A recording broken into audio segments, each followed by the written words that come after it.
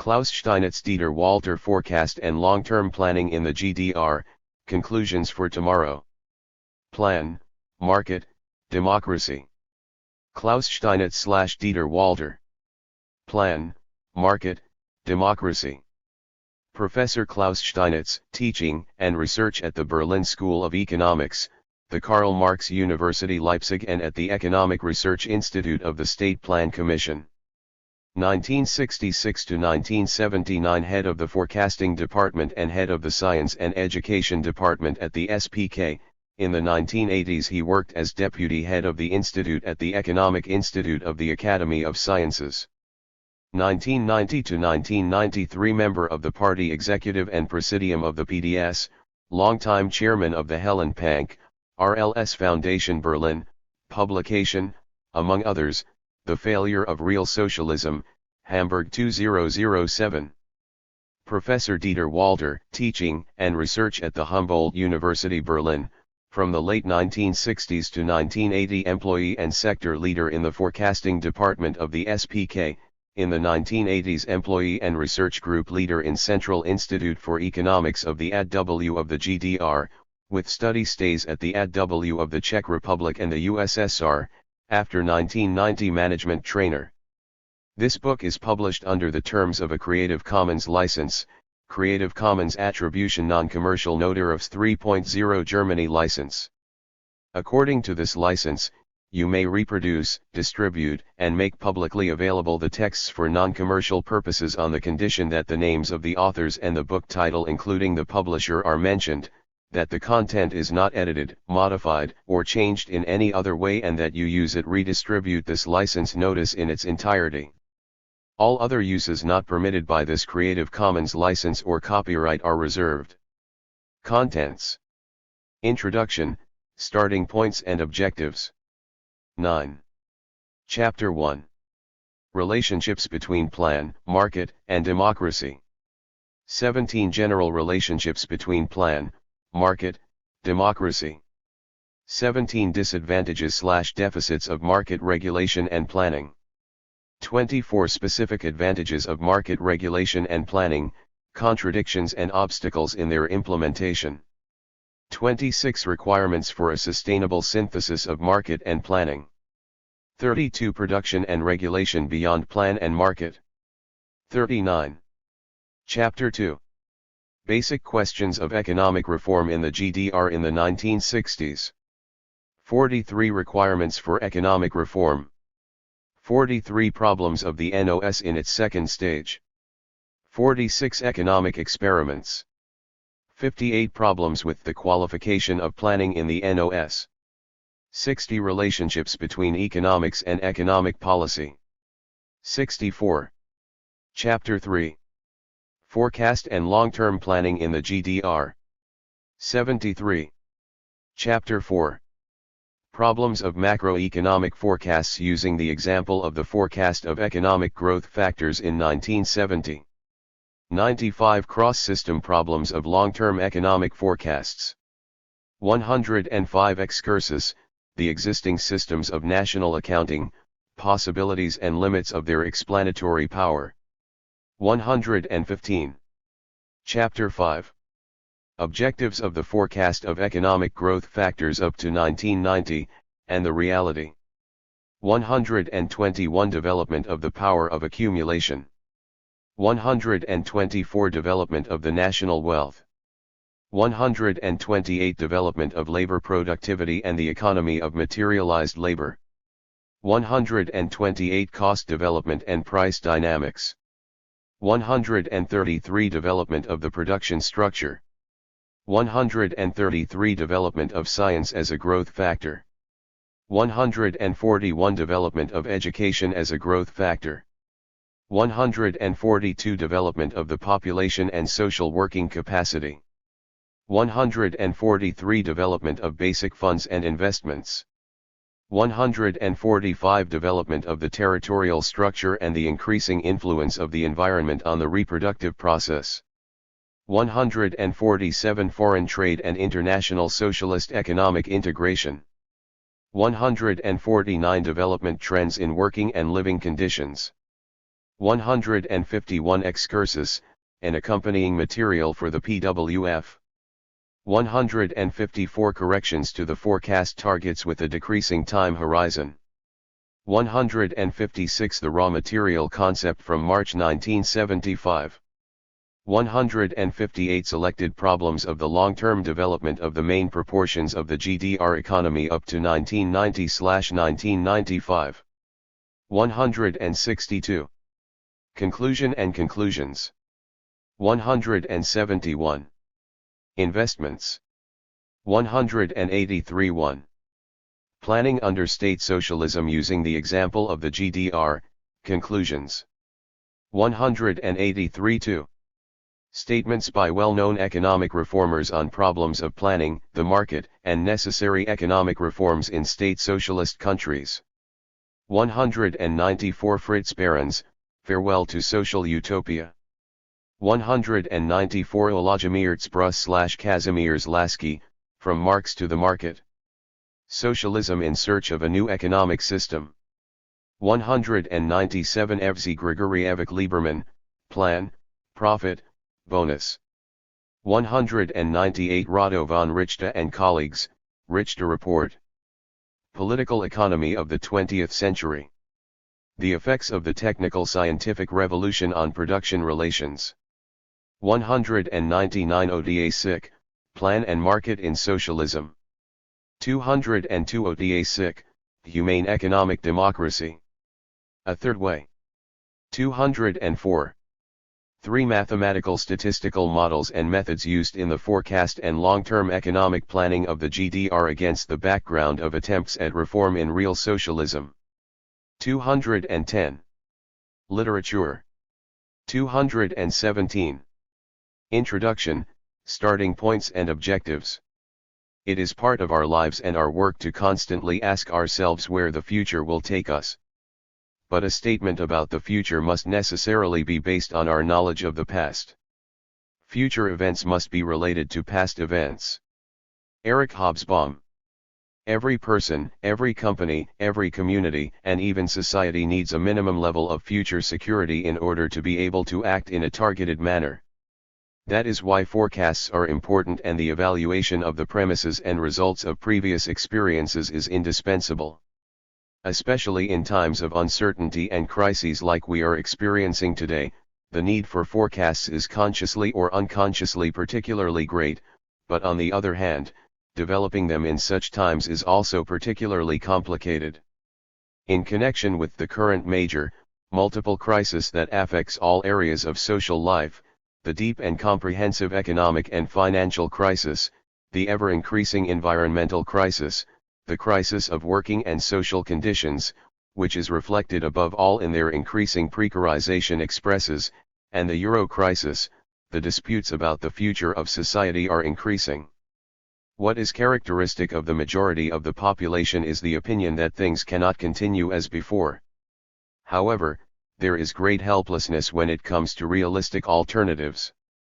There is widespread skepticism about a socialist alternative, primarily as a result of structural undesirable developments and the failure of socialist attempts. This mistrust is further reinforced by the fact that the concrete ideas about the paths to a democratic and emancipatory socialist society and about the functioning of such a society that overcomes the dominance of profit and the omnipotence of market regulation are not yet sufficiently concretely and convincingly developed. In addition, considerations and approaches for a transformation towards a society alternative to capitalism are not widely distributed because they are discriminated against and deliberately slandered as destroying society, because the mainstream of public opinions is determined by the lobby of the beneficiaries of capitalism. Under these conditions, what use can experiences from forecasting activities in the 1960s and 1970s be for the conception of necessary transformations of the economic systems in the 21st century? 10. We believe that the experiences of these years are of particular interest from various aspects. The Reconstruction period was essentially completed 2 decades after the Second World War and the subsequent reparations of the Soviet zone and the GDR to the USSR. New concepts for the future were needed, just as they are today under changing conditions. But even then, they were already beginning to point beyond industrial society towards a scientific and technical revolution. The necessary restructuring of the GDR economy after the division of Germany and its integration into the CMEA, and in particular its connection to the raw material base and the productive and consumptive demand structure of the USSR and the other Eastern European states, had become clearer. Today, it is not only the German economy that is faced with the need for structural changes, especially for a socio-ecological restructuring of the economy. The economic policy system of administrative planning and control adopted from the USSR was suitable for pooling resources after wars and crises. But then it became an obstacle to the necessary creativity, initiative, and innovation, and not just in the GDR. While the Industrial Revolution of the 19th and early 20th centuries meant the mass use of simple, low-skilled work and raw material-based and energy-intensive growth, in the late 20th century it also applied to the GDR a new role for the productive force of science. In the form of computers, nuclear energy, rockets and, last but not least, their effects on the social structure, the mass imprisonment of the intelligentsia and their growing role in society. That is why the new economic system of planning and management attempted not only to allow greater initiative by all economic entities, but also to promote it. This ultimately failed due to the ruler's dominant desire for power. Acting on necessary changes to the economic order is a current topic today in view of the disaster that the dominance of neoliberalism has caused. Centralistic planning and management ignores the interests of different social groups, either because a dictatorship is being enforced in disregard of democracy or because a unified interest of the population and thus a single common good is assumed, or both.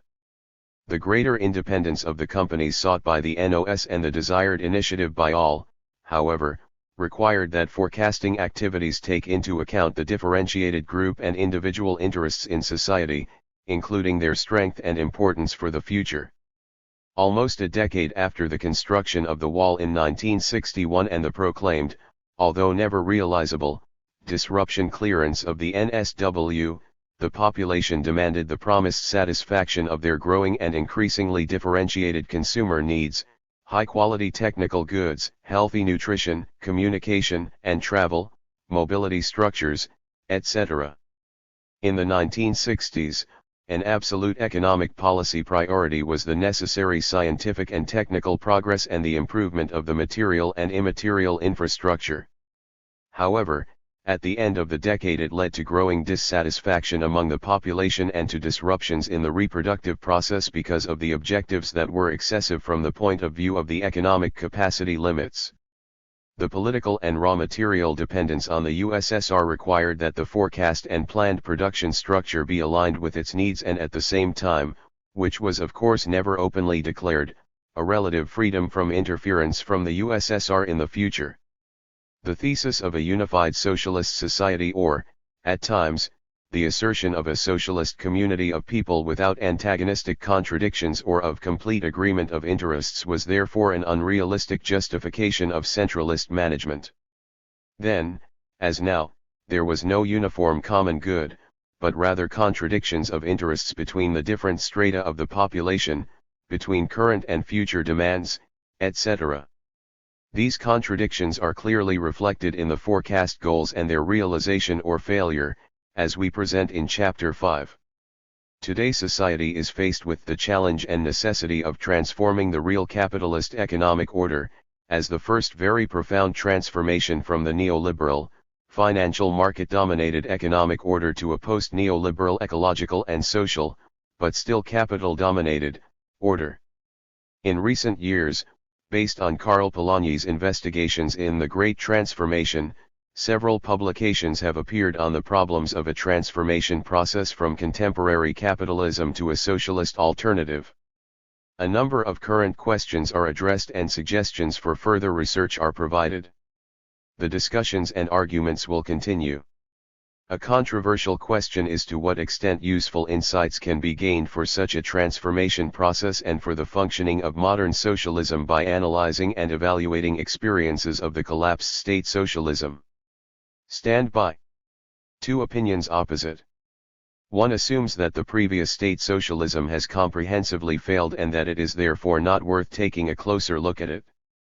The other, which we also share, assumes that both the approaches to social equality and the structural deficiencies and undesirable developments in the Soviet Union, the GDR, and the other state socialist countries offer important experiences. Their evaluation can lead to important findings and insights that are necessary for a transformation process of today's financial market-driven capitalism both to a socially and ecologically regulated post-neoliberal capitalism and further to a solidarity-just society in harmony with nature or democratic green socialism. It's not just about useful experiences to avoid or at least significantly limit errors, but also about gaining insights and suggestions that support the solution of old as well as new contradictions.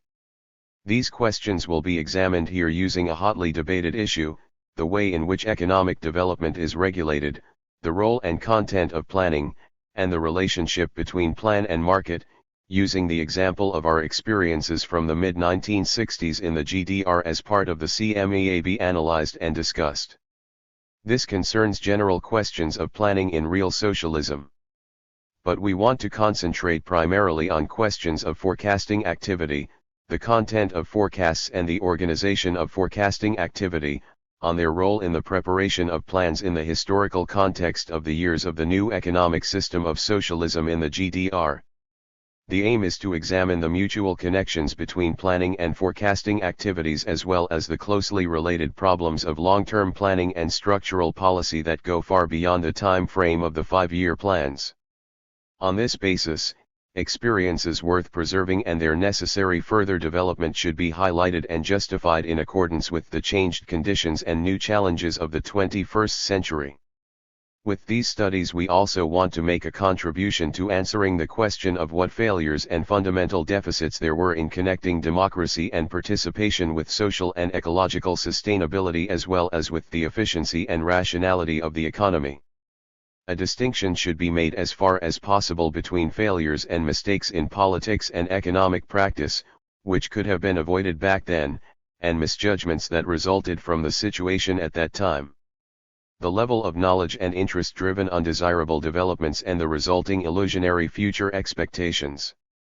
Examples in which these different causes are mixed include, not least, the focus on high growth rates, an insufficient orientation towards necessary changes in lifestyle and quality of life and the neglect of environmental problems. As a result of these analyses, we try to point out important consequences that can be drawn for the future. It is no coincidence that we concentrate on economic forecasting activities in the 1960s and early 1970s and confront them with the real developments in the 1970s and 1980s. The new economic system was introduced in the 1960s. In June 1963, the Council of Ministers adopted the guidelines for the new economic system of planning and management of the national economy, which will play a special role in our study. During this time, a partial dismantling of administrative planning, a greater role of so-called economic levers, greater individual responsibility of companies and, at the same time, forecasting activity with a longer time horizon came together at all levels of the economy.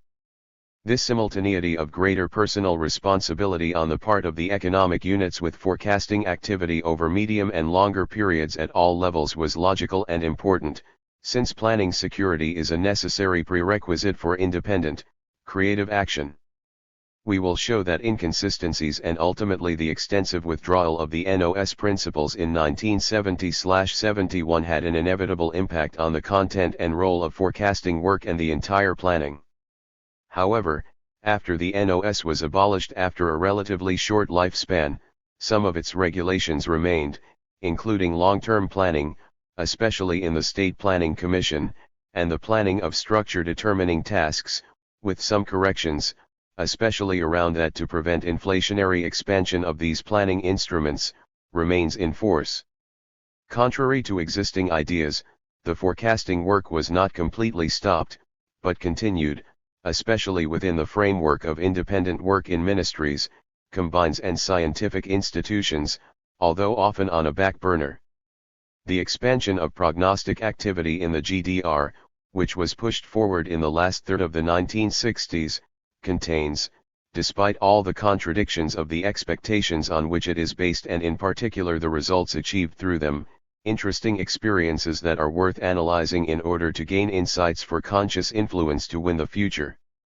The requirements for a prognostic, one forward-looking activity to gain knowledge about future economic development, are inextricably linked to questions of social regulation and planning. They can provide insights into the likely outcomes of continuing current development trends, the possibilities and conditions for influencing further economic development and, in particular, necessary changes in accordance with people's needs and interests. The new and greater ecological challenges and the possibilities of scientific and technical progress play a very important role in achieving ecologically sustainable, future-proof development and a high level of social security. The social benefit of forecasting activity depends largely on how it is possible to determine the substantive requirements for it, its appropriate scope and organization in accordance with social and scientific and technical requirements, as well as to provide favorable conditions and opportunities for the use of its results create. All this is closely related to the way the economy is regulated and, in particular, to planning. A previously unique revolution in productive forces, the scientific technical revolution, presented unexpected challenges to all societies. The disparities between the achieved levels of science and technology and the state of social systems become clear. These disparities affect contemporary neoliberal capitalism in different ways as well as the lost state or real socialism. In order to understand the forecasting work in the GDR and in the other countries of state socialism, including within the framework of the Council for Mutual Economic Aid, it is therefore necessary and appropriate to focus in this study on some fundamental questions of planning and on the relationships between planning and market regulation of economic development. This need is reinforced by two circumstances. On the one hand, due to the centralized, essentially administrative character of planning in the GDR, the simplistic conclusion is often drawn that it is therefore not important to deal with its problems and experiences. To take a closer look. On the other hand, the discussions in recent years about the necessary transformation of the capitalist social system have revealed very different and sometimes completely opposite views on the relationship between the plan and the market. What is also often neglected is that both in regulation through plans and through prices on the market, economic agents of different strengths with different interests either in the planning process or in the market strongly influence the concepts and results. In the planning process, those affected and executors are involved to different degrees: the headquarters, the economic units, scientific institutes or consultants, parties and associations and other lobby groups, and, last but not least, the employees of the economic units executing the plans. Depending on the strength of those involved or whether the planning and decision-making processes are democratic or centralistic, regulation through plans can shape very different social conditions. This is also why the assessment of the NOS and the forecasting process at that time cannot be reduced to the question plan or market. In a market, supply and demand of goods and services face each other. There is a market in different social systems. However, its social character is determined by the prevailing property relations and the economic power of the dominant buyers and sellers who are behind the supply and demand. Current capitalist markets are largely dominated by supply and demand oligopolies. Oligopolistic providers manipulate buyers and demand and, as far as they can, the level of prices through marketing. Oligopolistic buyers, in turn, use their strength to subordinate suppliers to their interests in terms of supply structures and prices. This results in a variety of extremely negative effects on self-determined and sustainable development, especially in economically poorly developed countries.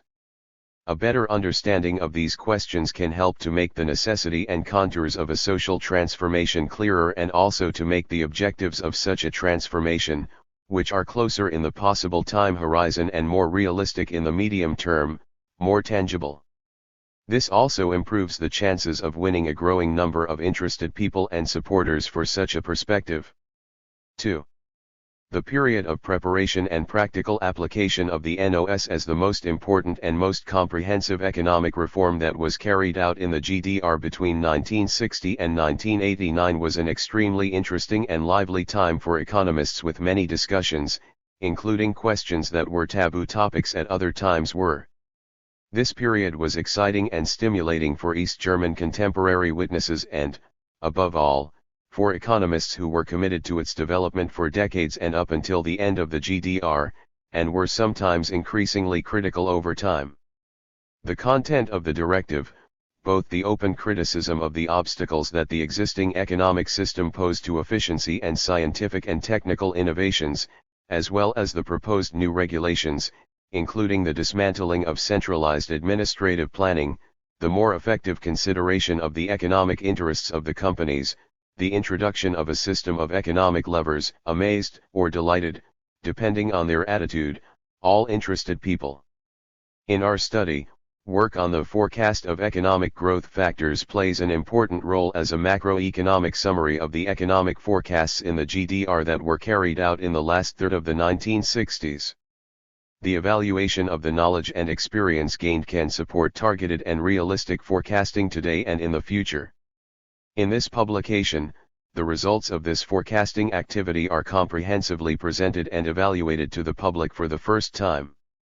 In the GDR, the forecast of economic growth factors and most of its sources were secret and accessible to very few people.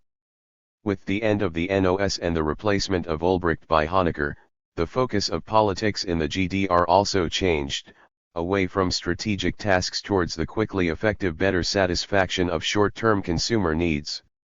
Of course, this had a major impact on forecasting work and long-term planning.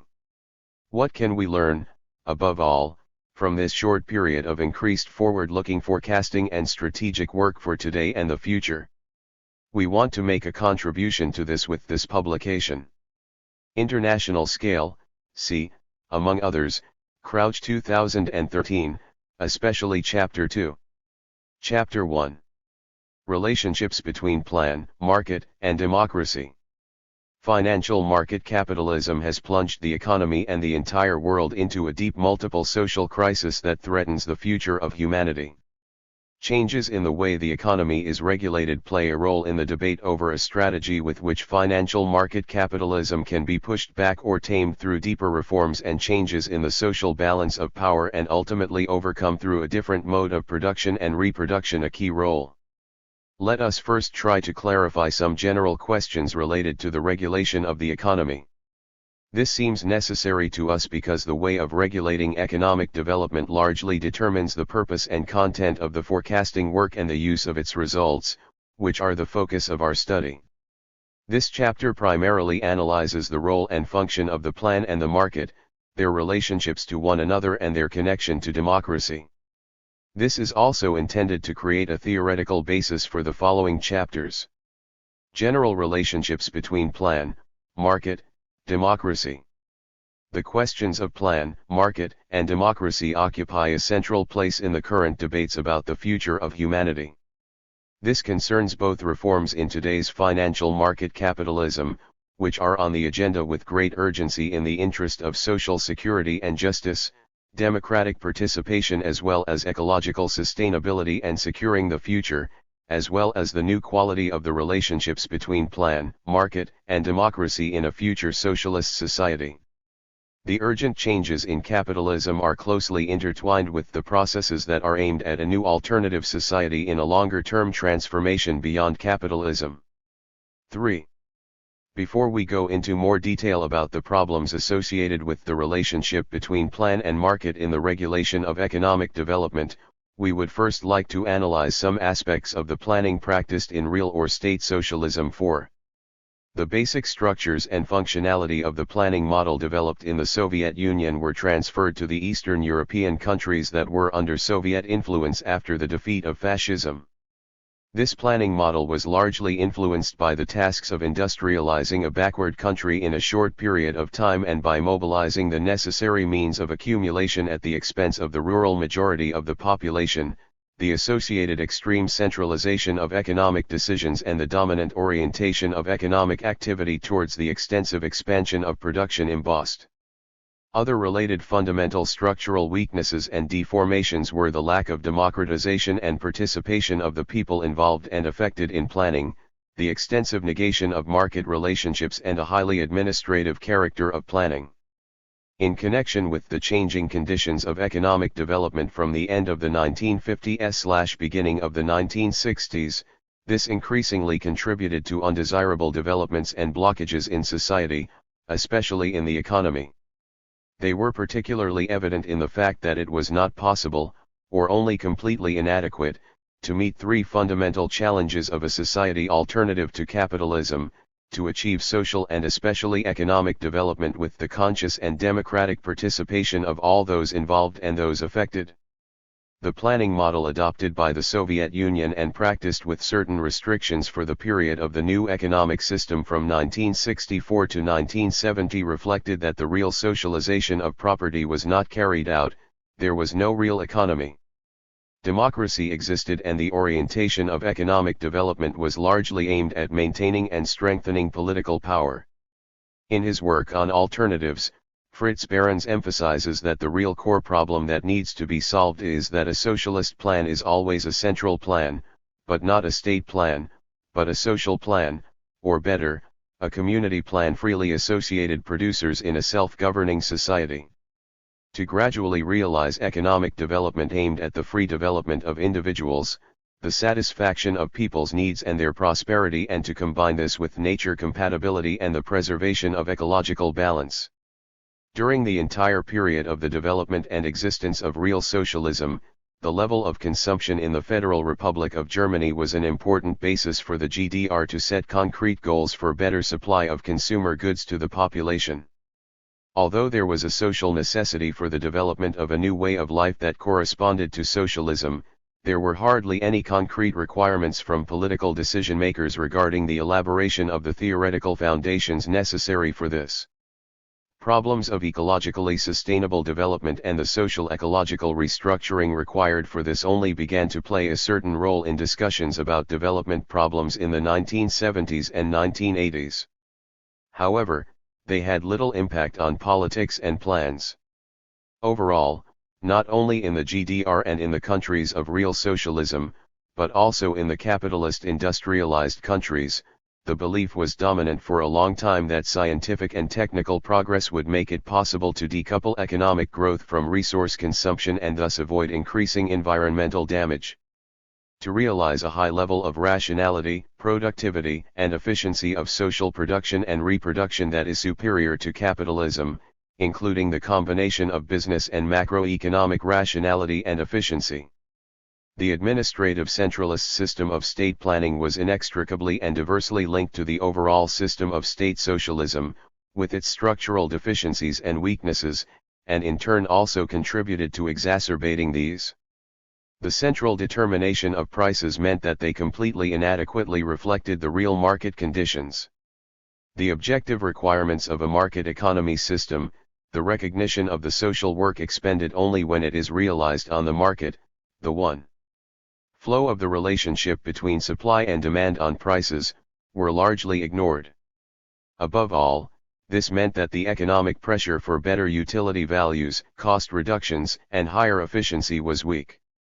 Under state socialism, the disposal of resources, especially decisions about their deployment and use, were essentially deprived of democratic participation and social control. This particularly affected the participation of the population in the discussion and decision on the use and distribution of the surplus product achieved, the surplus of social production, for further social development, in particular for productive accumulation, for social tasks and for the infrastructure.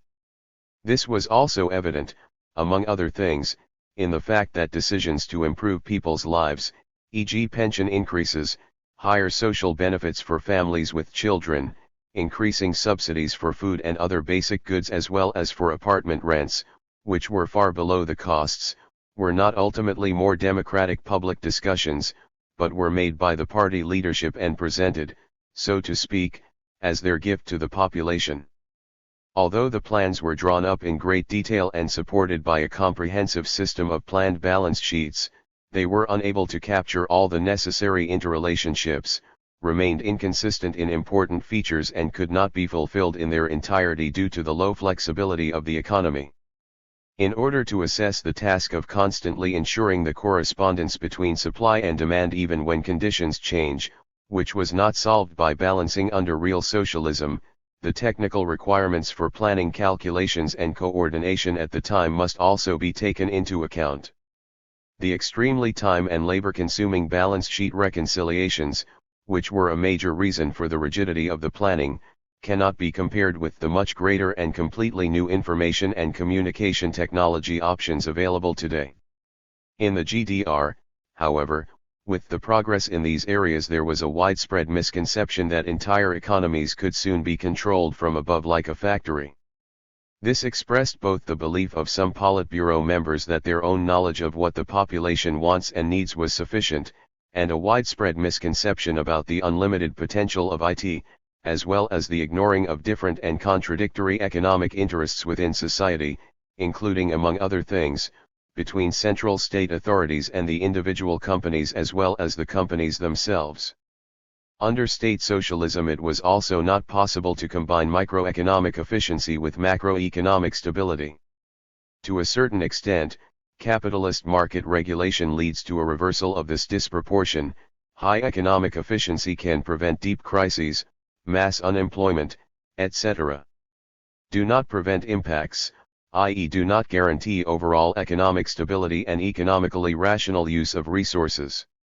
On the contrary, social and ecological costs, the costs of rescuing banks, are externalized so that profits are privatized, while society as a whole has to pay for the costs and damage. However, the historical place and historical experiences of planning in the state socialist countries are not taken into account if, as often happens, only their deficits and weaknesses are highlighted. Planning was inseparably linked to securing the economic foundations for the existence and development of real socialism, in the Soviet Union for over 70 years, in the GDR and the other real socialist countries in Europe for over 40 years. Through the concentrated use of all resources that could be achieved through planning, including the mobilization of the necessary means of accumulation, the industrialization of the USSR, an indispensable prerequisite for the defeat of fascism, could be carried out. However, this should not be equated with a lack of alternatives to the way in which industrialization was implemented. In addition to voluntary work, particularly by Komsomol members, industrialization in the Soviet Union was also based on mass forced labor, brutal methods of dekulakization and the acceptance of famine as a result of the way collectivization was carried out. In the 1950s, the GDR managed to largely limit the disproportions caused by the division of Germany. Important parts of the heavy industrial base were hardly present in the territory of the GDR, and the consequences of reparations and dismantling and to achieve overall dynamic economic growth. This was achieved primarily through the concentrated use of investments to solve the associated problems. The new course after June 17, 1953 and the time of the NOS showed that the solution to the problems was through increased political pressure from above, e.g. in setting higher work standards in connection with technical progress, and through primarily administrative planning. There were definitely alternatives. In assessing the role that planning, despite its bureaucratic administrative features, played in economic development under real socialism, the various positive effects of planning must be taken into account, otherwise one-sided assessments and false conclusions are inevitable. This is a plea for the need for central planning, but by no means a justification for the centralistic, administrative planning and management of the economy, which, with some modifications, was typical for all countries of real socialism.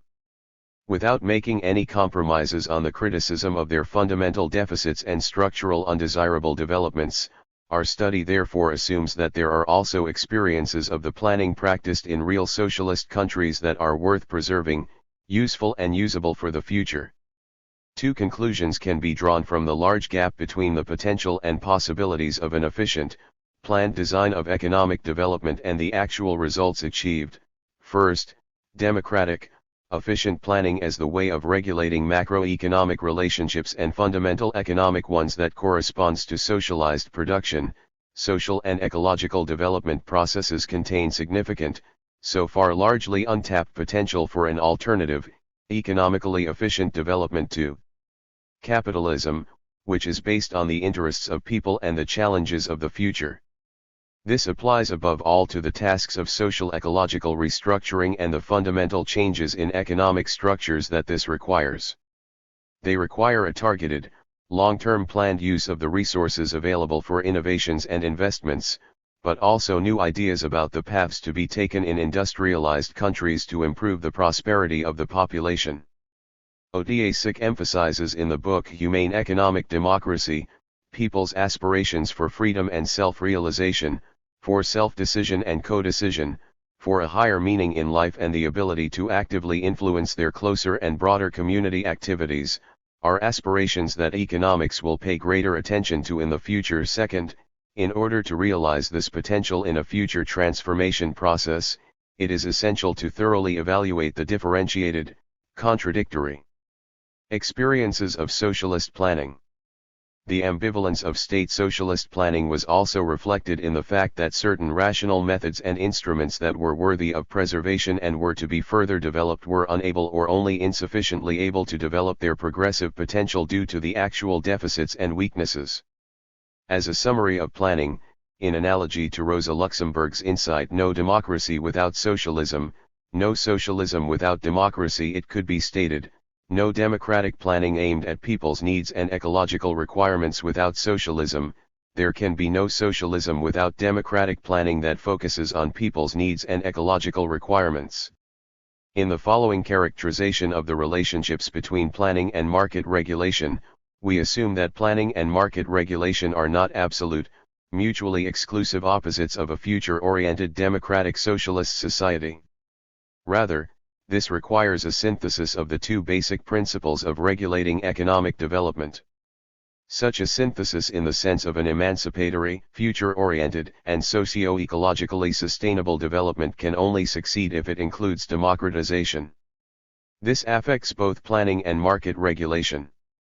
It is therefore about steps towards a more regulated, democratic effect of the markets, in contrast to Chancellor Merkel's call for market-compatible democracy. On the other hand, it is about democratic planning at all levels, from the company and the municipality/region to the entire national economy, and increasingly also at the EU and international level. This synthesis, which we believe is fundamentally possible but still contains many open questions, has not yet been achieved in any country. For a concept of a long-term transformation process to a society alternative to capitalism, it is important to clarify some theoretical questions more convincingly and more deeply than before, as well as to find realizable, practical advances in knowledge for the many still unresolved problems. The ideas of a second great transformation or a double transformation developed in the publications by Rolf Reisig and Dieter Klein based on Karl Polanyi's book The Great Transformation could form a social framework for this. Important starting points for a successful, future-oriented synthesis of plan, market, and democracy should be two insights from the previous development of capitalism, state socialism, and from the transformation of the state socialist countries until 1989-90 into capitalist market economies. First, the absolutization of one of the two regulatory principles leads to undesirable social developments, major losses, and to the emergence and intensification of contradictions of interests. Secondly, it is not enough to restrict and supplement market economy regulation with social regulation or planning of economic connections and processes. It's crucial, this. With the democratization of planning and the entire economy, economic democracy, and also to regulate market conditions in accordance with basic democratic demands.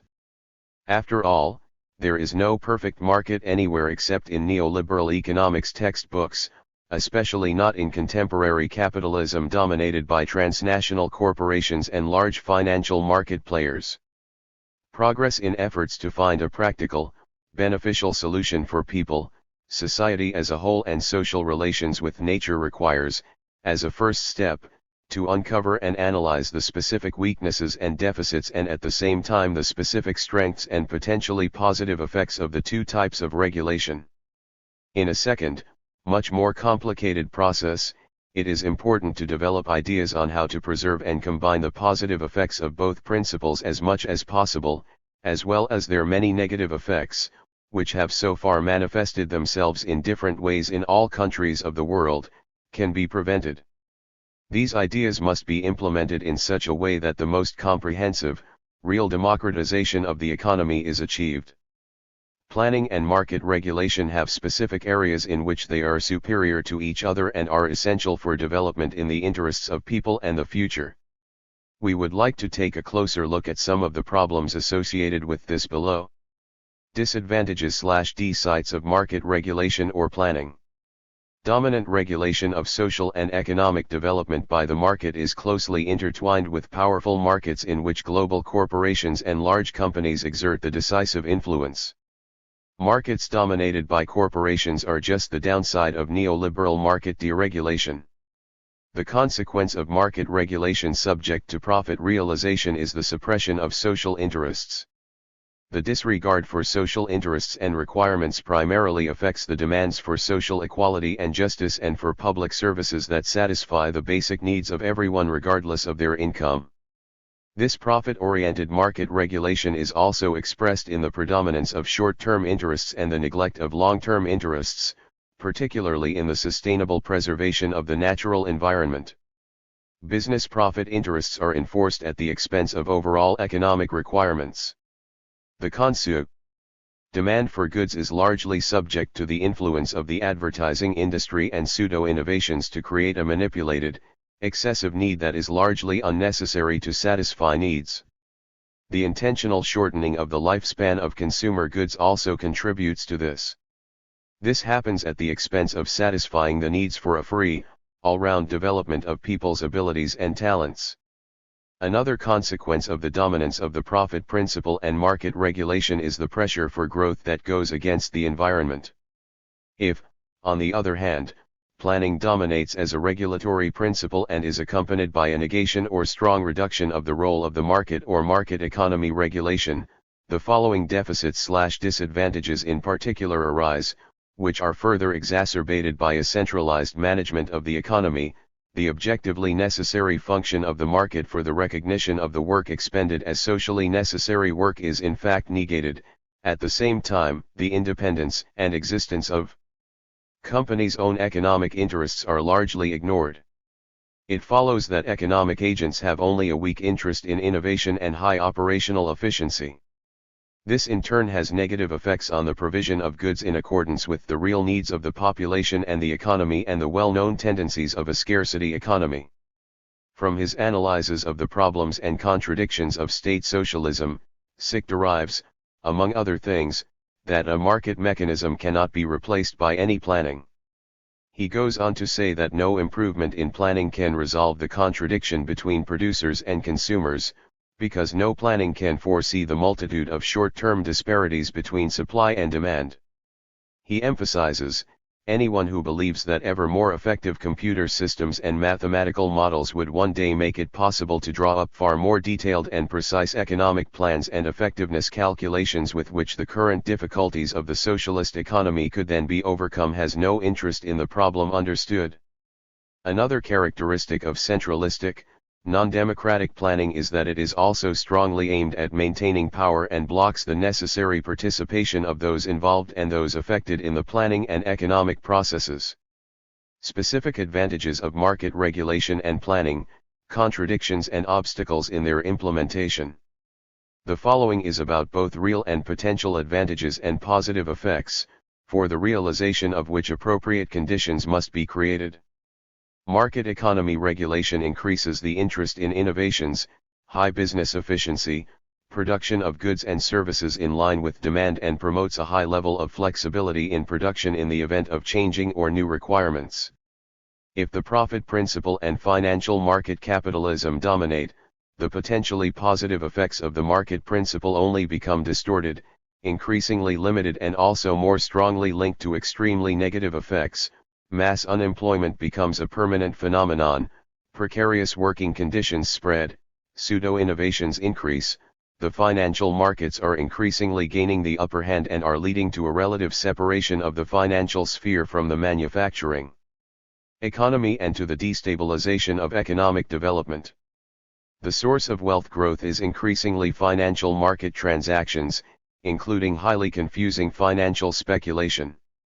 Capitalist production therefore only develops the technology and combination of the social production process, while at the same time undermining the sources of all wealth, the earth, and the worker. The currently prevailing neoliberal deregulation policy is not identical with the state withdrawing from the economy.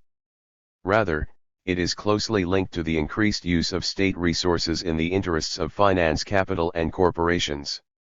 This becomes clear in the banking crisis, among other things, in the provision of huge tax-financed resources to rescue the major banks under the motto "too big to fail," in the years of subsidizing the nuclear industry, and in preventing the rapid effectiveness of stricter limits on pollutant emissions from cars, the automotive industry, as well as in politics to promote Germany's competitiveness on international markets.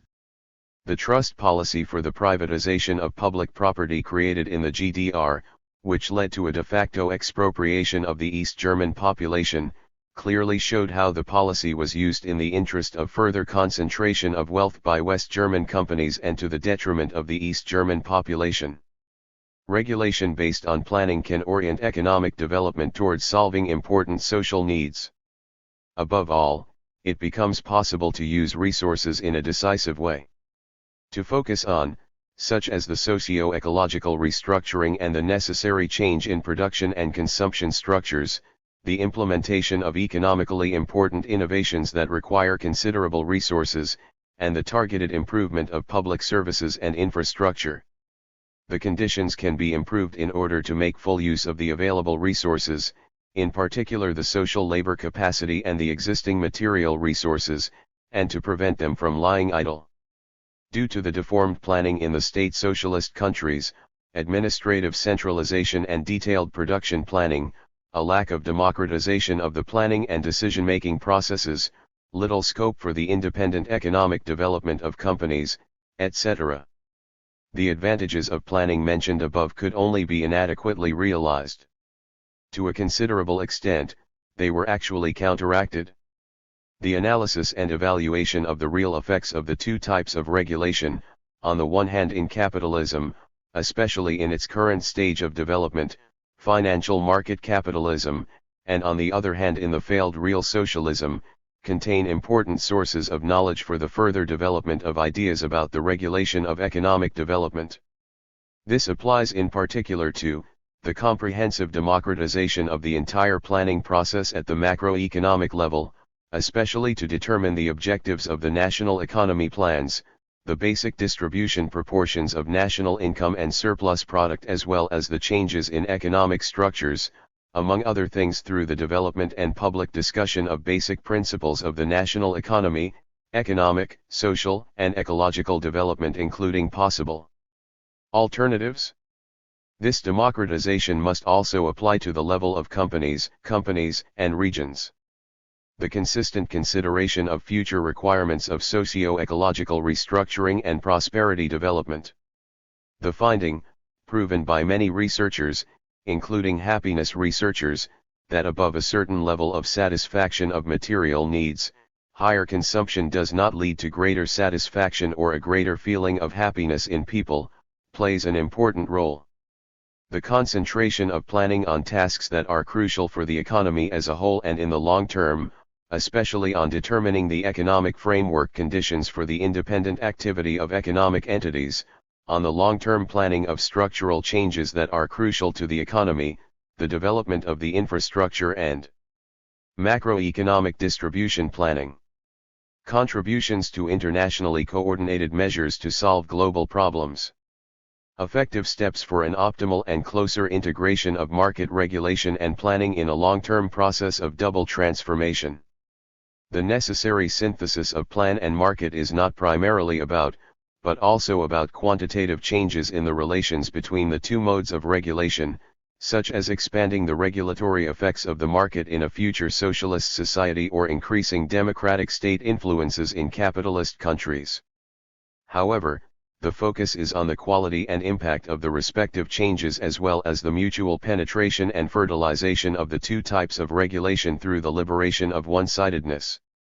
One reason why the new economic system was unable to fully develop its potential effects was that price formation continued to be essentially administrative, remained centralized and was insufficiently linked to market conditions. It is crucial for the quality and effectiveness of any form of regulation that it is changed, supplemented and further developed in accordance with the challenges and conditions of the 21st century. This applies in particular to the implementation of economic democracy, a qualitatively much stronger and more consistent implementation of the requirements of ecological sustainability, the comprehensive regulation of the financial markets and the increased and sometimes completely new requirements for internationally coordinated measures in environmental policy as a result of globalization and European integration areas of economic, tax, financial and social policy. The role of mutually coordinated and joint economic, social, and environmental actions and measures by states is increasing.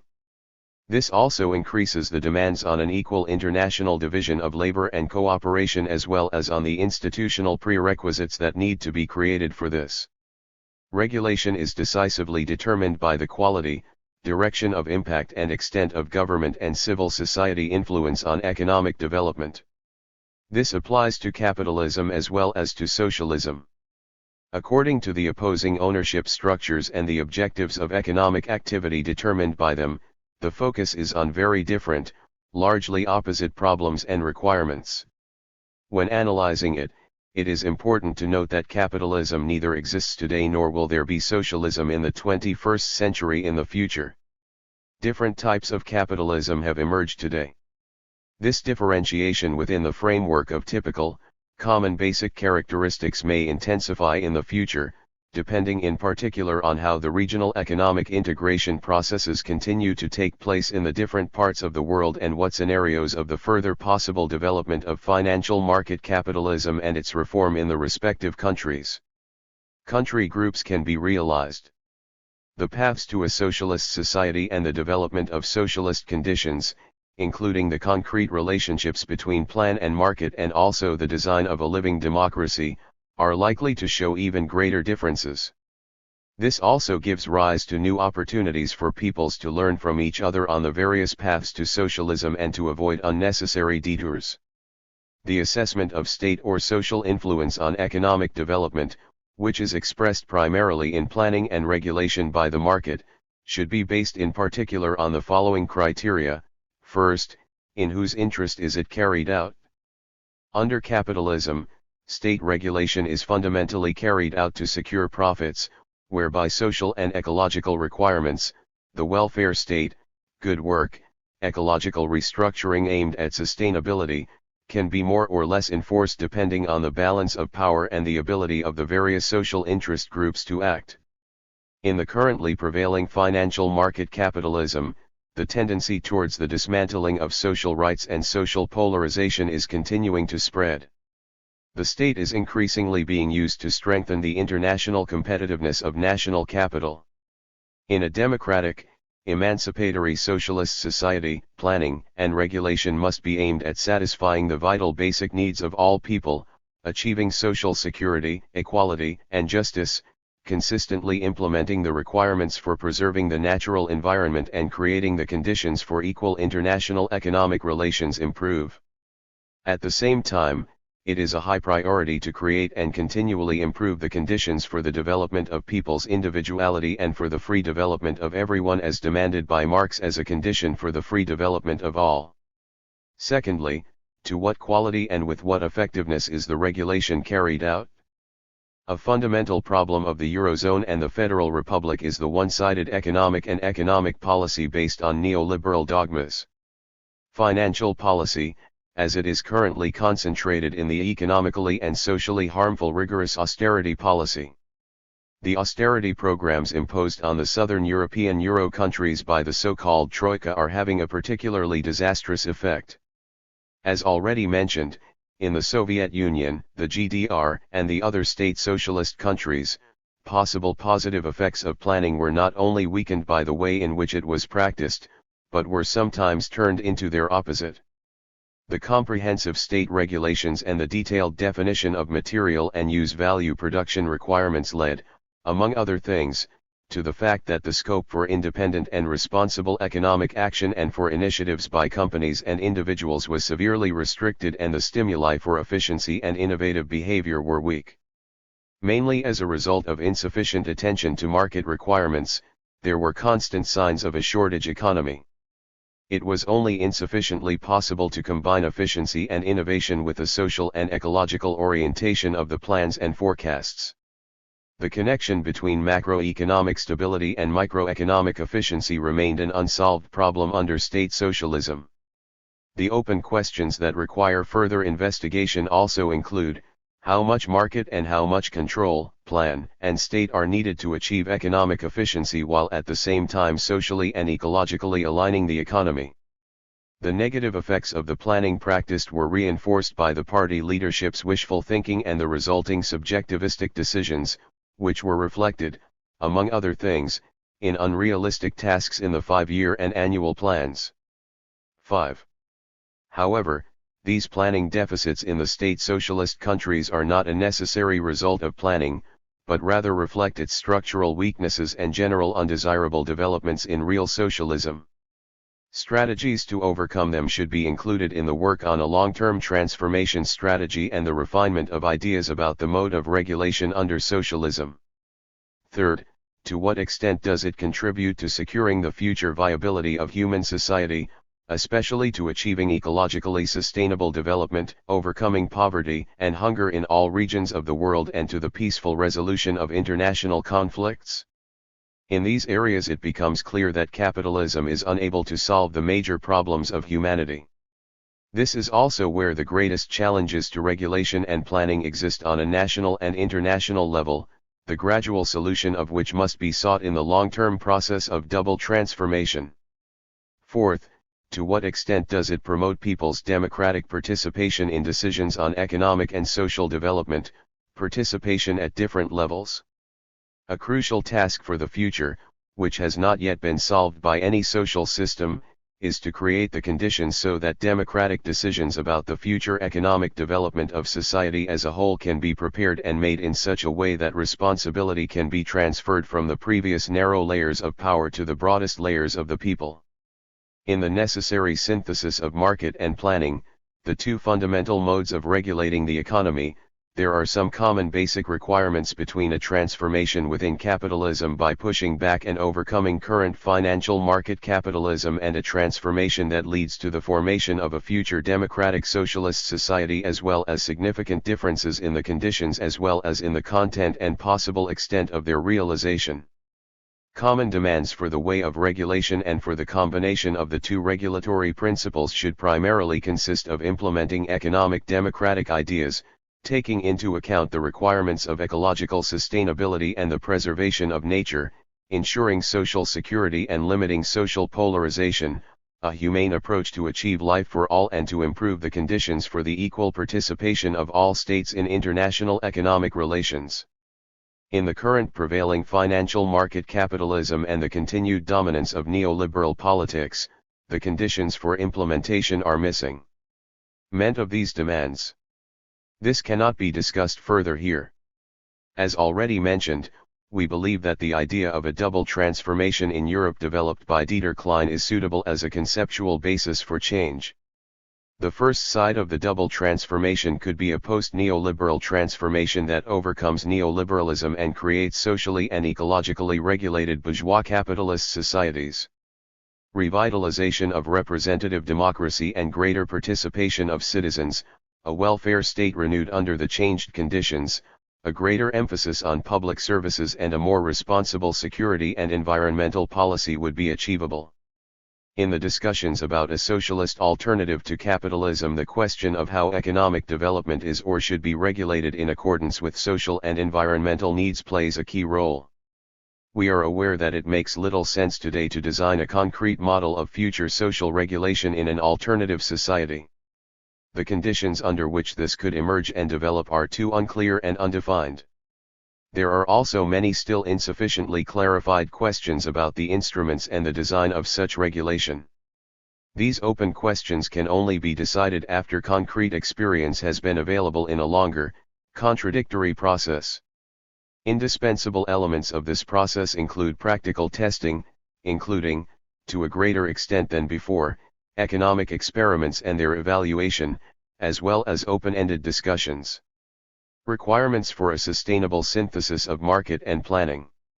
However, we would like to present some considerations about which requirements social regulation would have to meet, what role democratic planning and market regulation play in this, and to what extent significant differences in the effectiveness of the two basic types of regulation necessarily arise in the various areas of social life. The evaluation. The existing contradictory experiences of planning under real socialism are an indispensable basis for this. At the same time, it is important to evaluate the experiences and devastating results that have become clear in financial market capitalism and the results of neoliberal policies.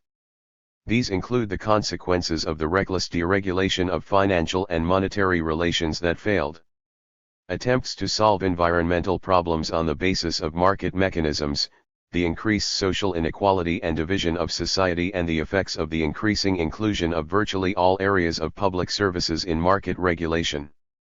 Based on these double experiences, the following areas and functions in particular should be excluded from market regulation in a future society: areas of the common good and public services with the infrastructure necessary to fulfill their function, areas in which natural monopolies play a determining or important role, the financial and monetary relationships that determine the development of an economy, and international economic relations on a national, transnational, and global scale, the development of employment relationships, and working conditions. In contrast to the currently dominant trend of increasing commodification of all relationships that are crucial for people, a transformation process towards a democratic society based on solidarity is about decommodifying the workforce and increasingly freeing working relationships from market regulation, tasks that are primarily aimed at preserving the natural environment and achieving ecological requirements, tasks or areas in which the intellectual or knowledge production is in the foreground, the results of which should be available to everyone, tasks of overall economic development, macroeconomics, national economic equilibrium, in particular the development of the basic macroeconomic distribution and use proportions of national income, including accumulation and its economic use structures, especially for the development of infrastructure and the basic structures of production. Tasks that are primarily derived from long-term ecological and social development needs. That the major challenges to reducing CO2 emissions cannot be achieved primarily with market economy instruments. There has been a clear difference in emissions trading, shown. Since its introduction in the EU almost 10 years ago, it has proven completely ineffective in achieving the Kyoto reduction targets in these emissions.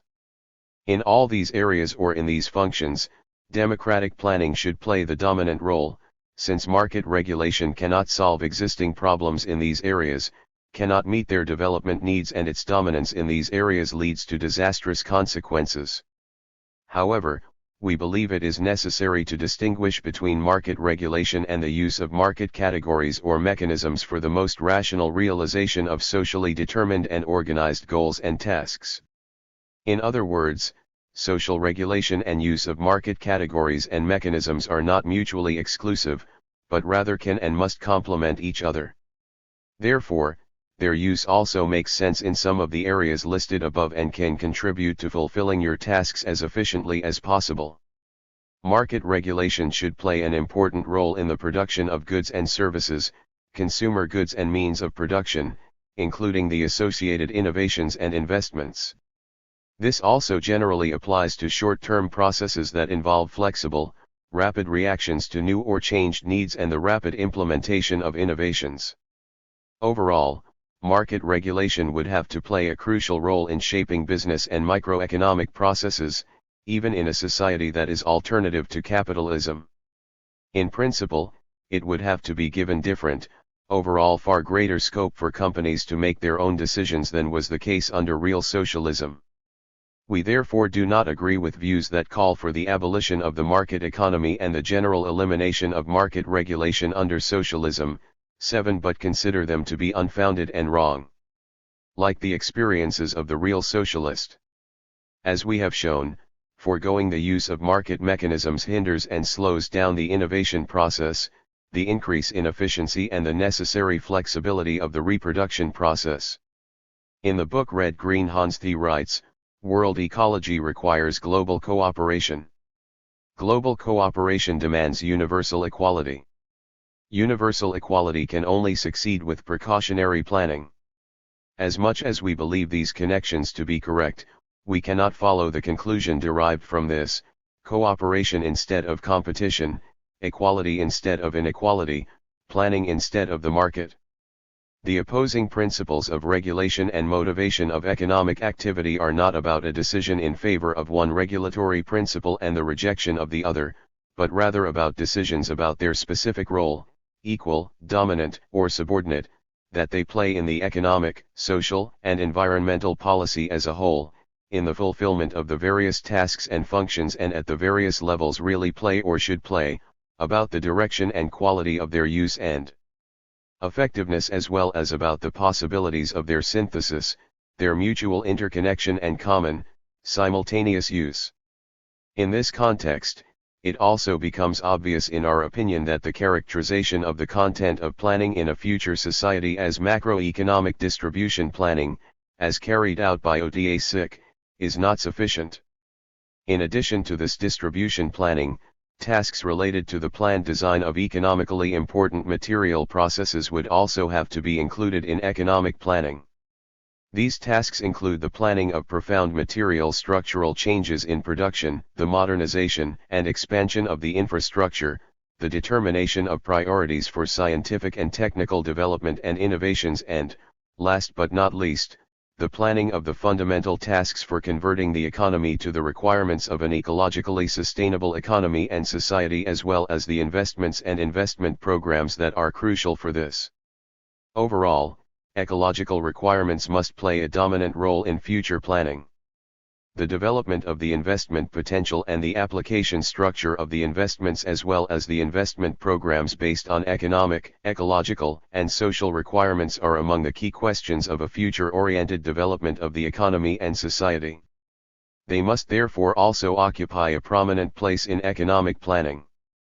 Investment participation by the state, the states, and the municipalities can be aimed at further economic development in the public sector. Interest can be influenced.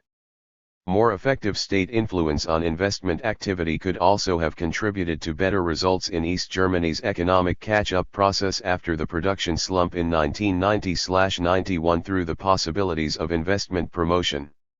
In order to prevent an environmental and climate crisis, it is not enough to rely on the effectiveness of market mechanisms and value categories.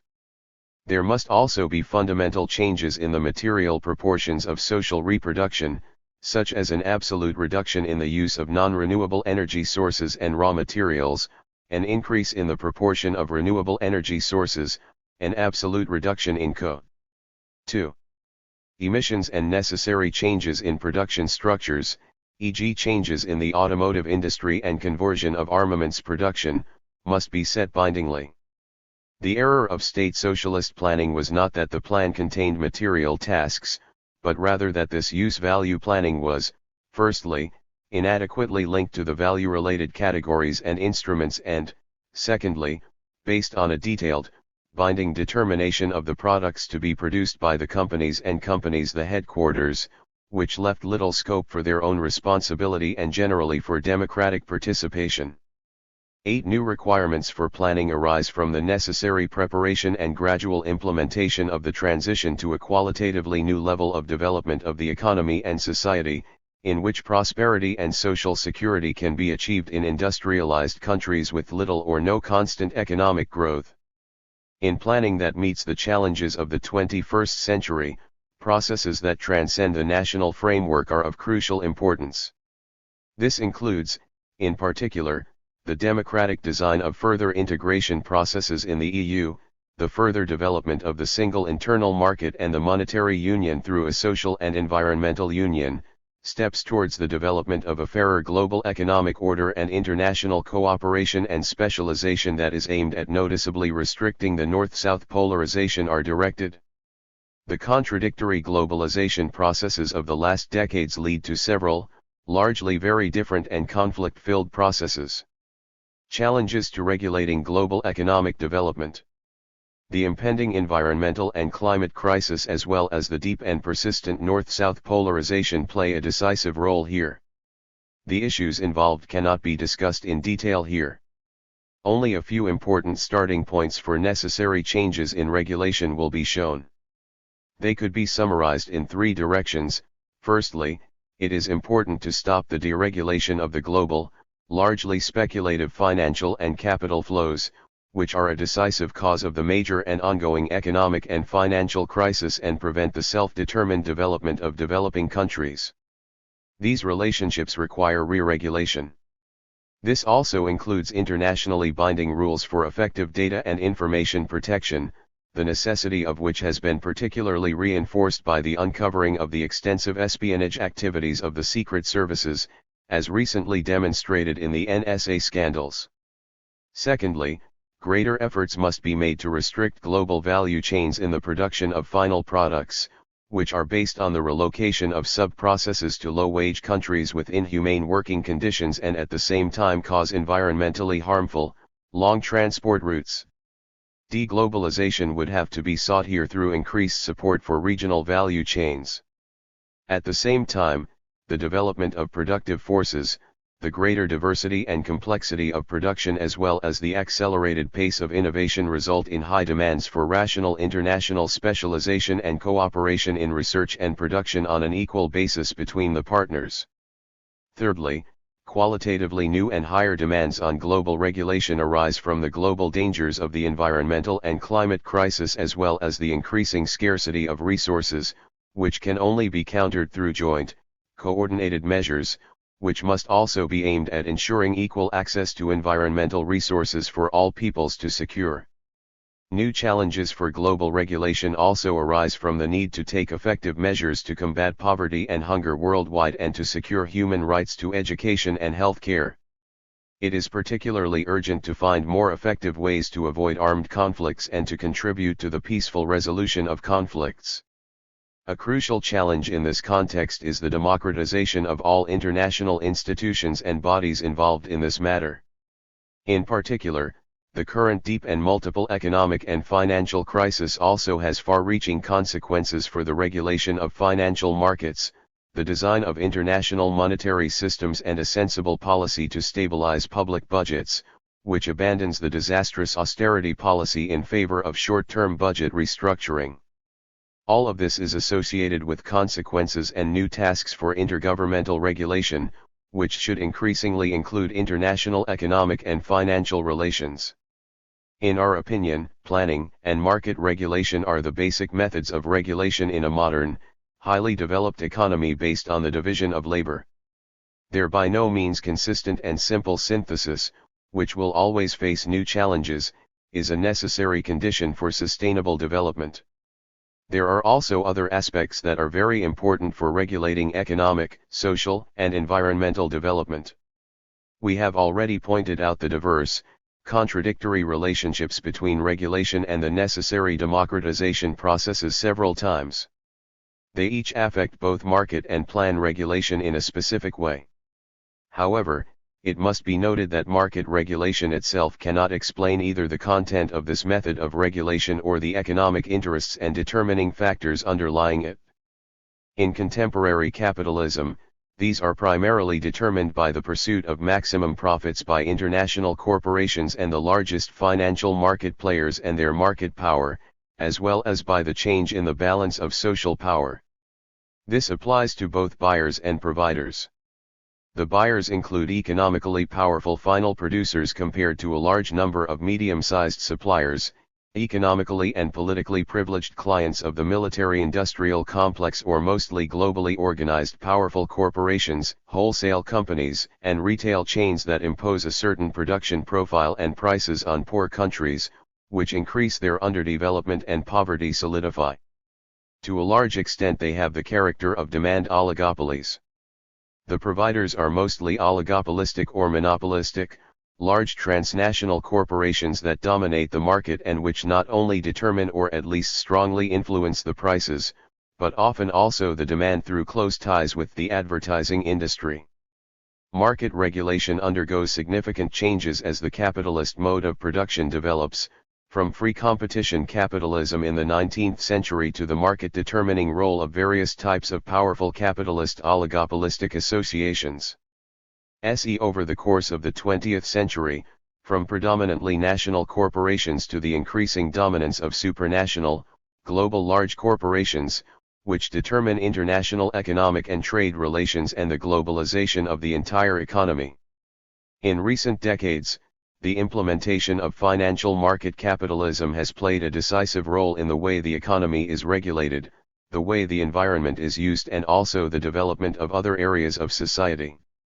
The financial markets, institutional investors, hedge funds, major banks, etc. Especially their speculative activities, have a negative influence on development both on a global scale and on groups of states and individual states. The solution to the most pressing global problems, the elimination of hunger on Earth, the environmental and climate crisis, the increasing north-south polarization as well as the containment and ultimately prevention of wars and military conflicts, require new ways, methods, and instruments of international regulation, which cannot be reduced to regulation by the market or on the basis of a plan. It presupposes that, as a result of equal international negotiations, agreements are made with concrete, binding obligations on the part of the states, which are also monitored by international, competent, and accepted bodies. How difficult this indispensable path is shown again and again by the meager negotiation results and, as a result, even more so in the inadequate enforcement of the commitments made. For example, the state's obligations to reduce CO2 emissions are completely inadequate to prevent the impending climate and environmental crisis. The Millennium Goals to reduce poverty and underdevelopment will not be achieved. Hardly any OECD country even comes close to fulfilling its obligation to use 0.7% of its GDP for development aid. Even in planning, the social quality of regulation depends on how the plan comes about, who determines its content and the manner in which it is enforced. This is about the basic question of centralized administrative planning with insufficient economic independence of the companies versus democratic planning combined with a high level of economic independence of the companies and regions. Results and experiences of the last decades have made it clear that an area of self-organized, self-determined, solidarity or common good-oriented economy, the economy of the commons, is becoming increasingly important. Gains in importance and spread. This economic area and its method of regulation cannot be assigned to either planned or market regulation. It is determined by the socio-economic character of the associations of interested people that belong to it. Their economic goal is not the pursuit of individual advantage or profit, but rather the satisfaction of the needs of their members and the human community on the basis of solidarity, cooperation, and democratic participation. The products or services are exchanged without the market intervening. This is associated with a high degree of self-determined and autonomous regulation of their economic activities. The projects for this are created from below in a democratic, participatory process. 9. The area of the solidarity-based, common good-oriented economy or the economy of the commons includes very diverse activities of people, companies, and communities, from exchanges to cooperative companies, companies that have been taken over by the workforce on their own responsibility, to municipal associations for self-sufficiency with energy, water, etc. Wikipedia has gained a prominent position in the context of the self-organization on the Internet. These associations are committed, especially at the local and regional level, to taking steps towards an economy based on solidarity for the common good. This area will most likely expand in a process of social transformation, gain greater weight in the overall economy and also develop further in its functions. Macroeconomic planning must support these processes of self-determined, largely autonomous development of a solidarity-based and common good-oriented economy and secure the necessary scope for action. Steps to solve the various contradictory problems in the effects of planning and market regulation as well as their interconnections also require new, practical scientific findings as well as a rational, responsible design of the relationships between science and politics. This includes targeted research into new scientific findings that go beyond current ones and meet future challenges. This requires greater responsibility and participation by the social sciences, and especially economics, in the use and application of their findings. Better relationships between science and politics also require that the conditions be created so that new results and findings from economics and social sciences can be disseminated in an unadulterated manner and with an impact on the public, and that an open discussion, especially of controversial problems, is striven for by evaluating practical, positive and negative, experiences. We want to address this in the following Chapter 2. Chapter 2. Basic questions of economic reform in the GDR in the 1960s. There is an extensive literature on the problems of the new economic system of planning and management and the economic system of socialism in the GDR in the 1960s, in which the goals, the content, the problems of practical implementation, the temporal stages and the reasons for failure of the economic reform must be analyzed and evaluated. 10. Requirements for economic reform. It is no coincidence that the demand to change the administrative centralist planning and management system was raised in almost all real socialist countries in Europe at the beginning of the 1960s. There were two main reasons for this. It was possible to overcome the war damage and its consequences and to take important steps to build up and expand the industrial base, in the GDR to limit the disproportions resulting from the division of the unified German economic territory. However, the previous planning and management system was determined by the extensive and quantitative requirements of the highest possible growth. Its development potential was largely exhausted. At the same time, increasingly changed and new conditions and requirements came to the fore, which were based on accelerated scientific and technical progress and on the need for expanded reproduction, above all through higher labor productivity and effectiveness of reproduction. The existing centralized planning and management model contradicted these new requirements, in particular the insufficient consideration of the economic interests of the economic units as well as the resulting very limited scope for their independent actions and an effective incentive system for employees. The result was that the countries of the socialist camp were increasingly lagging behind the capitalist industrial countries, and in the GDR compared to the Federal Republic, which was particularly lagging behind.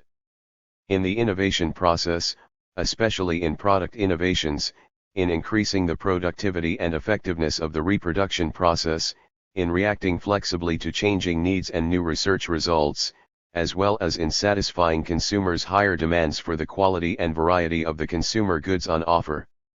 For these reasons, a change in the economic system of planning and management was urgently on the agenda. The introduction of the NOS was based in particular on the following basic assumptions.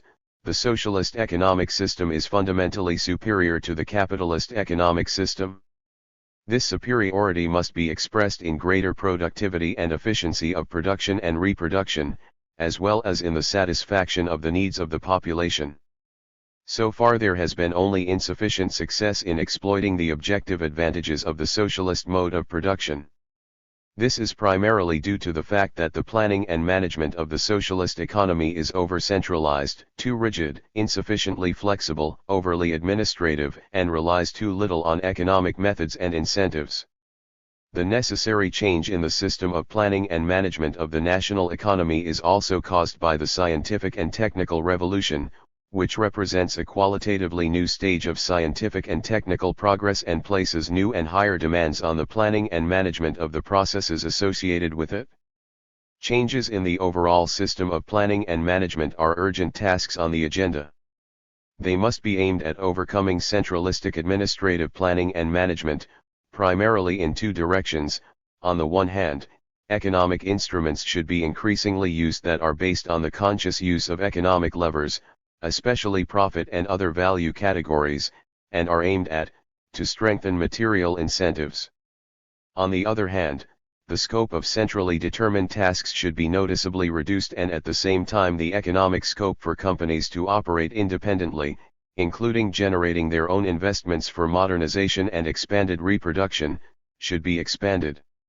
With such a new economic system of planning and management, it will be possible to overtake the Federal Republic in the productivity and consumption levels of the population in the foreseeable future. That's why the introduction of the NOS was primarily about changing the rigid planning and management system, which was heavily characterized by administrative bureaucratic features. TEM of the GDR with a new system that is based more on economic instruments instead of administrative determinations, supports innovation and effectiveness more effectively and promotes the ownership of companies. The plan should be closely linked to a system of economic levers. These included, above all, prices that express the objective amount of work, profit as the most important, summary category for evaluating the economic performance of companies, and performance-related and stimulating wages and bonuses as an incentive for increasing effectiveness. These economic incentives should contribute more effectively to improving economic results in the application of scientific and technological progress, accelerating the modernization of the national economy and thereby creating better conditions to improve people's living conditions. The aim was to increase the independence of companies, to pay greater attention to their economic interests, and to have perspective and annual planning based on a significantly reduced nomenclature of centrally specified, binding indicators. In the guideline for the new economic system of planning and management of the national economy, the constitutive elements of the NOS are characterized as follows: it is the organic connection of the scientific management activity in the economy and of the scientifically based, perspective-oriented central one-state planning with the comprehensive application of material interest in the form of the self-contained system of economic levers. 11. Most publications focus on the problems with the creation of the system of economic levers, the higher level of personal responsibility of the associations of state-owned enterprises and the individual enterprises, as well as greater consideration of their economic interests in order to achieve higher performance, higher efficiency, and growth rates. On the other hand, the publications on the NOS focus on questions of qualification. Planning, which was particularly important in its second stage, usually played a subordinate role. 12. The second stage of the NOS is characterized above all by the fact that, in addition to the continuation and partial clarification of the economic system regulations, the tasks of planning and their perfection came more to the fore. The central role of planning in a socialist society was again emphasized more clearly. At the same time, directions were set to improve the quality of the work preparing the plans and thus the plans themselves. At the 11th plenum of the said Central Committee, Walter Ulbricht called for to give perspective and annual planning a new quality and characterized this as the most important characteristic of the second stage of the NOS. At a central meeting with senior economic officials in January 1966, Günter Mittag described the planning as the cornerstone of economic reform. The particular emphasis on the central role of planning had two main reasons. On the one hand, it was a reaction and response to the criticism of the NOS by conservative forces in the party and government leadership and to the difficulties and problems associated with its introduction. It should be emphasized that the planned economy and power structures will be retained. On the other hand, there were a number of new tasks to qualify planning. The focus was firstly, to create better conditions for the realization of scientific and technical progress in order to reach the highest international level in important areas. Secondly, to enable the necessary concentration of potential on progressive structural changes, structure-determining tasks and breakthrough points of the scientific and technical revolution.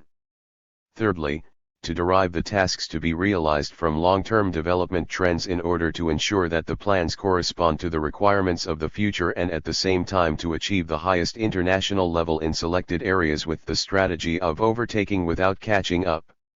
Chen. To this end, a comprehensive, forward-looking prognostic activity should be organized and structure-determining tasks should take a prominent place in the planning. At the same time, The economic reforms aimed at with the NOS should be continued to increase the effectiveness of profits and to make companies more responsible for their reproduction. A weakness of the previous studies on economic reform in the GDR and also in other CMEA countries is that they contain too little consideration of the consequences for future development that are derived from their content, their problems and contradictions, as well as their interruption and failure can. This primarily concerns the problems that need to be solved in a long-term transformation process towards a democratic, emancipatory, and future-oriented socialist society. Therefore, we focus primarily on two problems with regard to the NOS. 1. General experiences and insights that can be gained from the analysis and evaluation of the problems of the NOS for a long-term transformation process into a modern democratic socialist society. Firstly, it is important to absolutely avoid in a future socialist project any weaknesses, deficits, and mistakes that occurred during the preparation of the NOS as well as in the application or implementation of its principles and its actual purpose. On the other hand, we want to make it clear which positive experiences and findings can be used for such a project. 2. Specific experiences and insights for democratic planning that is also open to new insights. They arise primarily from the approaches to qualifying the plan preparation and the plans themselves, as well as from the way in which these approaches were implemented. The focus should be on the tasks and results of prognostic work, long-term planning, and structural policy in the second half of the 1960s and the 1970s, as well as associated problems. When further evaluating the experiences of the NOS, it is useful to differentiate more clearly between two levels of debate. One concerns the tools and methods of forecasting and planning that can be used to better determine the specific goals of economic development and the ways to achieve them. The other concerns the theory of economic and social development, which is particularly aimed at advances in knowledge in the justification of economic, social, cultural, and ecological development trends. The economic reform of the GDR in the 1960s was primarily characterized by the following weaknesses and unresolved problems that must be avoided in a future socialist transformation process. Fundamental democratic deficits emerged in all phases of the preparation and application of the principles of the NOS. They affected both the way in which the regulations for the NOS itself came about, as a top-down process, and the content of the NOS, in which questions of economic democracy hardly played a role. The approaches to participation were extremely restricted by the unchanged political system. This was evident, among other things, in the weak role of the trade unions in the conception and practical implementation of the NOS, and also in the fact that the newly created production committees did not play a significant role, neither in the effective involvement of the producers in the planning process nor in their active participation in the fulfillment of the plan to improve production results. Economists and business practitioners were involved to an unprecedented extent in the work on the preparation and application of the NOS. After the demolition of the NOS, there was no longer such involvement of economic science and practice in the development of the basis for economic policy until the fall of 1989. What was characteristic, however, was that Fritz Behrens, the most consistent critic of the democratic deficits of the GDR's centralized and rigid economic system, was not involved in the work to prepare the NOS. Fritz Behrens and Arne Benary had been raising questions about the lack of real socialization of property, economic democracy, and greater attention to the market and its regulatory functions in the GDR for a long time before the preparatory work for the NOS began. The guidelines and principles for the NOS contained important steps for a change and new regulation of the economic mechanism. However, they remained inconsistent and halfway when it came to solving the problems of real socialization, exploiting the market mechanism for greater efficiency and greater individual responsibility for companies. This applies, among other things, to the industrial price reform, which was essentially limited to recording the objective value or its modification in the fund-related price type as precisely as possible and thereby ignored market influences on prices. Price determination continued to take place centrally and administratively under the responsibility of the price office. Questions of the real socialization of property, especially with regard to the crucial functions of disposal and appropriation, played a role in the introduction of the NOS and hardly a role in the discussions about its perfection. In summary, this problem is expressed in the fact that the NOS remained essentially limited to a reform of the economic mechanism, and a reform of the economic order in the context of comprehensive economic democracy only played a subordinate role and, if planned at all, was only addressed inconsistently. The various elements of the economic mechanism that were affected by the economic reform were insufficiently interconnected in the system regulations. As a result of unresolved problems and the time difference during implementation, these problems increased and led to distortions and obstacles in the effectiveness of the individual elements and the overall system. These problems became particularly clear with the inclusion of pricing policy in the NOS and the Industrial Price Reform 1964 to 1967 that was carried out in this context. The setting of new prices played a key role in the effectiveness of the entire NOS. Prices largely determined the company's reported services and the level of their profits. The central position of profit in the NOS concerned in particular the greater interest of companies in developing performance in line with economic requirements, the application of the principle of self-generating the means for expanded reproduction and the possibilities of contributions to the premium funds. This central function of profit should be realized with the long-term profit standards to be developed as the basis for the use of profits. To fulfill these tasks, prices should be set in such a way that they take into account socially necessary expenses and market conditions.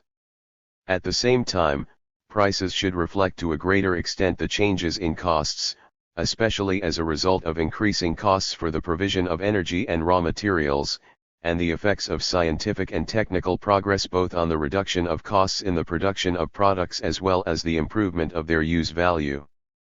The powers of companies to set new prices should be expanded. The goals of the industrial price reform, which was carried out in 3 stages, could only be achieved to a very limited extent.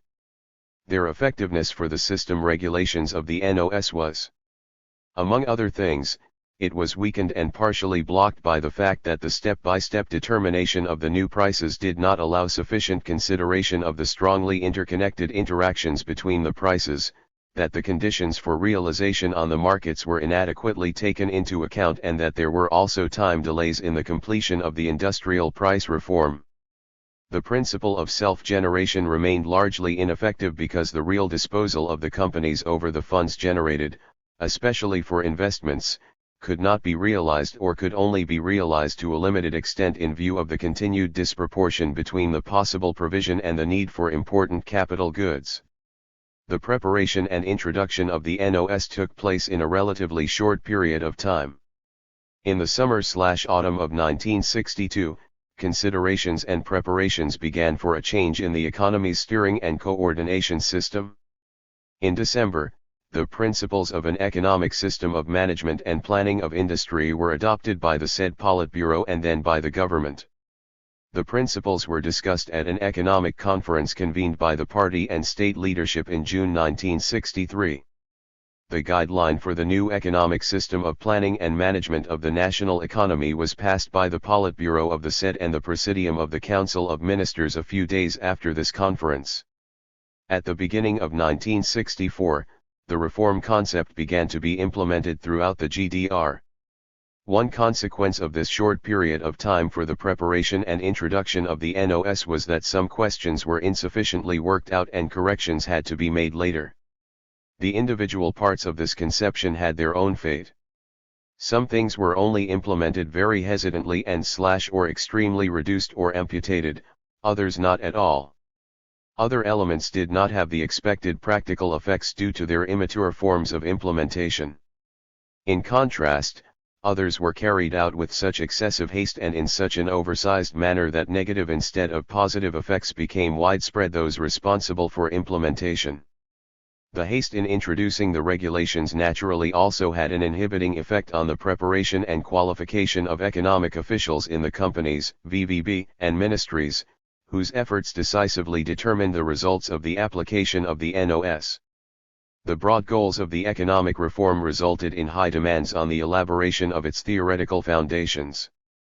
through economics, which could only be fulfilled to a limited extent.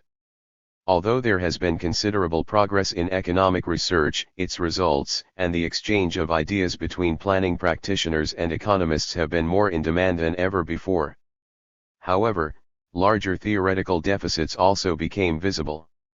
They once concerned the basic direction of the reform. It was primarily about reforming and making the existing state-planned economy more rational and making its functional and coordination mechanisms more effective.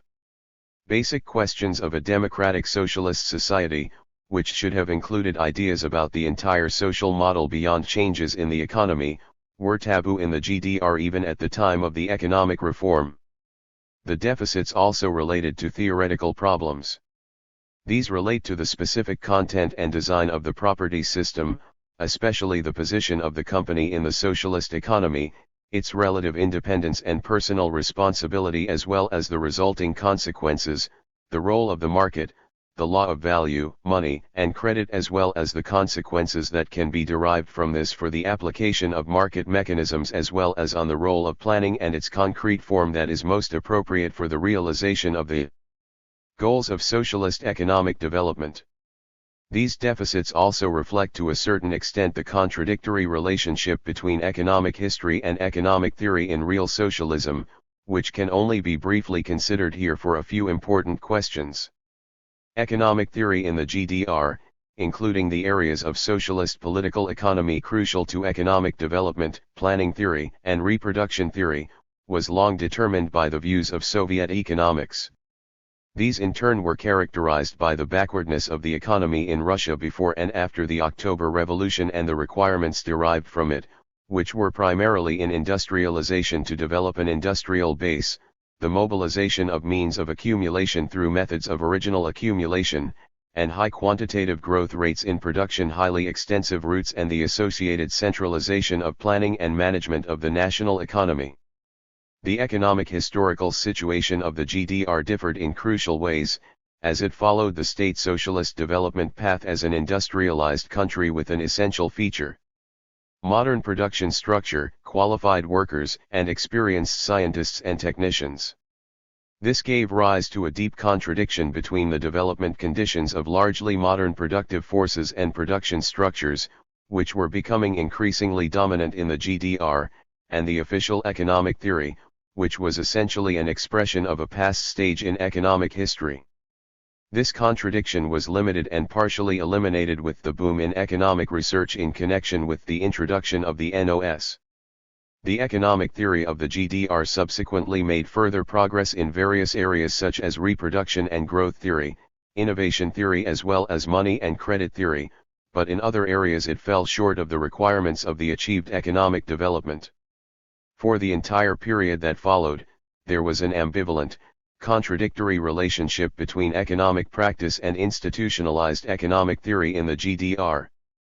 The reform concept was based on unrealistic objectives to catch up and overtake the economy of the Federal Republic and the required production and productivity growth rates, which could not be achieved.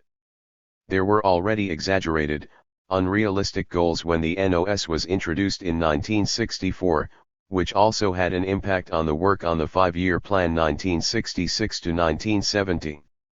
They were further strengthened in the second stage of the NOS from 1965/66 in connection with prognostic activity and a force structural policy. This in turn resulted in disproportions between the growth of economic output and its intended use for consumption, investment, and export, which led to deepened tensions, disturbances of balance and loss of effectiveness in the economy. They also caused dissatisfaction among the population and undermined confidence in the positive impact of the reform.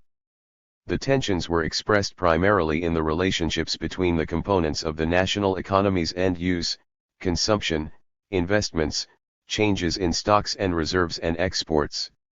When it comes to investments, there were primarily problems in determining their deployment structure according to manufacturing areas and areas of infrastructure, public services, and housing construction.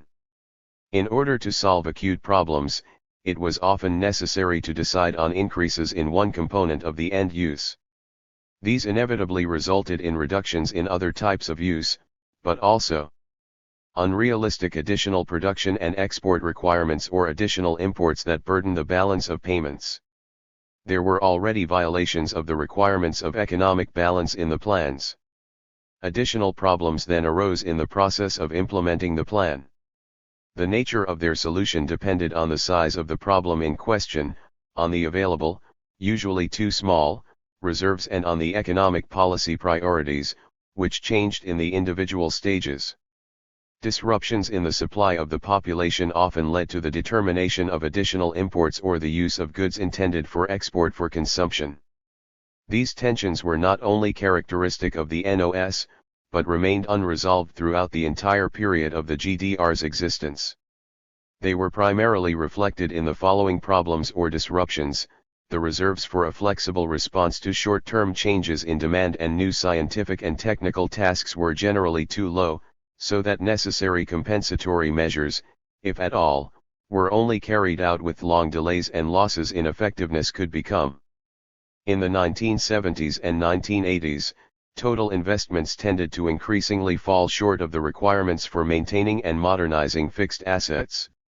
This was also reflected in the fact that the share of investments in the final economic product fell considerably, contrary to the actual requirements. The foreign debt to the Federal Republic of Germany and the capitalist economic area grew sharply until the end of the 1970s. In order to reduce this, a considerable increase in export growth rates had to be set, which in turn could only be achieved with considerable losses in effectiveness, further deterioration in the ratio between domestic expenditure and export earnings in free foreign currency, and further tensions in the GDR economy. The headquarters constantly intervened in the plans, production requirements, use of production results, etc. The reasons for such interventions were usually disruptions in the supply of the population, e.g. bottlenecks in the provision of toilet paper, diapers or school supplies, delays in the completion of economically important investments due to deficits in construction capacity and in the provision of needs-based equipment. A coordination group was created in the State Planning Commission and the Council of Ministers to decide on the necessary operational interventions, which usually disrupted economic processes.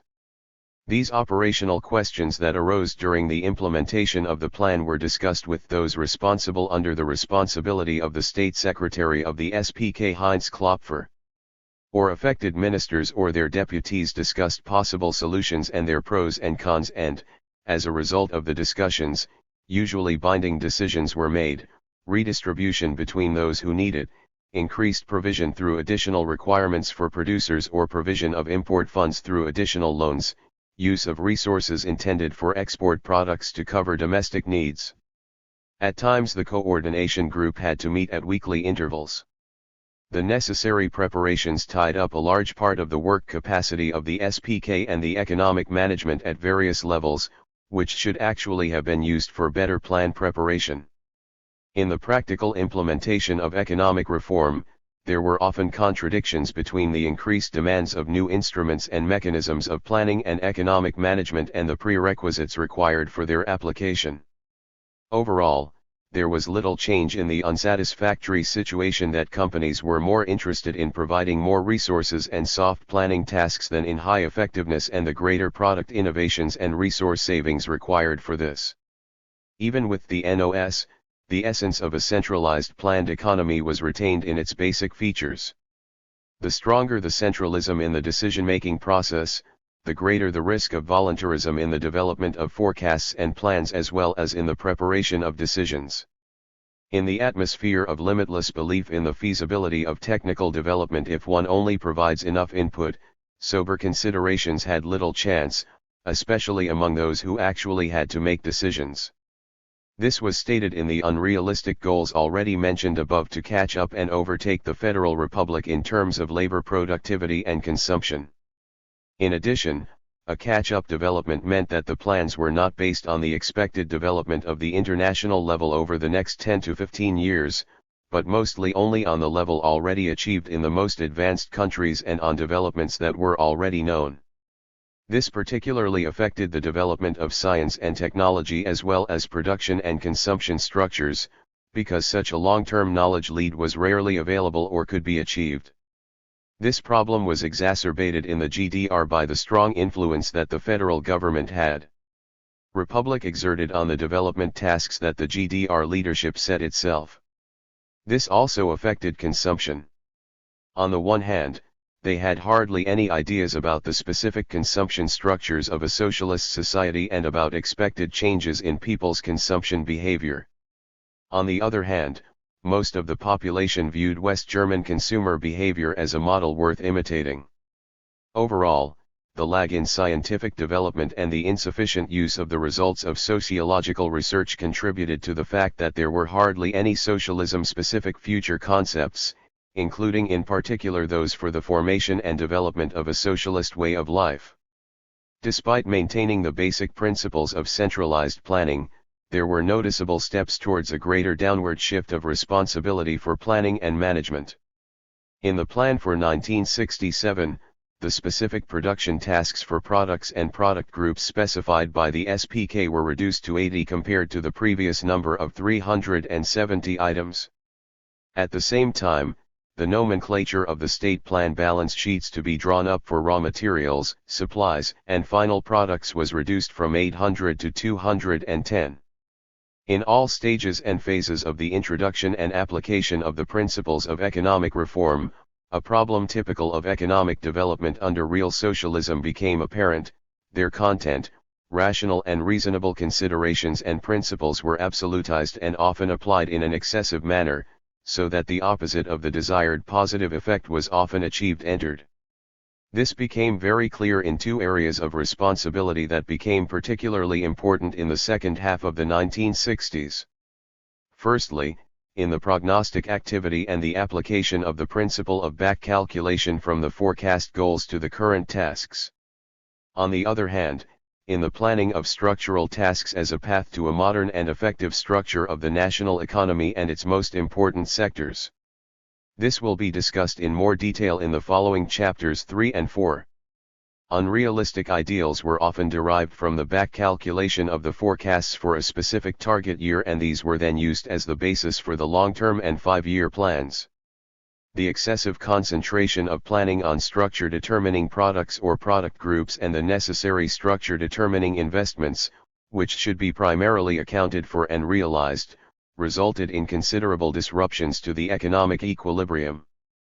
The creation of a realistic economic plan was sensitively disturbed.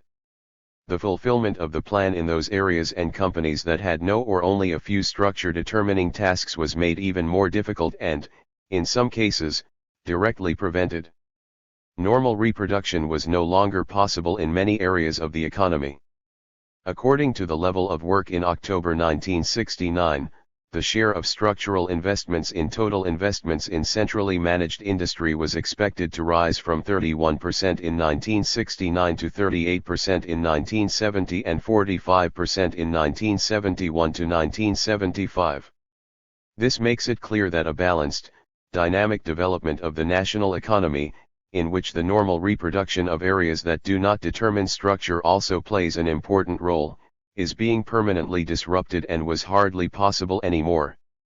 Environmental problems, the preservation of the natural environment and ecologically sustainable development played no role in the economic reform regulations.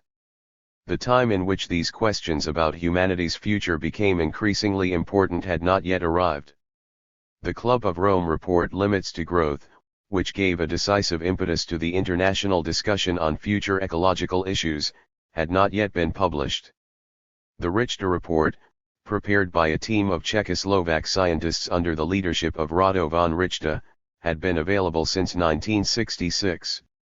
In it, basic questions of scientific and technical development and the revolution in productive forces based on it were presented in a new way, which reflected the humane character of a socialist society, the creative potential of people and their abilities for self-regulation, as well as the qualitatively new features of an intensively expanded reproduction took the foreground. This paper, which also raised ecological problems, received international attention. However, it was only published in German in the Federal Republic.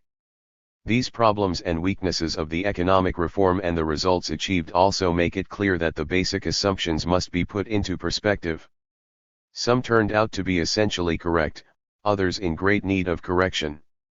The superiority of the socialist mode of production in terms of productivity and effectiveness has not yet been proven anywhere.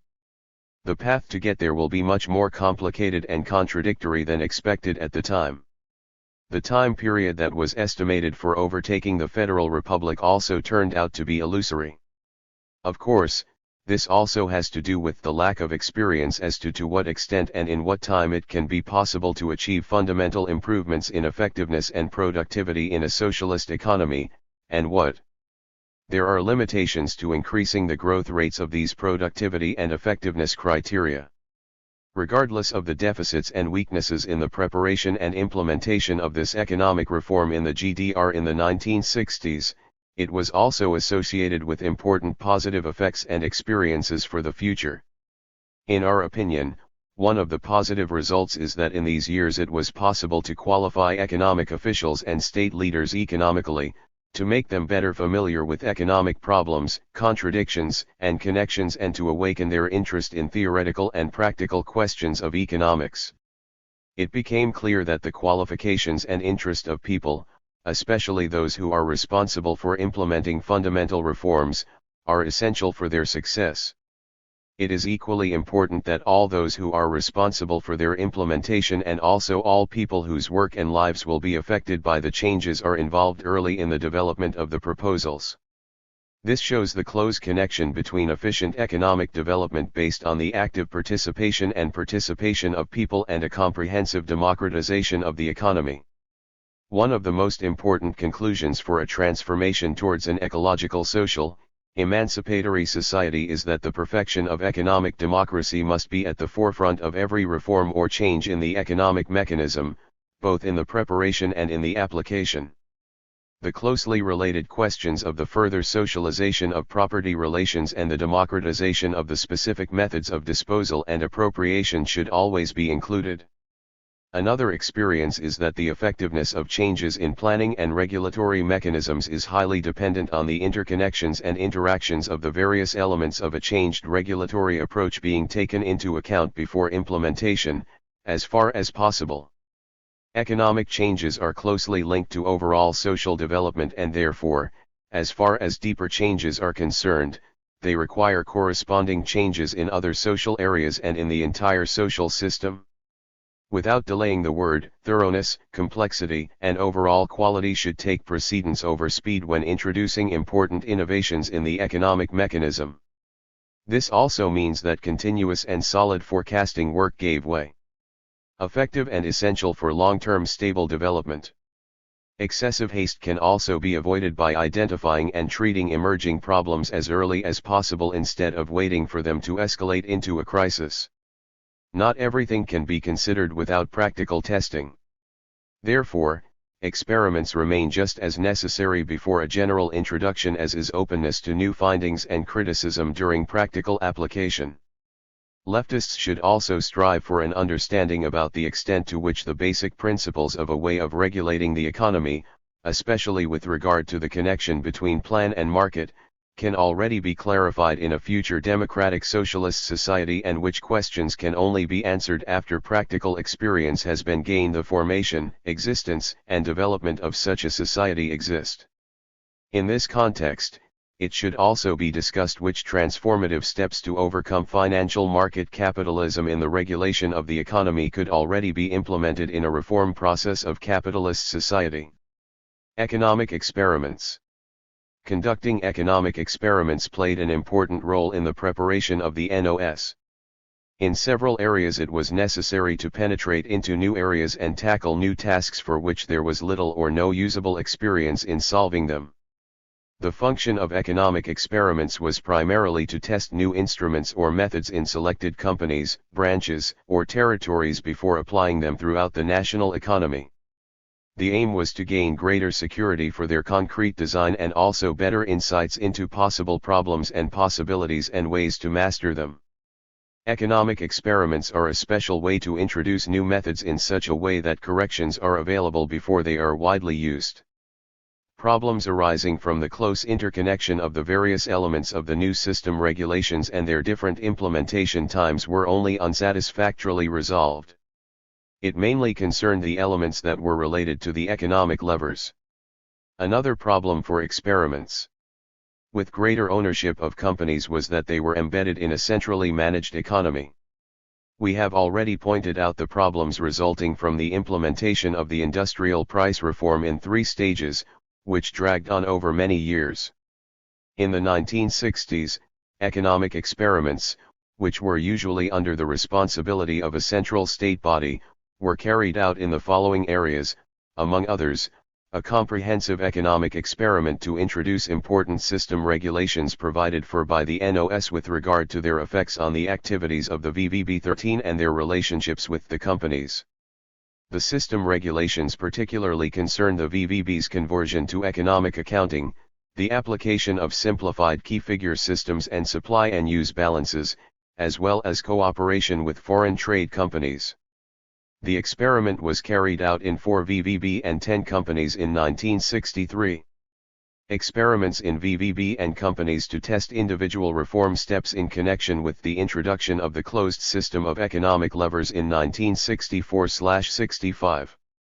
A prominent place was the testing of long-term norms for generating and using profits. Experiments to introduce the production fund levy, which formed an important basis for the introduction of norms for profit generation. The production fund levy represented the part of the profit that had to be paid centrally by the companies in proportion to the production funds they used. The production fund levy was set at 6% of fixed and current assets. Experiments related to the internal generation of investments, which had a prominent place in the overall effectiveness of the NOS. The principle of self-production was realized to a certain extent. However, its implementation remained largely fragmented and inconsistent. Experiments on the application of the fund-related price type, which were carried out under the responsibility of the Office of Prices after the completion of the industrial price reform. The transition to the unit-linked pricing type should go beyond 1970. However, its introduction has not been completed. Experiments to introduce product-related planning, including in the Robotron Combine for IT systems and in VVB Skipbow for the Atlantic trawler. Experiments to determine the size of the single payment funds in order to create the most effective incentive for increasing the effectiveness of production. For this purpose, different feeding conditions were experimented with: dependence on longer-term standards or dependence on the progress achieved in the respective year. Some partial successes were achieved, but there was no real solution to the problem. Problems with the qualification of planning in the Lower Austrian region. Some specific problems and experiences are examined below. They are derived from the approaches used to qualify the plan preparation and thus the plans themselves, as well as from the way in which these approaches were implemented. The questions associated with this were particularly in the foreground in the second stage of the NOS. This stage of the NOS was based, among other things, on the following ideas for planning, which are also valid for a future socialist society and which correspond to the conditions and requirements of economic development and its interconnection with other areas of society. Planning can only be effective if the plans are of high quality. It must therefore start from the future tasks and challenges and ensure that the necessary conditions actually exist or can be created to fulfill the planned tasks. The plans were intended to achieve the most stable development of the economic units and to ensure the lead time necessary for the preparation of future tasks. This also resulted in the imperative requirement that the annual plan should not be the main control instrument, but rather the perspective plan, usually the 5-year plan, must be developed into this main control instrument. In the reality of state socialism, these requirements were not consistently enforced, rather, they were violated to a greater or lesser extent. The directive for the 5-year plan 1966-1970, for example, was only issued on the VIth Party Congress of the SED in 1967, i.e. after 2 annual plans for this period had to be submitted without a perspective plan being available. When drawing up the annual plans, the tasks of the respective 5-year plans were often deviated from due to changing conditions. Such de facto corrections to the perspective plan meant that the actual control of economic activity continued to be carried out essentially via the annual plans and not via the perspective plans. In addition, the annual plans were often only finally confirmed, contrary to the planned dates, after several weeks or even months of the new year had already passed.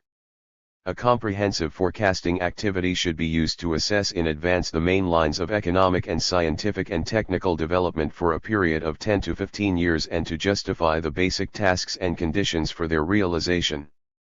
These conditions include increasing the research potential required for scientific and technical progress, securing or creating the prerequisites that are important for the implementation of research results, such as qualified workers, investments, and other resources, as well as progress in the international division of labor and cooperation in science and technology production. In these areas too, it became clear relatively quickly that the high expectations could only be met to a limited extent. The difficulties in making reasonably reliable assessments of the main lines of scientific, technical and structural development for 10 to 15 years in advance, as well as the uncertainties of future predictions, were underestimated. At the same time, the possibilities of deriving economic statements for the development of plans from the scientific and technical processes were overestimated. In the forecasting groups, hardly any prerequisites were created for economic calculations to assess the conditions and the consequences of the scientific, technical and structural development processes, including the interconnections with other complexes. The forecasts presented important future tasks. Many of these were also included in the plans for science and technology and in the plan tasks for changing production structures. Overall, however, the high expectations could not be met. We will address some of the associated problems of forecasting work in the GDR and possible ways to solve them in more detail elsewhere. Here too, the basic considerations regarding prognostic activity and its importance for forward-looking, future-oriented planning were correct and remain worth preserving.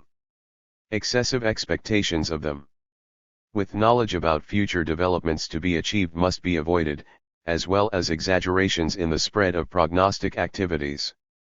In order to develop planning that is up to date, there must be an intensive, open, and taboo-free exchange about problems and contradictions in the forecasting work, about possible solutions and about ways to increase possible positive effects of the forecasts. In general, an intensive, open discussion among a broad circle of experts and those responsible for the implementation of prognostic ideas could help to noticeably increase the benefits of forecasting activities for planning. Such brainstorming sessions could help to improve the assessment of the reliability of the prognostic statements, so that it becomes clearer which statements are relatively certain and which are uncertain or must be strongly doubted. The uncertainty of prognostic statements is also due to the fact that forecasts about future developments cannot be based on existing experience. An open discussion about forecast results could also increase the interest of those responsible for drawing up the plans to take the forecast predictions into account as much as possible. The further the prognostic statements move away from current processes and structures, venture into new territory, or are aimed at general statements about social development and the transformation process, the greater the indeterminacy and uncertainty become. This particularly concerns the temporal dimensions in which predicted social development trends become reality. Social forecasts concern an interesting and important field of very specific types of assumptions and predictions, which, however, differ significantly from the economic forecasts discussed in this study. They cannot be considered further here.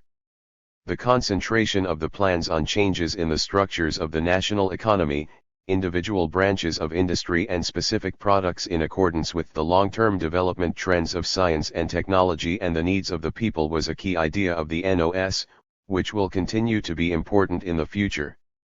However, the requirements to be observed for this would have to be supplemented by the tasks of preserving the natural environment, which are becoming increasingly important now and in the future. The socio-ecological restructuring to ensure sustainable development must play a key role in future structural policy.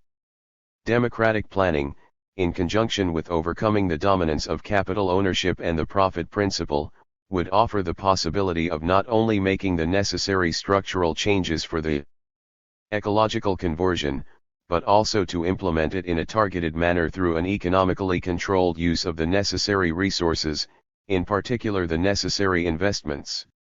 This would be one of the greatest potential advantages of a socialist mode of production. Real reforms in current financial market capitalism could contribute to positive results in a longer transformation process in the foreseeable future if the necessary social forces and alliances can be mobilized. This particularly applies to complexes such as energy transition, transport transition, organic farming, energy-efficient construction, and changes in consumption and lifestyle. The greater concentration of planning on the preparation and implementation of the structures that are crucial for the future will continue to be an important task in the future. In this respect, the experience gained in this regard in the GDR is also important. This concerns a whole complex of preparatory measures, starting with the elaboration of forecasts for important economic structural complexes and cross-sectional processes, such as the chemicalization of the national economy, the automation of production and production preparation. They should form an important basis for the development of an economic structural concept as a framework for the prospective plan to be prepared. In the GDR, the support and implementation of the forecast findings through scientific and technical concepts for structure determining products and product groups, as well as the close interweaving of structure determining tasks with overall economic development, especially with its balance requirements, and also with other areas of society, played a decisive role. A look at the constantly increasing proportion of structure determining tasks in overall production, with the consequence that the investments necessary for this were treated as structure determining investments that should be implemented as a priority, makes clear the problems that lie dormant in this approach. What was typical for the GDR was a completely excessive dynamic of its own, partly enforced from above and partly unfolding from below, of a priority planning of structural tasks. The priority planning of structurally determining tasks, if their selection is well considered and takes place within the framework of the economic equilibrium requirements, is actually sensible and should also be applied in the future. The excessive extent of the priority planning, which was consequently directed against proportional economic development, became particularly clear in the investments to be carried out outside the plan. From March 1968 to September 1969 alone, various investments were made. Asian objects were determined in around 30 resolutions outside the plan, which amounted to more than 20.4 billion marks. That was the size of the total investment volume of the GDR industry for around 2 years.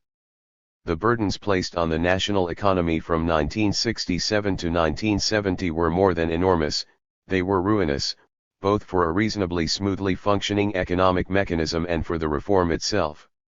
The normal reproduction of the entire national economy suffered severe disruptions. This not only led to deep disproportions, especially between suppliers and final producers, in the distribution of available investments between branches and areas, to import surpluses compared to the capitalist countries, which placed a heavy burden on the balance of payments, but also to a considerable decline in economic growth. The average annual growth rates of industrial production fell by a third between 1970 and 1974 compared to the years 1966 and 1969, from 6% to 4%. However, the decline in growth only incompletely reflected the worsening of the crisis phenomena in 1970, increasing supply problems for the population and production, a sharp increase in unfinished investments, non-fulfillment of central automation projects and other structurally determining investments. The way in which the priority planning of structural tasks, including the central automation projects, was carried out was associated with interference in the independent economic activity of the companies and also increasingly came into contradiction with the system regulations of the Lower Austrian state, in particular with one of its basic principles, self-production of investments. This also discredited the entire planning. The dissatisfaction of the workforce in many companies with the SED's economic policy increased. Relationships between economics and economic policy. In connection with the preparation of the NOS, its practical application and the de facto withdrawal that took place after a few years, problems also become apparent that concern the relationship between science and politics and, in our context, especially between economics and economic policy.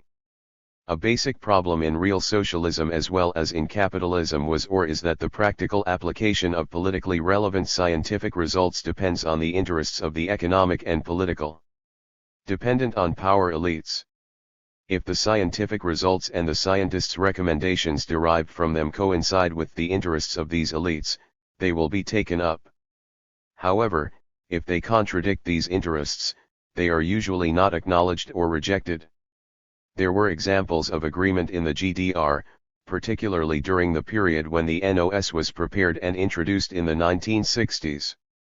The basic principles and concrete measures for the decided change in the system of planning and management of the economy were largely based on economic research results, such as the proposals for greater individual responsibility of companies for the planned design of their reproduction process, for restricting centrally determined production tasks, balance sheets, and other indicators, for a stronger orientation and evaluation of operational work on the basis of qualitative results, effectiveness and profits instead of the quantitative growth of gross and industrial goods production, etc.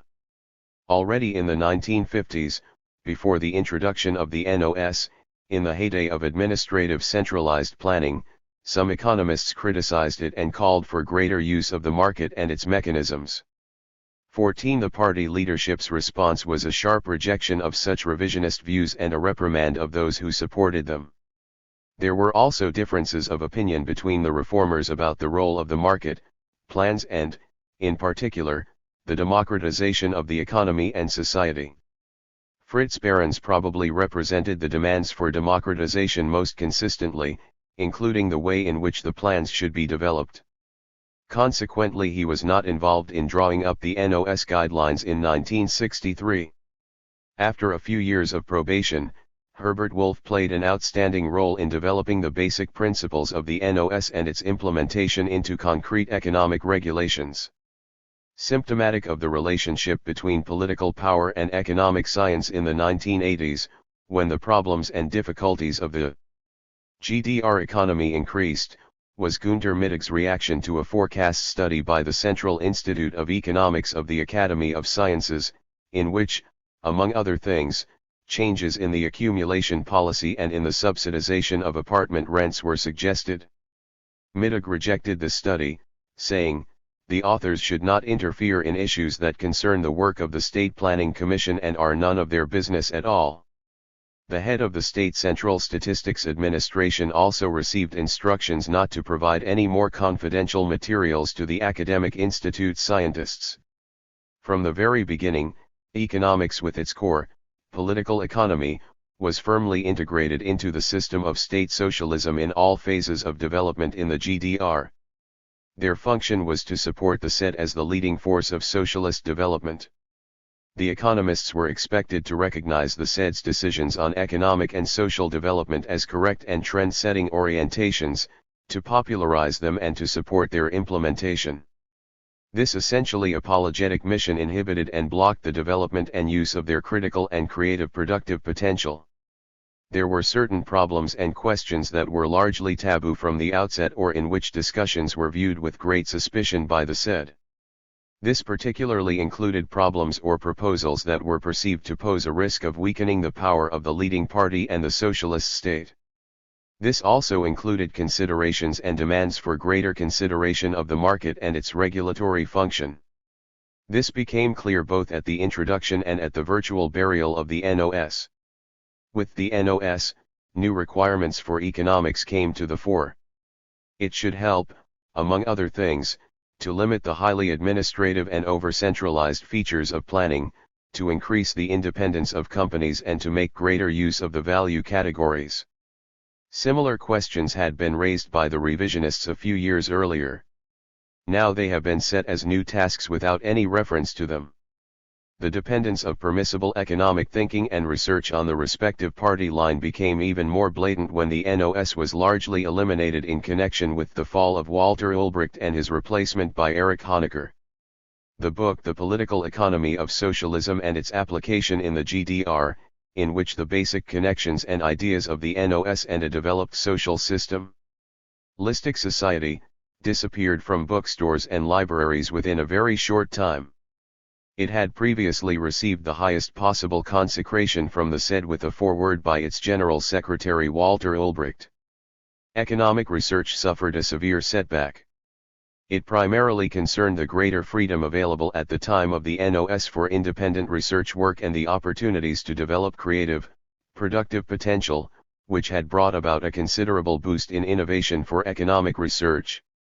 Interesting parallels and at the same time diametric differences can be seen in the relationships between science and economic policy in the Federal Republic of Germany and the GDR. In the Federal Republic there were different stages in the relationship between science and politics. During the years of Ludwig Erhardt's social market economy there were close connections between economics and politics. The social market economy was based on a regulatory policy that was largely socially accepted, which in turn was based on a binding idea of social order as a stable reference point for economic policy. This was an important prerequisite for fairly close relationships between established economics and economic policy. At that time, this was often based on the advice of scientific experts. Noticeable changes in economic and social structures as well as changing values, combined with increasing criticism of liberal regulatory policy in the course of the 1960s, led to significant consequences in economic policy and its theoretical foundations compared to the times of Ludwig Erhard. Characteristic of this were the global control based on Keynes' ideas and the concerted action, with the help of which the trade unions were to be committed to a moderate wage policy, as well as the stability and growth law, in which the four main economic policy goals, stability of the price level, high levels of employment, foreign trade balance and steady and appropriate economic growth, were anchored as a magic square. At the end of the 1960s/beginning of the 1970s, in connection with the economic crisis of 1966/67 and its consequences, a crisis of the knowledge of economic policy action and, in connection with this, a farewell to the scientificization of politics took place in the Federal Republic. Also a significant change in the relationship between science and politics. The time when the validity of expert knowledge was not questioned was over. This uncertainty was exacerbated as a result of the oil price shock and the crisis of 1974/75. Keynesianism as the basis of economic policy in the Federal Republic and thus also the economic. The political action model of the 1960s was adopted and increasingly replaced by the neoliberal supply-side policy concept. This process has generally continued to this day. In addition, essential features and elements of economic policy are determined directly by the financial and corporate headquarters. The media companies exert a decisive influence on public opinion and the policies of the respective government coalitions that are influenced by it. The following ironic advice from a well-known satirist to a student aptly reflects the real conditions in our country: young man, if you really want to go into politics, go into industry or a bank and not into a party or a government or a parliament. The result is a pragmatic approach to scientific expertise that is completely determined by the dominant ideology and politics. If they agree with the dominant ideology and support the official economic, financial, and social policy, they are accepted and more or less used. If they contradict this, they will be rejected or not even acknowledged. This is of course particularly true for scientific expertise and assessments presented by left-wing and alternative economists, by ADUC, the Alternative Economic Policy Working Group, the Rosa Luxemburg Foundation, the Institute for Solidarity Modernity, and others. Recently, and even worse, extremely critical trend has emerged: the federal government has changed scientific reports without the consent of the authors, weakened, omitted or even outright falsified important statements. The most recent examples of this are the federal government's Fourth Poverty and Wealth Report 2013 and the Report on the Effectiveness of Family Policy Measures, which was presented in June 2013. When the report was discussed in the Family Ministry, the authors, most of them renowned scientists, were not even invited. The arrogant, cheeky justification was, you don't invite the students to the censorship conference. There is also another problem that concerns the relationships between science and politics as well as a conscious, forward-looking economic policy is currently made even more difficult and negatively influenced, the existence of very different, sometimes completely opposite, views on the way in which large economic and social and environmental problems that place a heavy burden on social development can be solved, at least which necessary and practically feasible steps should be taken to defuse and solve them. This is not just a result of the opposing interests between political and environmental economic power groups on the one hand and the majority of the working and socially disadvantaged population on the other. It is also related to the internal contradiction of socially relevant events and processes and to the fact that their development as well as the effects or consequences of measures to solve increasingly complex problems are difficult to understand and predict. The exacerbation or diffuse of these problems relies on processes that are interconnected in many ways. Economic research results often do not adequately reflect the complexity and contradictions of economic, social, and ecological processes and their interconnections. For all these reasons, there are very different and often opposing ideas and concepts for solving the problems not only between but also within the various interest groups and political movements and parties, including the left. Among the left, this concerns, among other things, the following questions and problems. How should the relationship between market regulation and planning be designed in a society that is alternative to capitalism? How must the concepts and ideas about economic growth and prosperity be changed in accordance with the ecological requirements and the level of satisfaction of basic material needs in the industrialized countries? Is the concept of an unconditional basic income suitable for achieving social security and a dignified and self-determined life for everyone? How would the interests of the industrialized North have to be combined with the interests of the South in a common approach in order to create a realistic path to solving climate and other environmental problems and eliminating hunger on our planet? What would a concept for a long-term solution to the current problems of the EU, especially the Eurozone, including social security and the stabilization of public budgets, look like? In what steps could it be implemented? Scientific studies and an open discussion of the available results could contribute to achieving greater acceptance and effectiveness of left-wing policy proposals. They would also help to develop clearer and more convincing ideas about the nature of the relationship between planning and market regulation in a future society. The development of the specific regulations and instruments. However, in our opinion, modern planning that corresponds to the possibilities and challenges of today is not a current task. It can only take place in close and continuous connection with practical steps and the experiences gained in the process. It requires an open, critical discussion and a willingness to correct regulations that have not proven their worth. Here, too, a wide field opens up for economic experiments, although there are currently no prerequisites for carrying them out under capitalism. Markets, the state, and civil society have a certain balance of power with one another. What is characteristic of capitalism and state socialism is that the relationship between these three elements is one-sidedly shifted in favor of the market or the state, and that civil society plays a weak, subordinate role in both economic systems, an even smaller one in real socialism than in contemporary capitalism.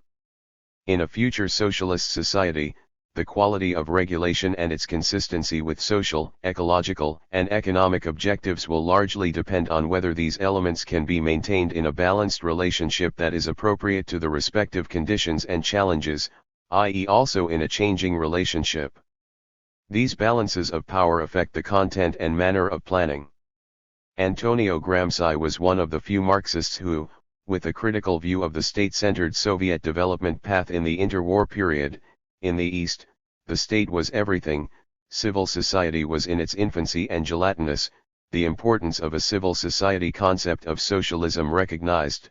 Marx intellectually initiates a historical epoch that will probably last centuries, namely until the disappearance of political society and the emergence of regulated society.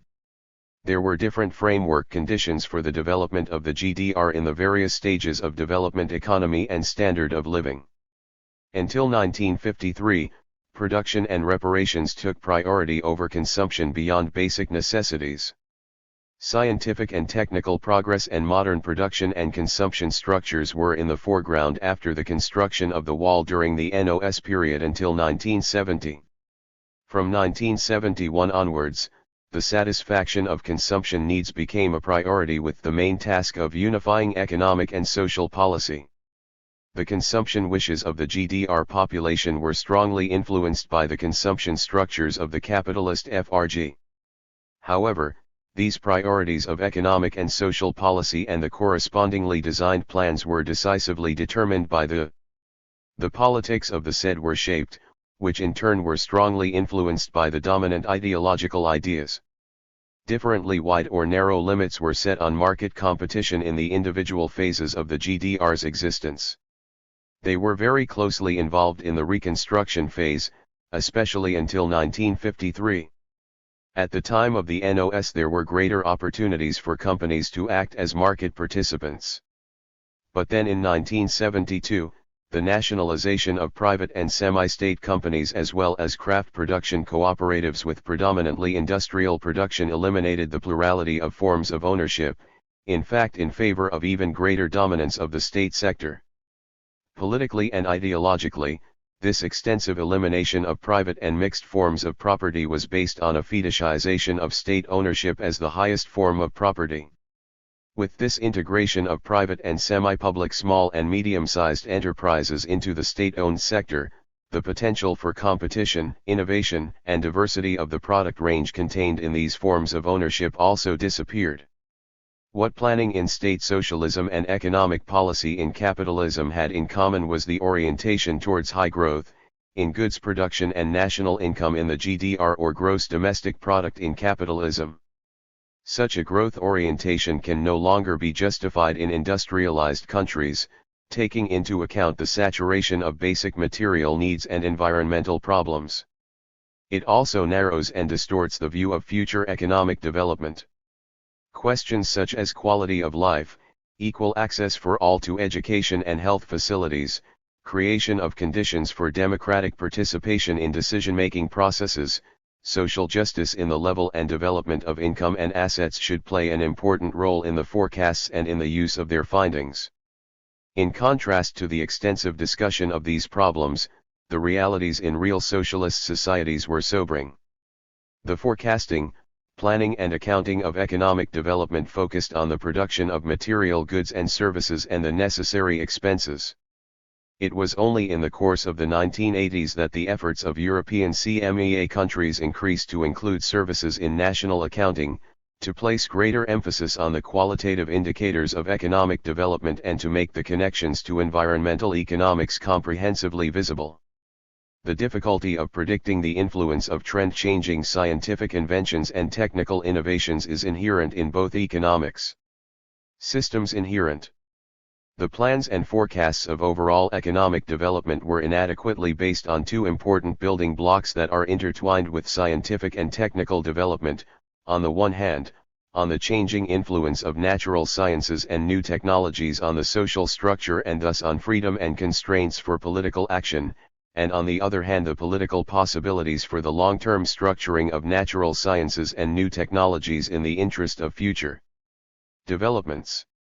This is also due to the fact that across systems, scientific and technical progress flows into the planning process and forecasts as an external given and, in our opinion, the opportunities to shape it structurally are underestimated. The increased use of these options should be reflected in the development and discussion of different scenarios. The quality and speed of the implementation of the invention, innovation, investment, realization cycle would also have to be taken into account. In this context, three conclusions emerge from the analysis of the development of state socialism. Sociological analyses of society must be included in planning and economic forecasts, alternative scenarios must be developed and discussed publicly, and the scientific basis of prognosis must be further developed as a practice-oriented and relevant theory in such a way that its potential for use in shaping the future towards a sustainable solution to the major problems facing humanity is increased. It also becomes clear here that in order to develop realistic forecasts, the political balance of power and its possibilities and probabilities of change must be taken into account. In real socialism, centralized decisions about resource flows determine the future development and growth opportunities of industries and the conditions for achieving social goals. In capitalist market economies, a strong lobby all too often wins over scientifically based reasons or priorities. Current examples include insufficient support for the energy transition, bank rescue versus the fight to strengthen social security systems, and the lack of effective global strategies to overcome poverty and hunger in the world. Chapter 3. Forecast and Long-Term Planning in the GDR. In continuation of the previous explanations on the position of forecasting activities, long-term and structural planning in the planning system, some specific questions of these forms of planned social development in the GDR, which prepared and partially concretized the economic plans, will be examined in more detail here. The focus should be on the forecasts. First of all, we want to characterize the starting points, goals, and content of the prognostic activity, its organization, the results achieved, the problems and contradictions that arose, as well as the experiences worth remembering that can be used in the future. Forecasts are predictions about the future, about future events and development tendencies. These are always conditional predictions with a probability character. It is based on analyses of past and present developments, emerging new or changing trends and events, especially due to new scientific, technically usable findings, changes in people's needs, in their way of life and lifestyles, and in their work. The requirements of sustainable development are of crucial and increasing importance in order to achieve and maintain an ecologically sustainable human society in which everyone can lead a prosperous, dignified life. The foundations of a scientifically based prognostic activity also include assessments of the likely global economic development and the associated consequences for the international division of labor and cooperation, as well as for export and import development. Economic forecasts are prepared for different periods of time: short-term, for a year or for even shorter periods; medium-term, for approximately a 5-year period; and long-term, for 10 to 20 years or even longer periods. The GDR was characterized by the development of forecasts for longer periods of 15 to 20 years. The prognostic activity was closely intertwined with planning and was aimed at qualifying the scientific basis of the plans. In this sense, socialist economic forecasting can be viewed as an organic development of the theory and practice of social planning. Forecasting activity came to the fore in the GDR in the second half of the 1960s in close connection with the economic reform. There were primarily the following reasons for this. A new stage of the scientific and technical revolution was clearly emerging, in which science and technology were responsible for increasing productivity and the efficiency of the economy, for changing economic and especially production structures, and for the development and satisfaction of people's needs, and their way of life became increasingly important. It was assumed that it was not enough to follow the development of science and technology by taking as a basis the innovations already realized in the most advanced countries.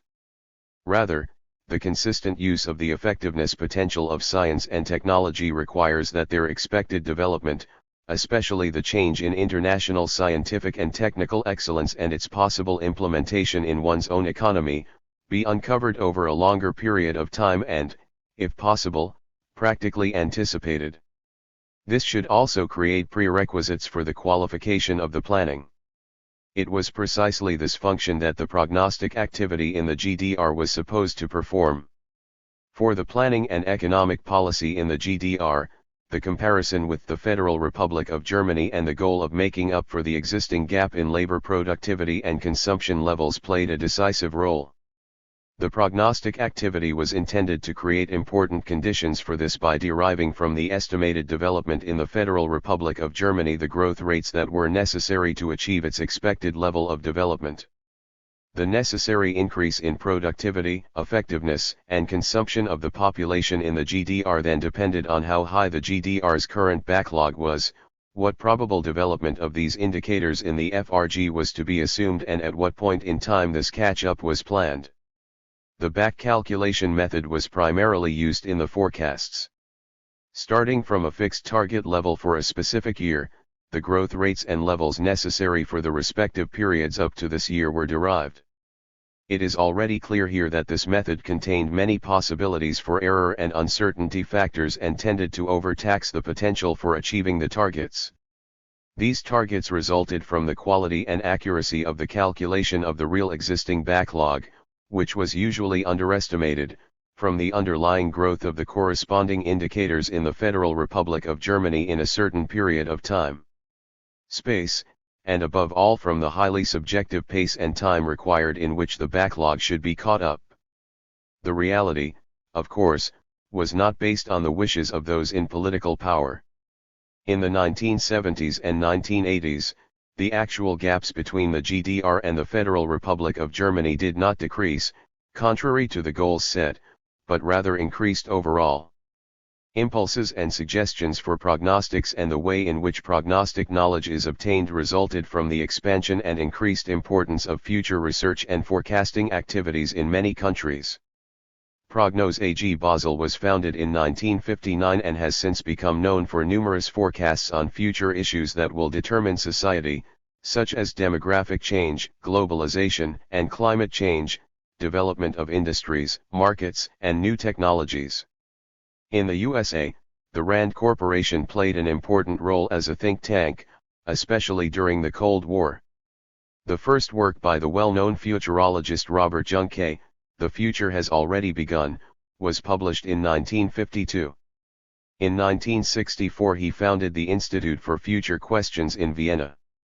In Japan, intensive future research emerged, the focus of which was primarily on problems of the microelectronic revolution, the development and application of IT and questions about system solutions for artificial intelligence.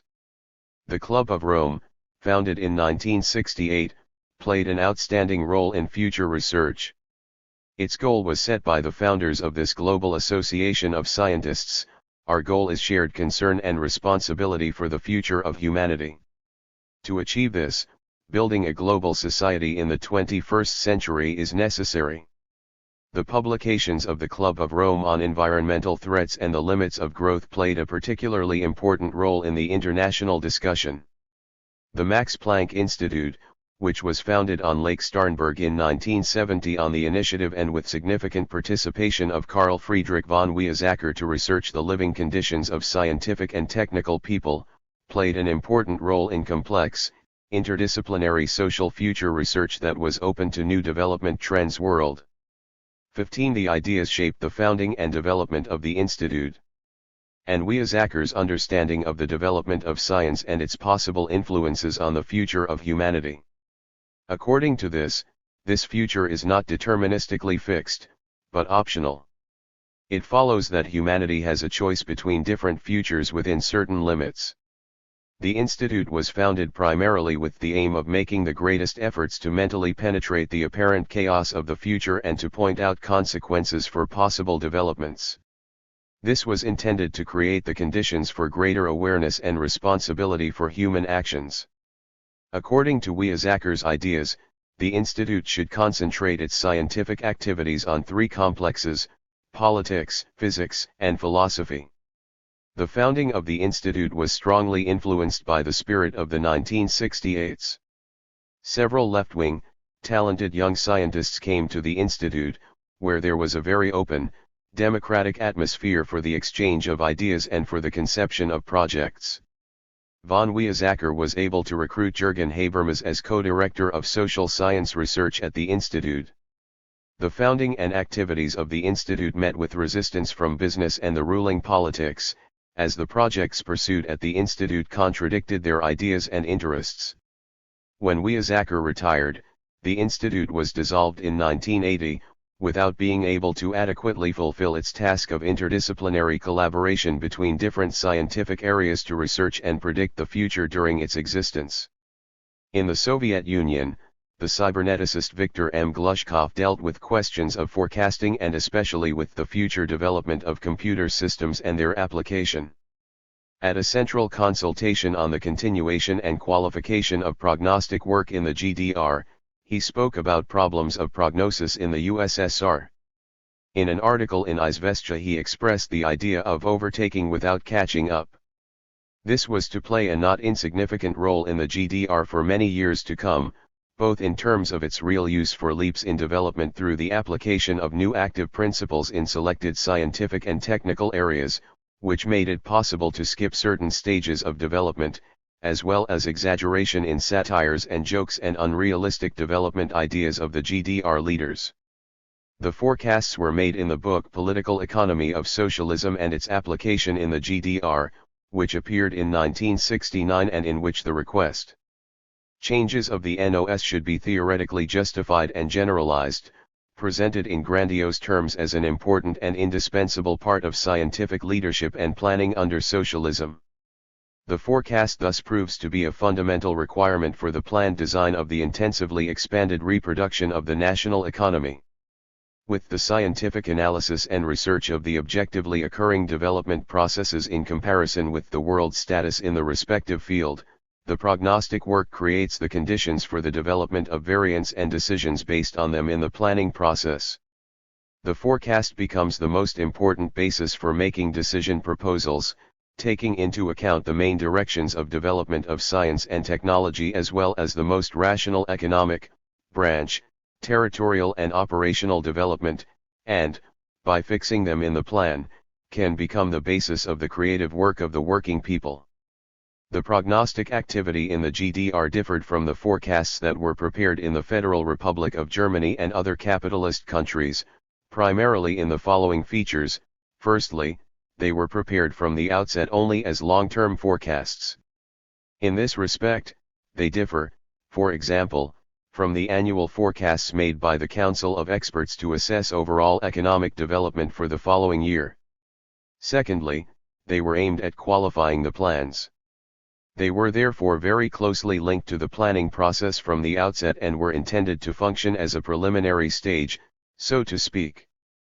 Thirdly, the preparation and evaluation of forecasts was organized, managed, and carried out on the basis of a comprehensive state system of forecasting activities.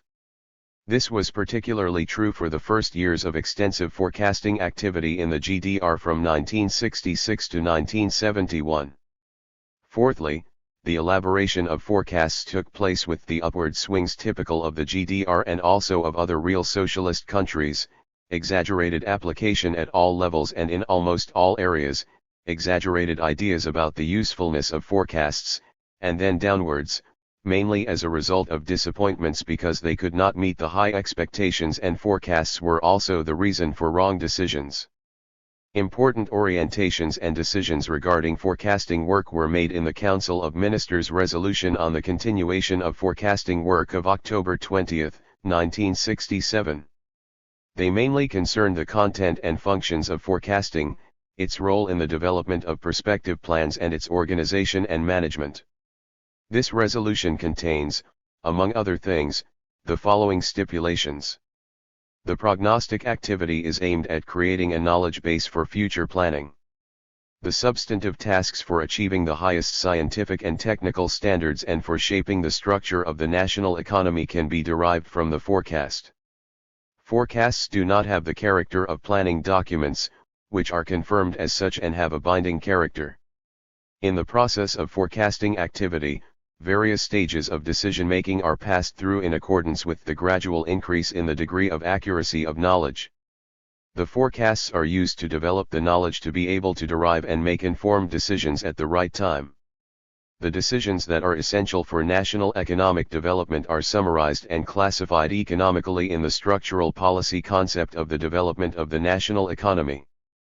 With the structural policy concept, justified variants of the structural development of the national economy must be presented to the party and state leadership.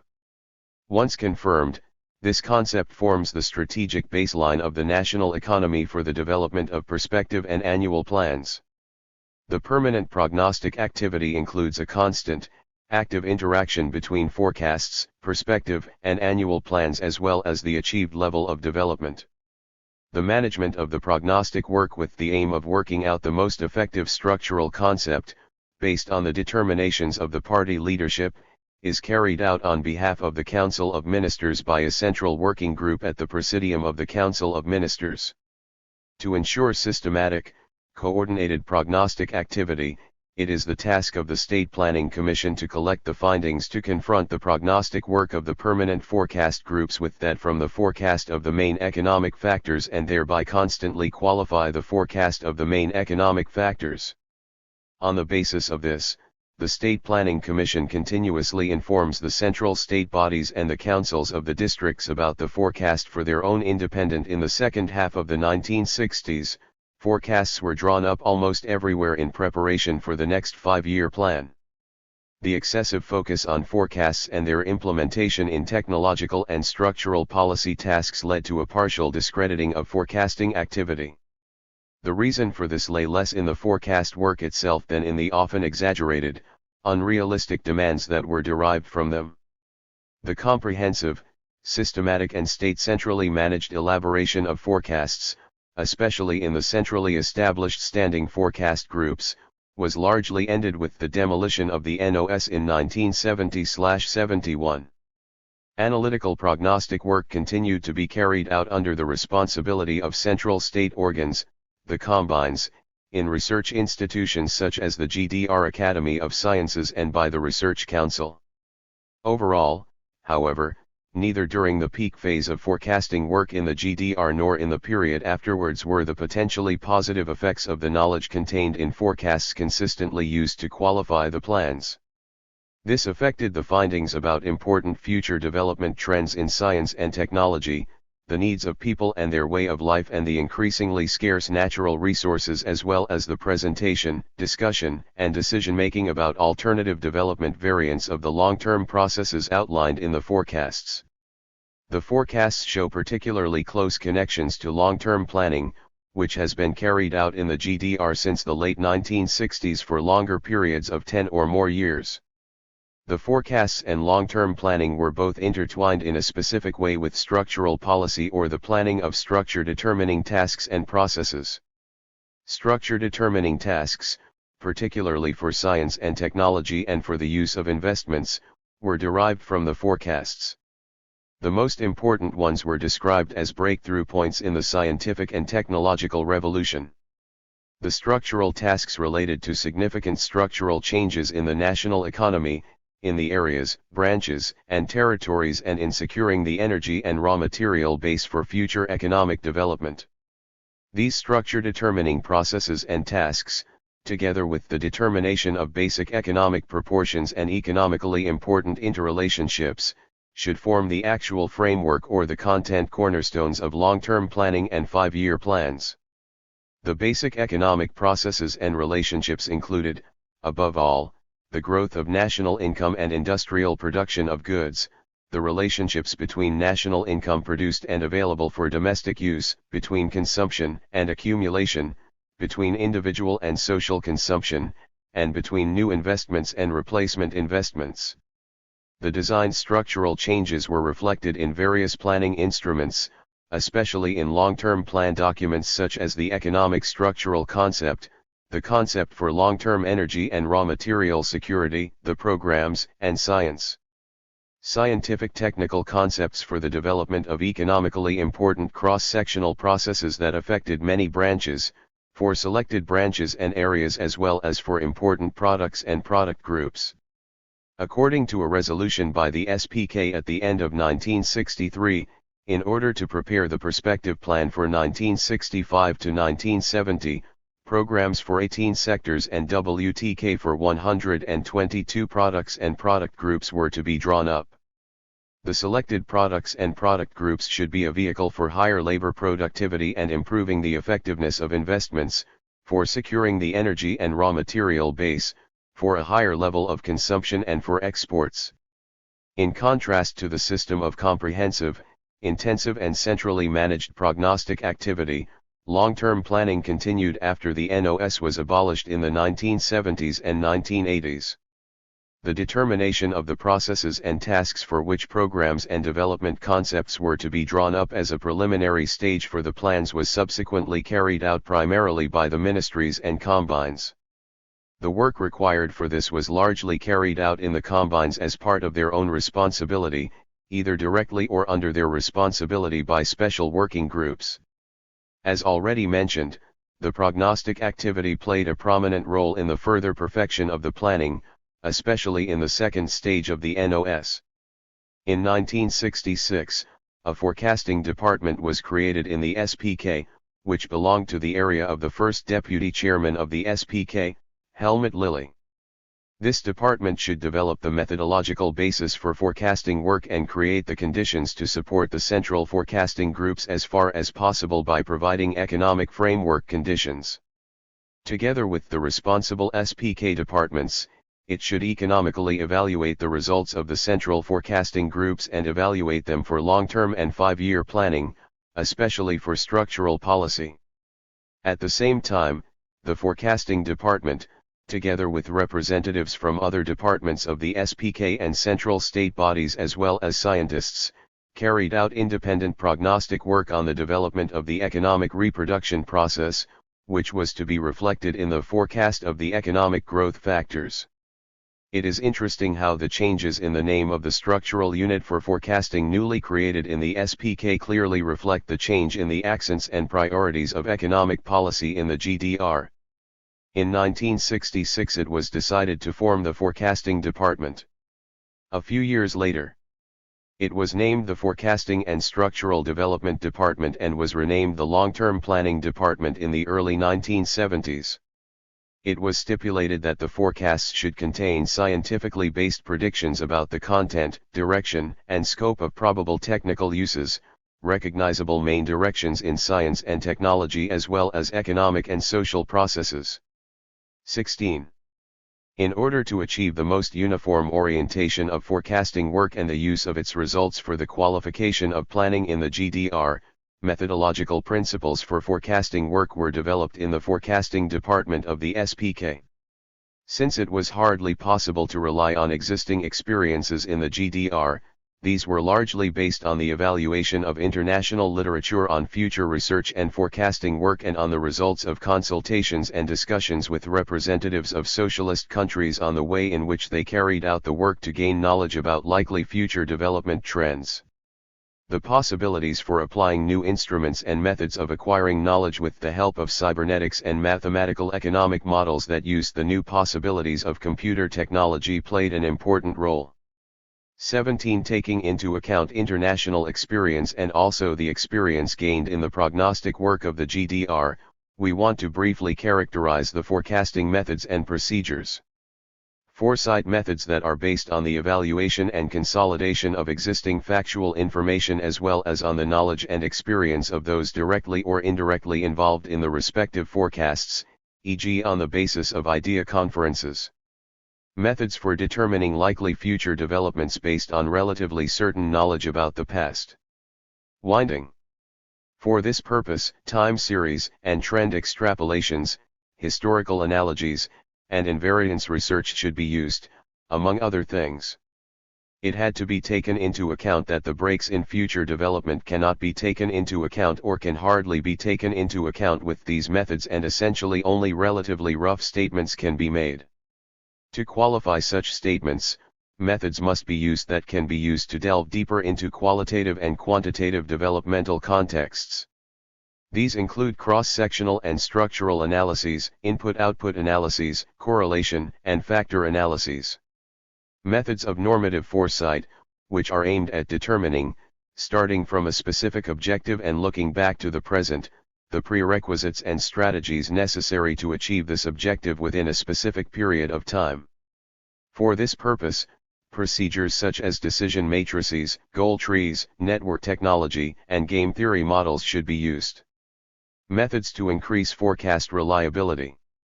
The reliability of the forecast depends on its truth, on its logical consistency, on the development of the concrete conditions for realization, on the effect of the time component, and on the permissible tolerances. The SED's Politburo had determined the forecast work from the outset centrally, from above. This referred to both the definition of the areas for which forecasts should be developed and the content requirements, as well as the task of presenting variants on alternative development options in the event of differing opinions among the experts in the forecasting groups.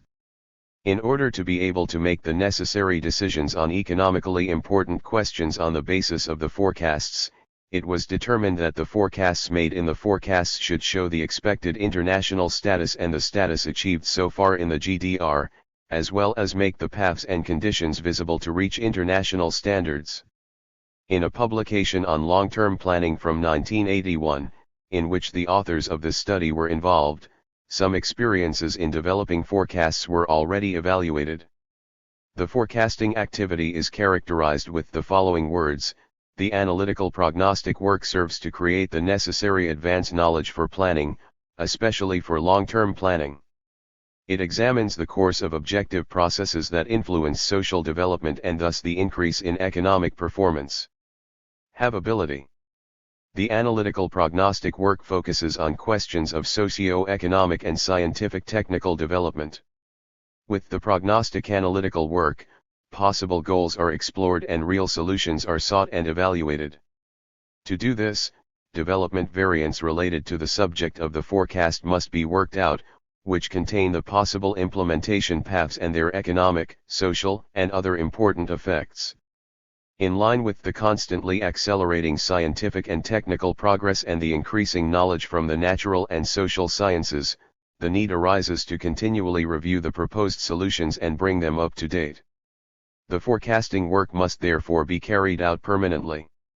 The following were highlighted as important prerequisites for the quality of the analytical prognostic work and for the implementation of its results: securing the information base to the required extent and in the necessary quality, comparability of the information and the data used in terms of time and subject matter, which also includes the elimination of disruptive influences, establishing close links with long-term planning, high complexity and capture of important interrelationships in the prognostic statements.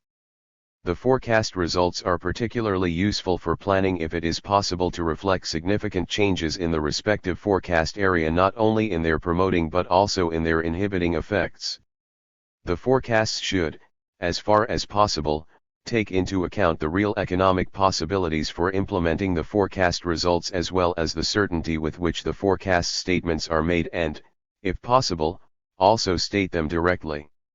In order to provide the prognostic findings necessary for preparing the plans in the highest possible quality, permanent forecasting groups were formed for economically complex and overarching problems as well as for the most important areas of scientific, technical, economic, and social development. A compilation of these 17 permanent forecast groups provides an insight into the complexity and the diverse interconnections of forecasting activity in the GDR in the second half of the 1960s. Forecast development of main economic factors, forecast scientific development, forecast development of the energy industry, forecast automation, rationalization and production technology in the metal processing industry, forecast application of IT, forecast development of structure determining products in electronics and scientific equipment manufacturing, forecast chemicalization of the national economy, forecast construction including the building materials industry, forecast agricultural and food industry, forecast transport and rational design of transport processes, forecast design of the raw material base and the material structure of the GDR, forecast geology, forecast education, forecast working and living conditions of the population, forecast rational distribution of locations, forecast development of the district managed industry, forecast development of the packaging industry. This overview makes it clear that the goal of the prognostic activity is to provide the necessary preparation and decision-making basis for the long-term plans, and the 5-year plans was tackled in relatively detail and systematically. Most areas and branches of material production are covered. It is striking that the consumer goods sectors that are important for supplying the population and for changes in the level and structure of consumption are only included via electronics and chemicalization. The scientific and technical development and its influences on the entire national economy are recorded in particular through the forecasts of scientific development, automation, rationalization, and production technology in the metal processing industry, the application of IT and chemicalization of the national economy. The forecast of the locational distribution of productive forces should be used to characterize important changes in the development of regional structures, including the reduction of regional level differences between the northern and southern districts.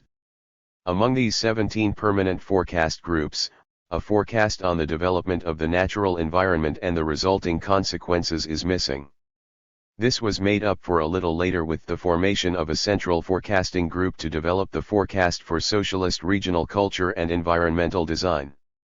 However, the results of this latter prediction have probably been one of the least taken into account in practical implementation. It must also be critically mentioned that, with the exception of the education forecast, the areas of services crucial to public services, such as health, culture, social care, and nursing, are not directly covered. Were taken into account when determining the permanent forecast groups. Some processes that are important for the development of these areas could be recorded with the forecast of working and living conditions. As part of the long-term planning, this omission was partially remedied by preparing materials for the development of medical and social care up to the year 2000.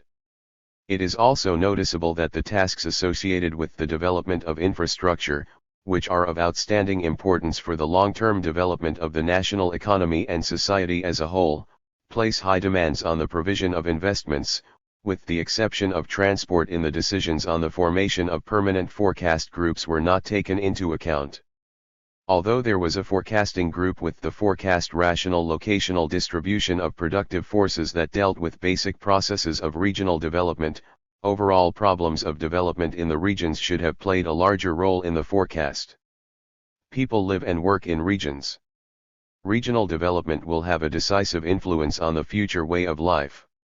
Regional development is also given greater importance with the necessary social ecological restructuring, for example in the development of regionally interconnected production chains, the development of regional potential for the increased use of renewable energy sources, and the development of organic agriculture. In a resolution of the State Council of the GDR from 1969 on the further design of the system of planning and management of economic and social development, the provision and care of the population in the districts, cities and municipalities, forecasting work is given outstanding importance for development of the territories. However, the forecast is primarily used to address questions of concentration of production. The lack of ideas as to how the population can be involved in forecasting work must also be mentioned critically. Especially at the regional and, above all, local level, there are favorable conditions for a new quality of interconnections between science, the activities of state bodies and the democratic participation of the population living there. Finally, it must also be critically mentioned that there was no forecast that directly addressed the influence of automation and other new technological processes on changes in working conditions and work organization, on possibilities for shortening working hours and, above all, on greater self-determination and self-realization who employed producers in the work, even though that was precisely what was important for a socialist society. In a resolution of the Council of Ministers on the continuation of the prognostic work in October 1967, it was decided to create a central working group at the Presidium of the Council of Ministers of the GDR for the management of prognostic work to guide, orientate, and coordinate the prognostic work in the GDR. It was initially led directly by the Chairman of the Council of Ministers, Willy Stoph, and later by the Deputy Chairman of the Council of Ministers and Minister for Science and Technology, Herbert Wies. In this working group, several consultations were held between 1969 and 1971, in which the working concepts of the standing forecast groups were confirmed based on critical information. The existing results of the forecast work were discussed, critically evaluated, and conclusions were drawn for their implementation, as well as tasks for the continuation and qualification of the forecast work. Forecasts have been set. In a summary assessment of the implementation of the prognostic work to date and some conclusions resulting from it, 18 the results of the standing prognostic groups are assessed as positive overall. The proven principles of forecasting work, which still require intensive work to be implemented properly, and tasks for the future include, the close connection between central forecasts and the independent forecasting carried out under the responsibility of the ministries, combines and scientific institutions. Analytical work. Prognostic analytical work at all levels, from headquarters to economic units, research institutions, and territorial bodies. This remained relatively underdeveloped. The interactions were not given enough attention. A constant process of collaboration and exchange of views between scientists, engineers, economists, managers, and other practitioners. The composition of the forecasting groups did not always meet this requirement for high quality and effectiveness of the forecasting work. The SPK receives valuable information for its planning activities, which, however, needs to be processed more continuously. The use of the forecast results in planning was quite differentiated in the various areas. Electronics was mentioned positively and chemistry was mentioned critically. In total, there was a call for the links between forecasts and planning to be made closer and more effective, while at the same time preventing the forecasting activity to uncover new developments in the various areas from being hampered by accounting problems.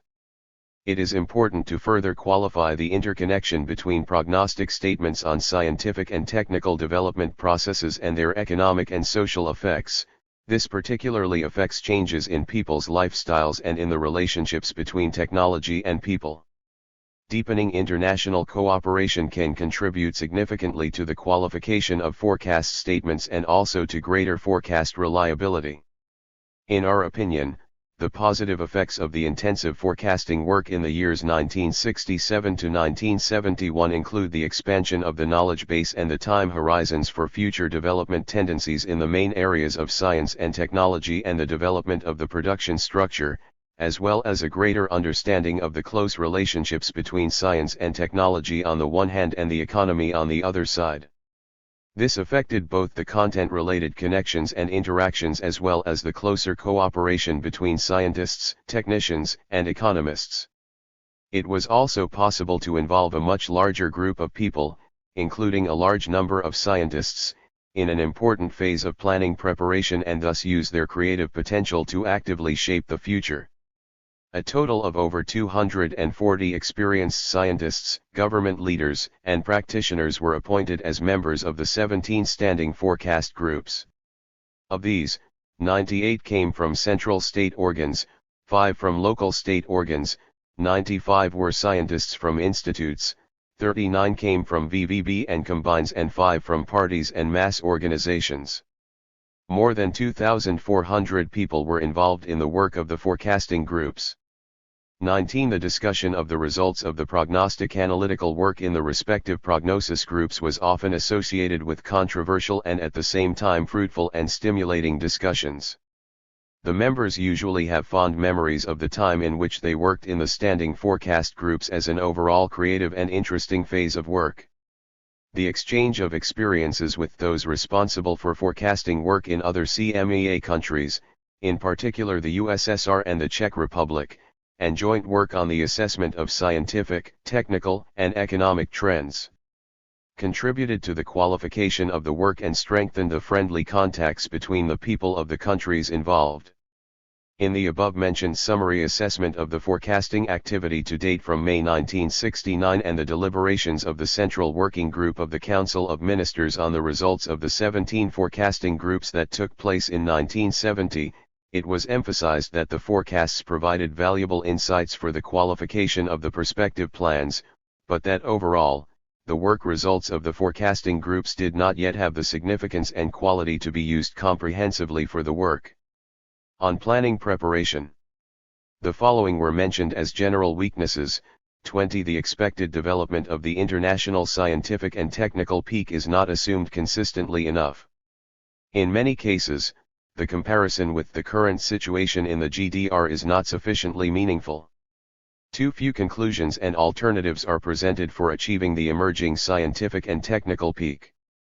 The qualitative transition points in science and technology as well as in economics are not sufficiently visible, and there is not yet sufficient orientation towards qualitatively new fundamental solutions. The statements about new technologies and structural changes are usually not specific enough to be used directly for planning. The economic assessment of substitution processes, especially in the energy carrier, raw material, and material structure, as well as structural changes in production results, are largely not sufficient for making decisions. In the forecasts, too little attention was paid to the connections to overall economic development, including the GDR's real economic opportunities. Taking into account the structural weaknesses and undesirable developments of state socialism, which ultimately led to its failure, we want to try to present some of the problems and deficits of prognostic work in the GDR from today's perspective, using insights that were already available back then. The predictions were often based on a relatively uncertain and generally inadequate analytical basis. Often there was simply one for the future, assuming a straight continuation of the current development without any breaks. A closer examination then showed that the realistic content of the prognostic assessment, both for the development in the comparison countries, and for one's own development, was not sufficient to derive reliable decisions for the future.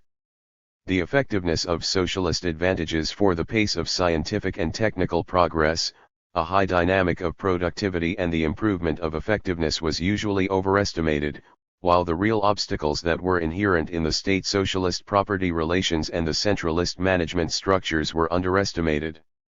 This resulted in an often unrealistic approach, as well as the strong influence of subjective ideas, particularly with regard to the possibilities and the estimated time span for catching up on scientific, technical, and economic backlogs. Another disadvantage was that the forecasts often only included the current state of the world and hardly any fundamentally new solutions. New technological and active principles discovered and described in some forecasts were usually overestimated in terms of their general application possibilities, while the material technical prerequisites that had to be created for this were underestimated. This particularly affected the general application of automated flow processes in chemistry and the chemicalization of the national economy, the comprehensive introduction of computer-aided, automated production preparation systems in order to reduce the time and effort involved in the transfer and use of research and development results for new technologies and products, as well as the increasing implementation of closed material cycles, from the extraction of raw materials to the reuse of residues in new cycles, in order to noticeably reduce the consumption of raw materials and other natural resources. The forecasting groups largely worked independently, without sufficient connection to one another. The result was that, to a large extent, insufficient attention was paid to the interconnections and mutual dependencies between the various forecasts. The forecasts were very much aimed at determining future scientific and technical trends and development processes, while the economic resources necessary to implement the forecast development were usually not sufficiently identified. This made the implementation of prognostic findings in long-term planning more difficult and in many cases prevented. The highest possible economic growth remained a determining goal in forecasting work. By using fundamentally new scientific and technical results and implementing them into new technologies and products for higher economic growth, the existing deficits compared to the Federal Republic of Germany should be made up for. System competition proved to be a growth driver par excellence. For the entire prognostic activity, there was also a mismatch between the dominant orientation towards technological and structural processes and the relatively little effort to uncover changes in people's living environment and mentality, as well as long-term tendencies in the development of new lifestyles. In the forecasts, including the forecast of economic growth factors, the close interconnections between the scientific and technical development processes and the change in production structures, consumption patterns, and institutions on the one hand, and the actions of the actors on the other hand, were insufficiently taken into account. Too little attention was paid to the fact that the future development processes and changes predicted in the forecasts take place within the framework of transformations of technological, economic, and cultural social structures that are triggered and carried out by the actions and innovations of actors. For this, the institutional conditions are again important, especially as a system of rules and mechanisms that serve to organize human interaction. In the prognostic work, possible and foreseeable global economic changes and problems of the international division of labor, which strongly influenced the long-term economic development of the GDR, were not sufficiently examined and taken into account. This particularly affected the changed conditions of energy and raw material security and the real possibilities for international cooperation in the application of new scientific and technical principle solutions with a high level of complexity and great demands on economic resources. This is where the difficulties, uncertainties, and limited opportunities to make reliable statements within the framework of national forecasts become apparent. Overall, the prognostic activity remained limited to a selected group. There was hardly any participation from the people affected by the forecast results. The possibilities of working out different alternatives within the framework of the forecasts and then disseminating them more widely to discuss openly were not used. The democratic deficits became particularly obvious in the forecasts that affected people's future lives and work, the results of which remained secret and were not allowed to be discussed democratically. In the summer of 1968, using existing forecasts, the GDR's first structural policy concept was presented to prepare the perspective plan for 1971 to 1975. On its basis, a concept of general economic development for this period was adopted in September of the same year, which was to be used as a basis for developing the plan offers from below. In the following months, however, under pressure from Ulbricht and Mittag, the economic targets for the growth of national income and economic productivity were increased significantly beyond this already very ambitious concept in order to achieve the goal of the Federal Republic of Germany by 1975 or at the latest 1977/78 to catch up with productivity. The already very high growth rates of production and productivity proposed by the Planning Commission were increased without there being any valid justification or calculations and without presenting a new accounting of production and use. The excessive targets were not achieved. This contributed to further undermining trust in the regulations of the NOS, especially those relating to the implementation of forecasts, the priority planning of structure determining tasks and the principle of retroactive accounting. Problems of structural development and tasks of planning the basic economic structural processes as well as concrete structural changes in the branches and areas also played an important role in the period after the NOS was abolished in the GDR. This also applies, albeit with certain restrictions, to the continuation of prognostic analytical work to better justify it. At the end of 1972, a work consultation to carry out prognostic work in the GDR took place in accordance with the resolutions of the 8th Party Congress of the said 21A keynote address emphasized the need to continue the forecasting work and highlighted its specific importance for the preparation of plans. They should always be closely linked to the planning processes by evaluating previous experiences in the forecasting groups. Create the basis for determining with greater certainty the actually possible and necessary steps to further implement scientific and technical progress. Where the planning tasks are prepared and carried out, a decision must also be made as to which planning problems require prognostic insights. The prognostic work should focus primarily on making visible those scientific technical development processes that would have an impact on structural development. It should also be noted that, based on existing experience, highlighting the many new scientific and technical developments could possibly arouse overly optimistic expectations and the contradictions and difficulties of their realization would be underestimated.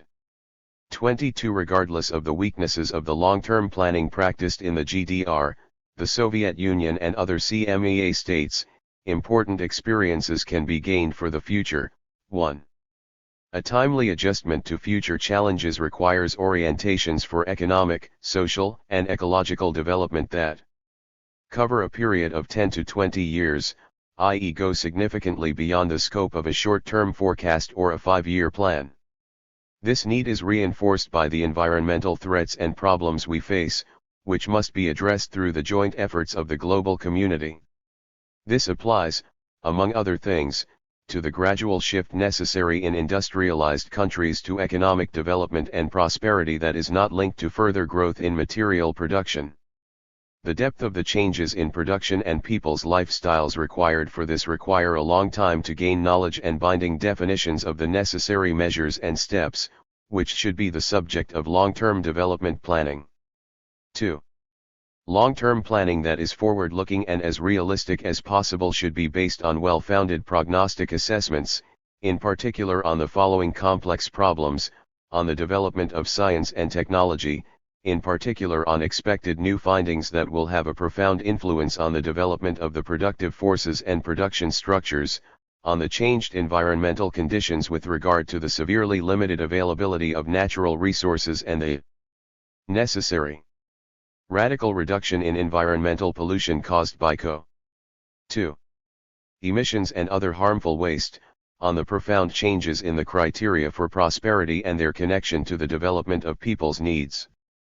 3. Such planning must be supported by a high degree of democratic participation of the population in the development and decision of the fundamental goals and implementation paths of long-term plans or concepts, as these are decisions that will largely determine people's living conditions and opportunities.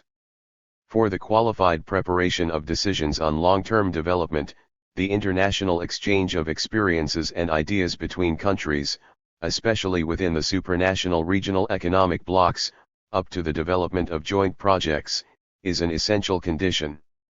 4. Planning must concentrate on fundamental, especially emerging, development problems and be freed from the burden of many individual questions. It is appropriate to focus long-term planning on the following 3 elements: development of the basic economic proportions of production and use of GDP or other aggregate economic indicators. Development of the economic and sectoral structures that are important for the future: material production, public services and services, infrastructure and regional structure, as well as development of important cross-sectional economic processes such as processes of socio-ecological restructuring, energy transition, new mobility, changed lifestyles, as well as digitalization of information and communication processes. 5. Planning requires the development, evaluation, and public discussion of alternatives/variants both to the desired goals and to the intended implementation paths. In other words, the degree of probability that economic forecasts will come true depends on the realistic assessment of the scientific and technical potential, the innovative and investment power of the economy, the development of the population's lifestyle and needs structures, as well as the development of the international position and the integration of the respective national economy into the transnational and global division of labor. It is interesting that around the same time there was some kind of long-term planning in the Federal Republic. At the Saarbrücken Party Conference of the SPD in 1970, the decision was made to set up a commission that would, in view of the Godesberg Basic Program, a long-term socio-political program has to be developed that must be concretized and quantified. With this task, a long-term social planning concept for a political party was required for the first time in the Federal Republic of Germany. This concept, known as the Orientation Framework 85, was intended to demonstrate the economic feasibility of the goals contained in the Godesberg program. A long-term commission was formed for this purpose. It was highlighted that the priorities in the use of the national product need to be changed. In particular, public investments in education, health, and social security should be increased. It is further stated, without such planning and control, the social and structural problems of the future cannot be solved. In order to achieve the goals, the 85 orientation framework predicted a real increase in the gross national product of 5% annually is considered necessary. Relatively quickly, the underlying growth rates and the planned changes in the usage patterns of the national product in favor of public investments proved to be completely illusory. The average growth rate in the 15 years 1971 to 1985, at 2.2%, did not even reach half of the planned level of 5%. Contrary to the required change in the proportions of use of the social product in favor of investments in areas of public services, the transition to neoliberal deregulation and privatization of public property took place with the opposite results. This short phase of attempting long-term planning in West Germany failed relatively quickly due to the realities of capitalist market regulation driven by the profit motive. 23. Chapter 4. Problems of macroeconomic forecasting using the example of the forecast of economic growth factors in 1970. In order to show the possibilities and limitations of economic forecasts, we want to analyze the goals of the economic forecast and the problems of its development and implementation in a specific period in a specific country. As a member of the Comecon, this economy was intertwined in various ways, especially with the countries of real socialism, but also with countries of capitalism. Taking into account the character of GDR society and its relationships with its environment is an indispensable prerequisite for assessing forecasting activity within it. It was a state socialist society with an administrative centralistic planning and management system that derived its legitimacy from the fact that the state or the leading party was the optimal and only legitimate representative of the interests of society. The NOS in the GDR, like analogous economic reforms of this time in other CMEA countries, did not fundamentally overcome this administrative centralist planning and management system, but put it into perspective, in particular through greater freedom for the economic units within the centralized planning system and a greater effectiveness of economic stimuli. A longer-term forecast, discussed publicly and across society as a basis for the plans, would have been an important building block for this. That never happened. The economic forecast remained confidential classified information to which only a narrow circle had access. The forecast was drawn up by a relatively small group of experts commissioned by the Council of Ministers. However, the monopolized planning and decision-making power was relativized by the real balance of power in society. We agree with Joseph Stiglitz that markets, the state, and civil society should have a balanced balance of power. Economic forecasts must therefore take into account the actual balance of power between the three elements and its expected changes. What did that mean for the GDR? The GDR was a centrally managed society. This meant that the state dominated. However, since societies based on central instructions and centrally managed only function if there is a certain level of approval from civil society, their development, which is not free of conflict, must be taken into account. For example, June 17, 1953, August 13, 1961, the beginning and end of the NOS or the end of the GDR in 1989/90 predictable. The civil society of the GDR was characterized by the fact that organizations of interest groups were integrated into the system of control by the party leadership. Among these, trade unions played the most important role. It was the largest organization of workers, employees, and the intelligentsia in the GDR and was firmly anchored in companies, scientific institutions, state and other public institutions. Company union managements represented the interests of workers and employees vis-a-vis company management very successfully and had a say in the latter, but were transformation belts of the party in that, like the unions as a whole, they had to enforce the party's policies and not question them. The union was consulted everywhere on planned tasks and other problems affecting the interests of the population. However, their real influence on economic policy decisions that were important for the further development of the GDR was relatively small. The CED's appeal to its claim to leadership as the vanguard of workers and farmers was also a legitimation imperative for it to enforce social rights in particular. This had to be taken into account in the planning and forecasts, although in the different stages of the GDR's existence with different framework conditions, until 1953, production and reparations had priority over consumption beyond the bare necessities. Scientific and technical progress and further development of production and consumption structures were in the foreground after the construction of the wall until 1970, better supply and satisfaction of the population's consumption needs became a priority from 1971 onwards with the unity of economic and social policy decided at the 8th Party Congress of the CED. The level and structures of consumption in the capitalist Federal Republic of Germany had an important influence on the determination of the concrete goals for this. The market or the influence of the market or the balance of supply and demand were set with varyingly wide or narrow limits in the individual phases of the GDR's existence, centralized in the reconstruction phase, especially until 1953, greater opportunities for companies as market participants in the Lower Austrian region, transfer of private and semi-state companies into state-owned companies from 1971. The reasons for this breaks in development were primarily of a political ideological nature and were therefore predictable, but the specific times when they occurred were not. The development of scenarios with different economic policy premises would not have prevented this, but it would have better prepared economic management for such turns. For future forecasts, breaks in socio-historical development should be taken into account, but this requires transparency and extensive independence of the forecast teams from partial interests.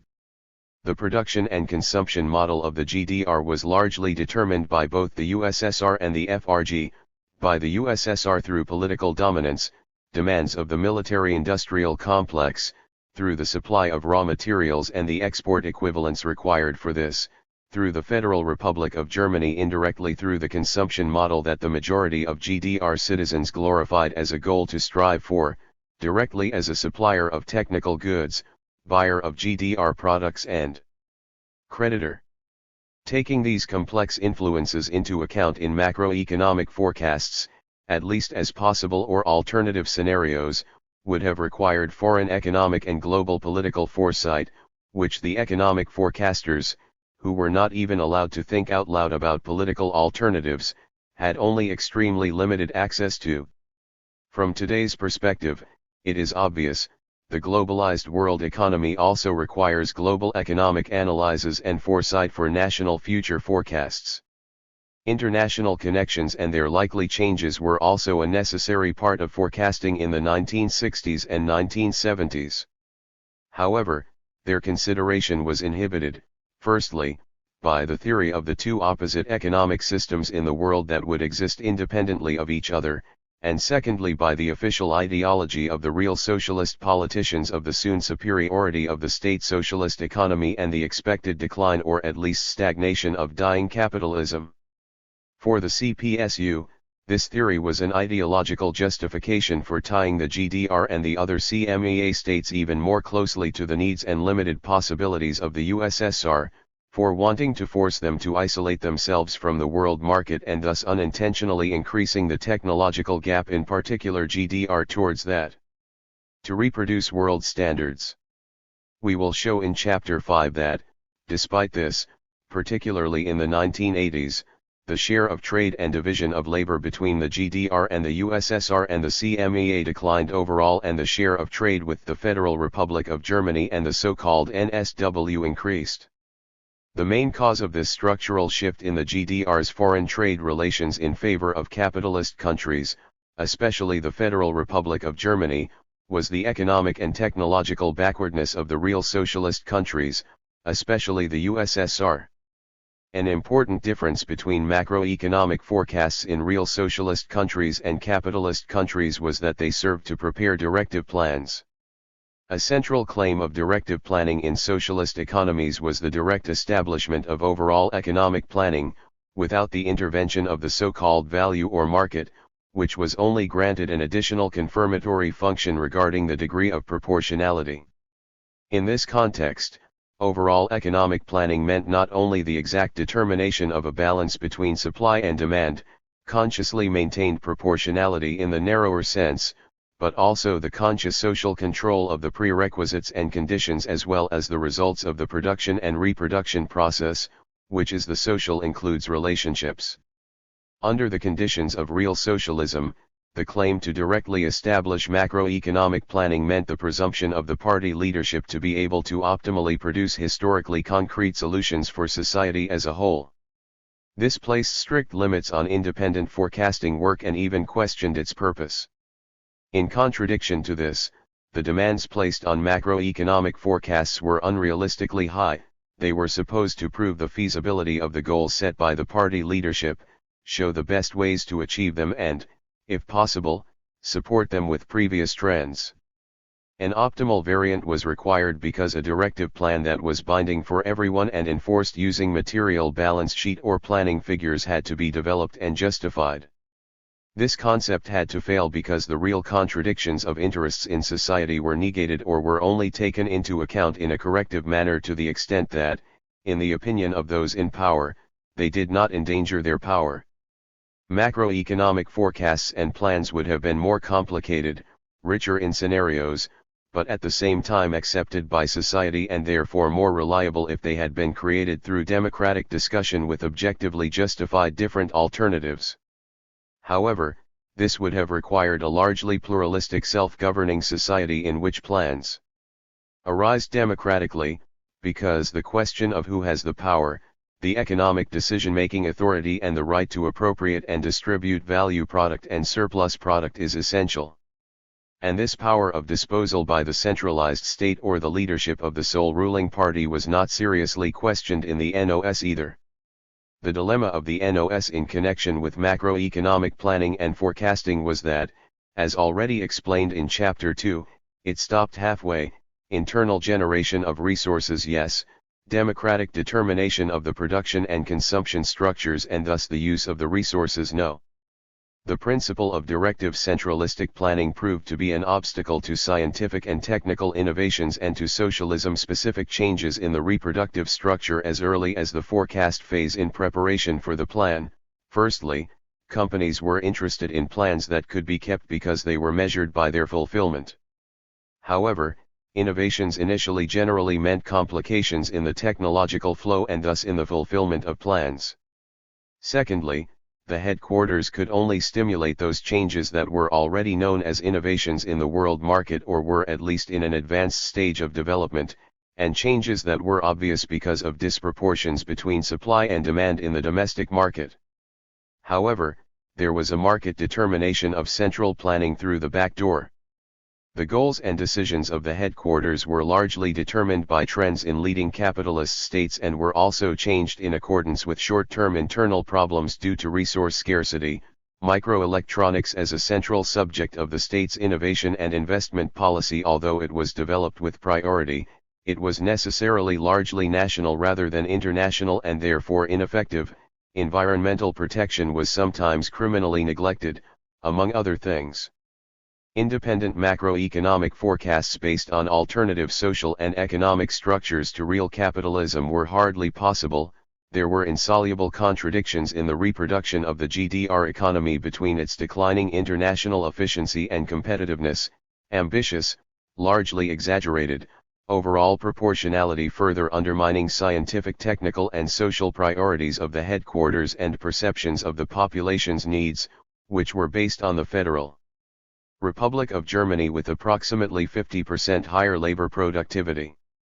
Reactions of the party and state leadership of the GDR to these contradictions were increasingly short-term and undermined the solidity and meaningfulness of longer-term forecasts in proportion to the increase in such solution types as travel restrictions, information restrictions, short-term effective measures to overcome or reduce existing deficits in the range of goods were political attempts to dampen dissatisfaction or deficiencies.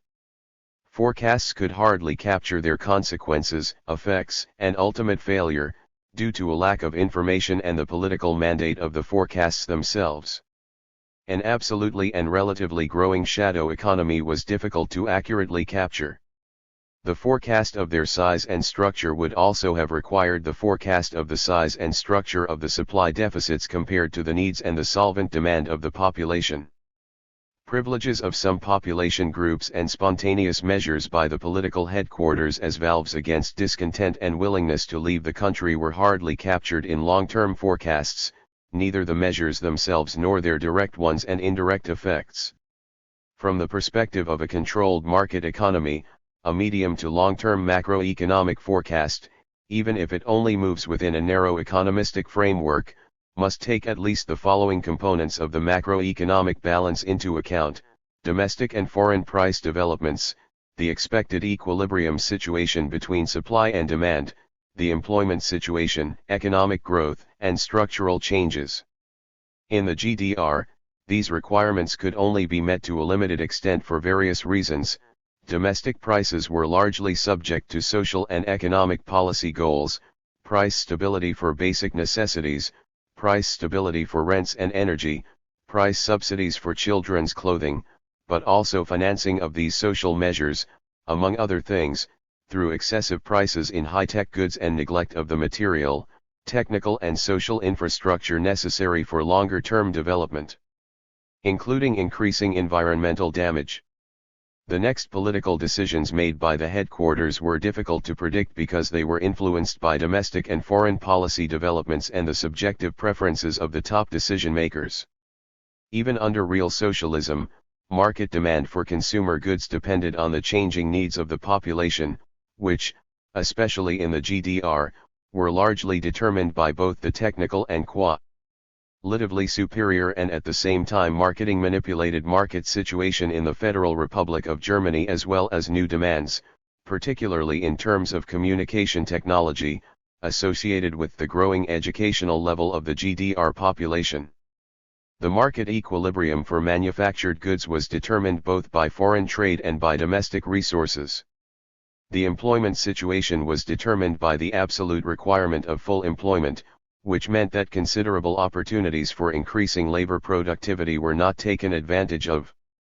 The unconditional realization of this principle, which has a positive social impact on the situation of individuals and on the stability of society, not only slowed down work motivation and rationalization options, but also made necessary structural changes in the industry and professional structure of those able to work more difficult. Given the permanent excess of solvent demand over supply, economic growth was an absolute requirement within the economic policy goals. In view of this, environmental protection was not given the necessary priority. The official economic forecasts were only able to capture these complex requirements to a limited extent and were therefore only of limited informative value. This is briefly illustrated using important problems. Forecast of the prices of the means of production. The cost development was determined domestically by the development of productivity, and in the longer term depended on the innovation and investment potential. The latter in particular depended on the prioritization of short and medium-term foreign trade, social and investment policy. Forecast of the prices of consumer goods. Forecasts prepared on official orders were not allowed to deviate from the dogma of price stability following the unity of economic and social policy decided at the Eighth Party Congress of the said. However, short-term central policy often counteracted this dogma, but without any recognizable overall concept. This made price predictions in this area almost impossible. When forecasting economic growth and confronting the goals with reality, the problem of price forecasting was put into perspective. The real growth in national income or gross domestic product was measured using the prices of a reference year. This circumvented a problem that is extremely complicated for prognostic work and has hardly been solved in practice, which consists in assessing the development of value and value structures over time. Of course, this came at a price in terms of information limitations. The longer the time dimension of the forecast, the greater the probability changes in value, but at the same time the greater the indeterminacy and uncertainty of statements made in this regard. This problem primarily concerns four complexes. Firstly, how will the predicted increase in economic labor productivity be realized? Firstly, by increasing production, and secondly by increasing the use value level of the production results, and what relationships exist between these two main effects. The forecast fundamentally assumed that economic growth would be shown on the basis of comparable prices. This means that the assumed development in use value should be recorded in the price expression. It was generally assumed that at least 20% of growth would come from increasing the level of utility value. However, the calculation basis and thus also the justification for this assumption were weak. Secondly, how will the effects of the increasing mechanization of work affect the saving of living labor and thus the reduction of the share of value allocated to the payment of living labor and, at the same time, the increase of the higher share of the value of the fixed assets and their use necessary for this mechanization, impact? Thirdly, how must the higher costs associated with the scarcity of available natural energy and raw material resources, especially relatively cheap deposits, be taken into account, both in the extraction of domestic raw materials and, in particular, in the import of energy sources and raw materials? The price development for petroleum and other raw materials since the 1970s clearly shows that there is great uncertainty when assessing future development trends. This complex also includes the necessary expenses for changing the energy, raw material, and material structures in favor of renewable energy sources and raw materials. Fourth, what consequences arise from the necessary change in environmental and especially climate policy in order to sustainably maintain both a globally fair availability of environmental resources and the natural living conditions of future generations. In order to achieve greater forecast reliability, intensive work is still necessary in all of these areas, forecasting the market balance in the internal market, means of production, centrally decided material balances, often hotly contested between departments and levels, determine the distribution of resources. Sources. Future bottlenecks, constraints, and priorities could hardly be predicted. Consumer goods. Shortages meant that the purchase structure was not identical to the demand structure. However, there were well-researched studies using sociological survey methods on the likely actual needs structure. But the central decisions derived from this were hardly predictable because they usually quickly reached limits in the provision of resources and were also made subjectively, often based on the mood of the population at short notice. Forecast of the market balance in foreign trade, CMEA.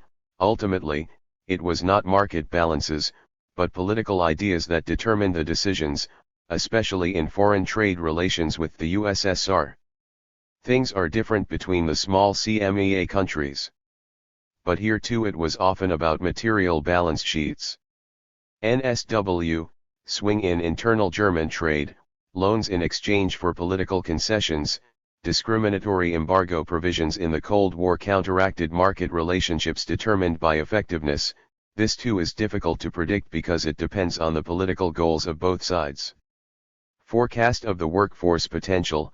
Assuming full employment, the forecast of the overall workforce potential is essentially a demographic forecast and is determined by training and further education policy for the next 10 years. However, another factor played a very important role in the GDR. The emigration of workers had a negative impact on the population size and on its quality and age structure even after the state border with the Federal Republic of Germany was closed in 1961. Economic growth forecast. This was the official long-term macroeconomic forecasts. The GDR was an economy that was catching up. The Cold War, the international division of labor and the consumptive orientation of its own population towards the standard of living in the Federal Republic of Germany forced it to catch up with the Federal Republic of Germany. They included likely structural changes in accordance with the respective level of scientific, technical, and sociological knowledge and the current political priorities. Their weak points, beyond the fundamental uncertainty of predictions of future developments, resulted from the above-mentioned problems of forecasting price developments, market equilibrium, labor potential and other factors that determine or limit economic growth, especially domestic and economic growth. Limited external raw material potential and environmental protection. An eternal lagging behind was programmed under these conditions. The NOS should overcome this dilemma. This was only partially successful and for a limited time, but it is instructive for future projects that want to go beyond the real capitalism of the present. If one now asks for generalizable experiences beyond the system boundaries with these specific features of forecasting activity, one can rely on the cross-system character of the scientific technical revolution, its demands on individuals and social conditions, but also on the fact that disparities between the achieved levels of science and technology and the state of social systems apply to both economic and social systems that existed in the 20th century. Private property presupposes the exclusion of the working people from economic decision-making, the formal character of political participation and the factual powerlessness of civic participation, are, beyond doubt. However, trade unions, for example, repeatedly and sometimes successfully try to counteract this incapacitation. As an example, reference should be made to the numerous future conferences held by IG Metall in the Federal Republic of Germany since the 1960s. However, the administrative directive management system of industrialization under state socialism did not offer an alternative, but rather became an obstacle to integration into the stream of the scientific and technical revolution. The Richter report emphasizes that in a modern socialist society it is ultimately about creative self-regulation, not about implementing what has already been prescribed. However, the assessment of forecasts within the capitalist market economy should not be based on the chimera of consumer sovereignty and the independence of exogenous scientific and technical progress, but should take into account their manipulation or selective promotion by the most powerful capital groups and their lobby in private capitalist and political marketing. 24. In addition to the specific problems and contradictions that arise in both social systems, there are also general problems across systems that influence or relativize the probability of statements in forecasts coming true. This includes deriving predictions from historical trends and their foreseeable changes. However, the quality and usefulness of forecasts are not measured by the relative correspondence between forecast and reality. Forecasts also serve as a warning, can, among other things, lead to self-fulfillment and also lead to predictions being prevented by contrary behavior.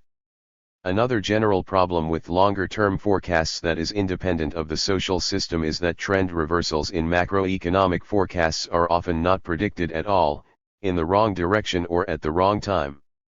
In doing so, we must repeatedly state absolutizations of supposedly new trends or reversals, which can then, whether implemented in a market economy or through central plans, cause economic disproportions. Examples are keywords such as tertiarization, post-industrialization, or financialization of the national economy, etc. Karl Marx already provided an example of this. He considered the class of manual workers to be constantly growing and to be the bearer of a future classless society. This was based on the growing division of labor observed by Adam Smith in the phase of industrial mechanization, with the result of masses of simple work. In contrast, the scientific and technical revolution is leading to more complex work content and higher qualification requirements in more and more sectors, as well as to increasing social differentiation of the working class. Economic forecasts are largely made up of extrapolated past data and usually fail due to the pro-ante determination of structural breaks and qualitative changes. In our opinion, this also applies across systems. Our own experience from forecasting work in the GDR in the 1960s and 1970s confirms this. Different linear and nonlinear regression equations can result in equally high correlations between the explanatory and the derived variables for a past period and still lead to extremely different predictions when extrapolated into the future lead. It all then depends on the forecast of the development of the explanatory variables in the future and the future multiple dependency. Using the example of the forecast of economic growth factors 1970 105. 106. ITY of the target variable depends on them. Who decides that? Scientific analysis? Different interest groups with different goals and different influences in society, such as Greenpeace or the nuclear lobby. Which arguments will prevail in the future? Politicians have a tendency to use the regression equations as the basis for their decisions as forecasts into the future that come closest to their, often exaggerated, expectations, instead of encouraging further research. In addition, ruling politicians focus on short-term, burning problems that could immediately threaten their power. Eugen Ruga points out that there is also an objective reason for the neglect of serious problems in the future. The problem is that the catastrophes that could be our downfall are only gradually approaching: climate change, temperature changes. But humanity only learns from real, drastic catastrophes. Fukushima led to the so-called climate change in Germany. Let's see how thorough. It is precisely these drastic catastrophes that forecasts have to warn about. However, since the specific time at which these events will occur cannot be predicted, futurologists are usually not taken seriously by short-term thinking politicians and entrepreneurs. Another problem that appears to be typical of the market capitalist system, but which also applied within real socialism, is the following: the focus in macroeconomic forecasts on the gross national product or the national income produced, or narrow economic reference points or goals without sufficient consideration of the external costs and the consequences for society as a whole narrow the view of many officially ordered economic forecasts. This can be seen, for example, in the role of welfare in many economic forecasts: quality of life, life expectancy, access to wholesome food, health and sanitation facilities, school education, civil liberties, the extent of citizens' participation in decision-making processes, the level and distribution of income and wealth should be merged into forecasts. To what extent did and does this happen? In contrast to the extensive discussion of these problems, the realities are sobering. In the real socialist society, forecasting, planning and accounting of economic development concentrated predominantly on the key figures national income and economic end product, which focused on the results and expenditures of the production of material goods and services. It was only in the 1980s that the efforts of European CMEA countries to include non-productive services in the balance sheets of overall economic performance increased. In capitalist market economies, the gross national product is the central benchmark. It essentially only includes price-valued goods and services and is unsuitable as an indicator of prosperity. For decades, efforts have been increasing to overcome the one-sidedness in various directions, measuring prosperity, incorporating ecological factors, social indicators such as life expectancy, the Gini coefficient, green GNP, etc. Nico Peach gives 5 reasons why further increases in the gross domestic product no longer represent a realistic option. Firstly, growth is likely to fail due to resource shortages. Secondly, it does not reduce distributional disparities per se. Thirdly, once a certain level of prosperity has been reached, it does not ensure any further increases in happiness. And fourthly, it is at least indirectly the cause of the financial crises that have become uncontrollable. Fifth, economic growth can never be achieved without ecological damage. Economic forecasts in both economic and social systems of the 20th century were subordinated to the goal of economic growth.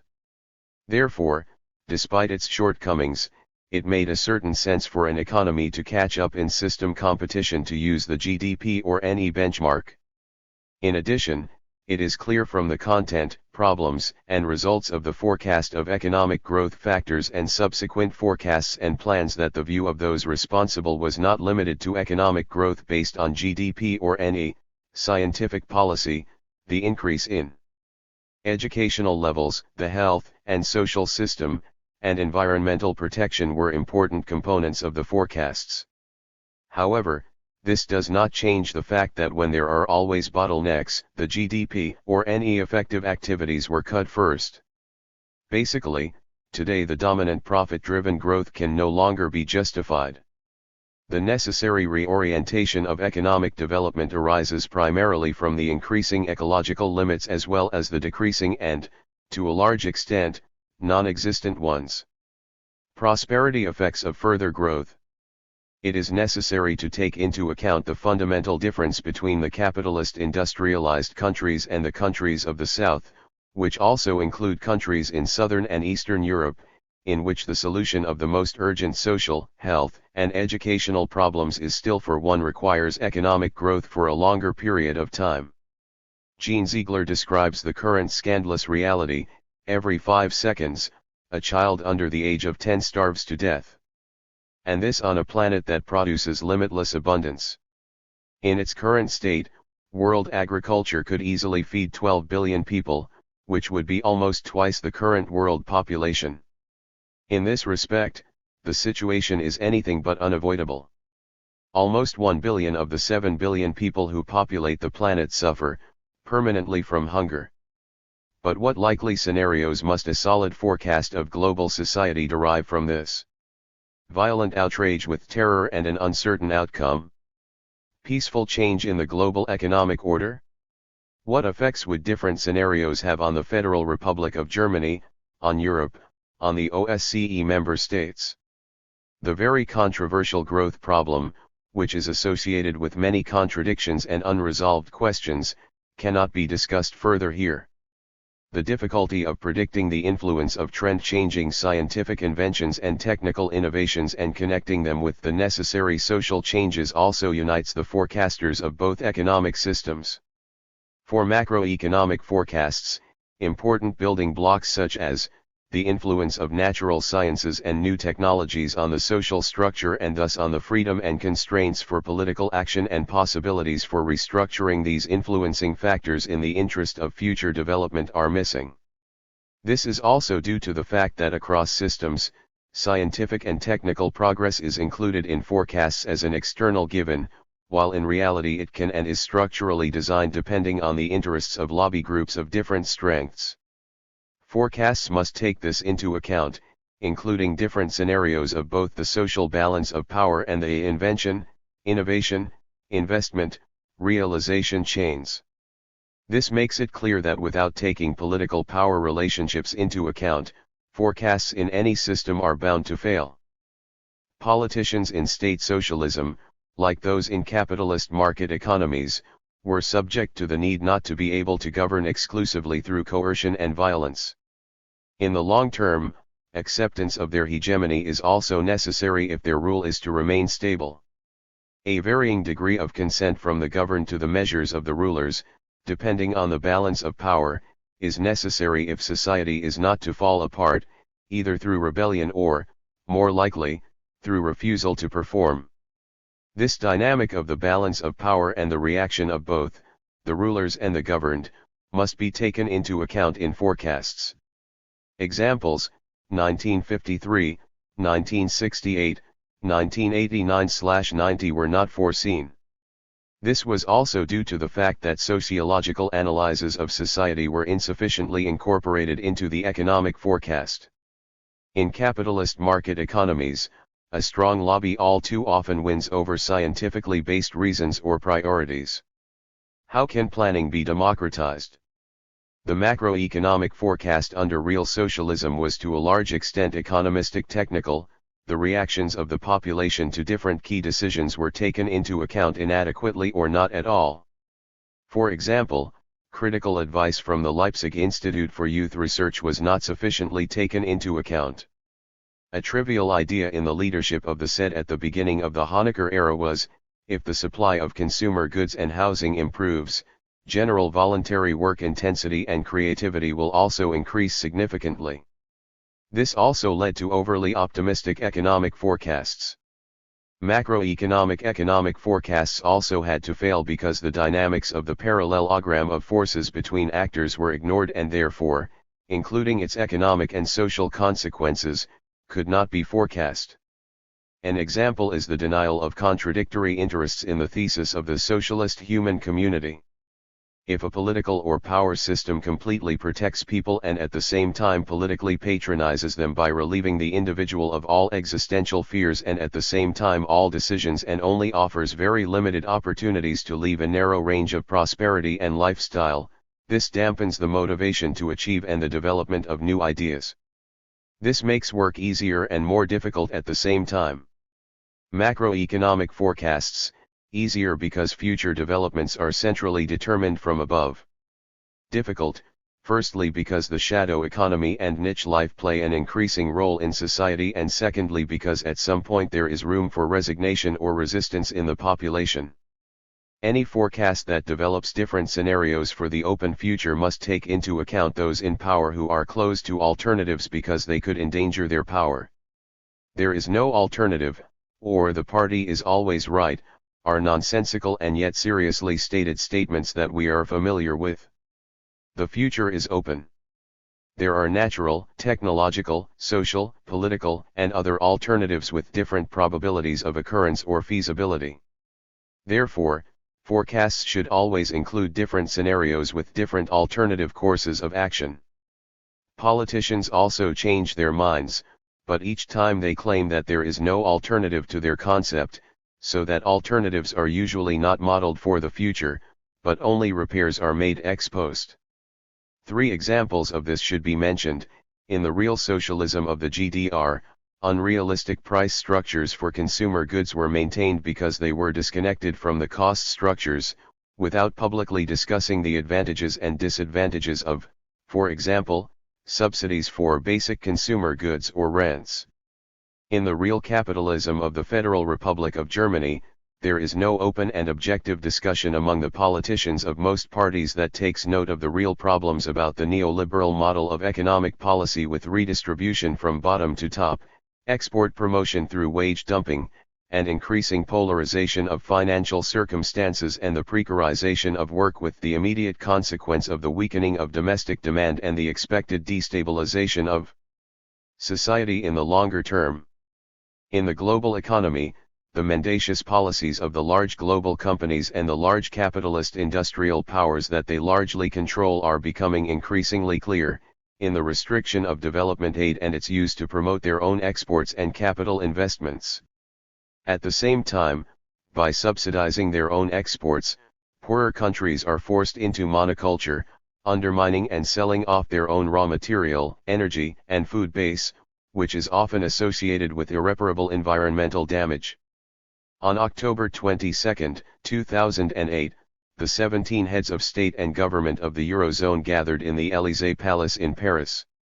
Angela Merkel and Nicolas Sarkozy then explained to the journalists, "We have just released €1,700 billion to boost interbank credit and to raise the bank's equity ratio from 3 to 5%. Before the end of 2008, the Eurozone's aid money for emergency food aid fell by almost half. The normal budget of the United Nations World Food Programme was around $6 billion. In 2009 it fell to $3.2 billion. The WEP was forced to stop school meals in many countries, including Bangladesh. No alternatives? Scenarios with the consequences of alternative decisions are necessary. In this way, forecasts could at least contribute to democratic discussions. Whether predicted scenarios have a chance of being realized is decided by flows of money and resources, and the direction of the latter is determined by the power structures in politics and on the markets.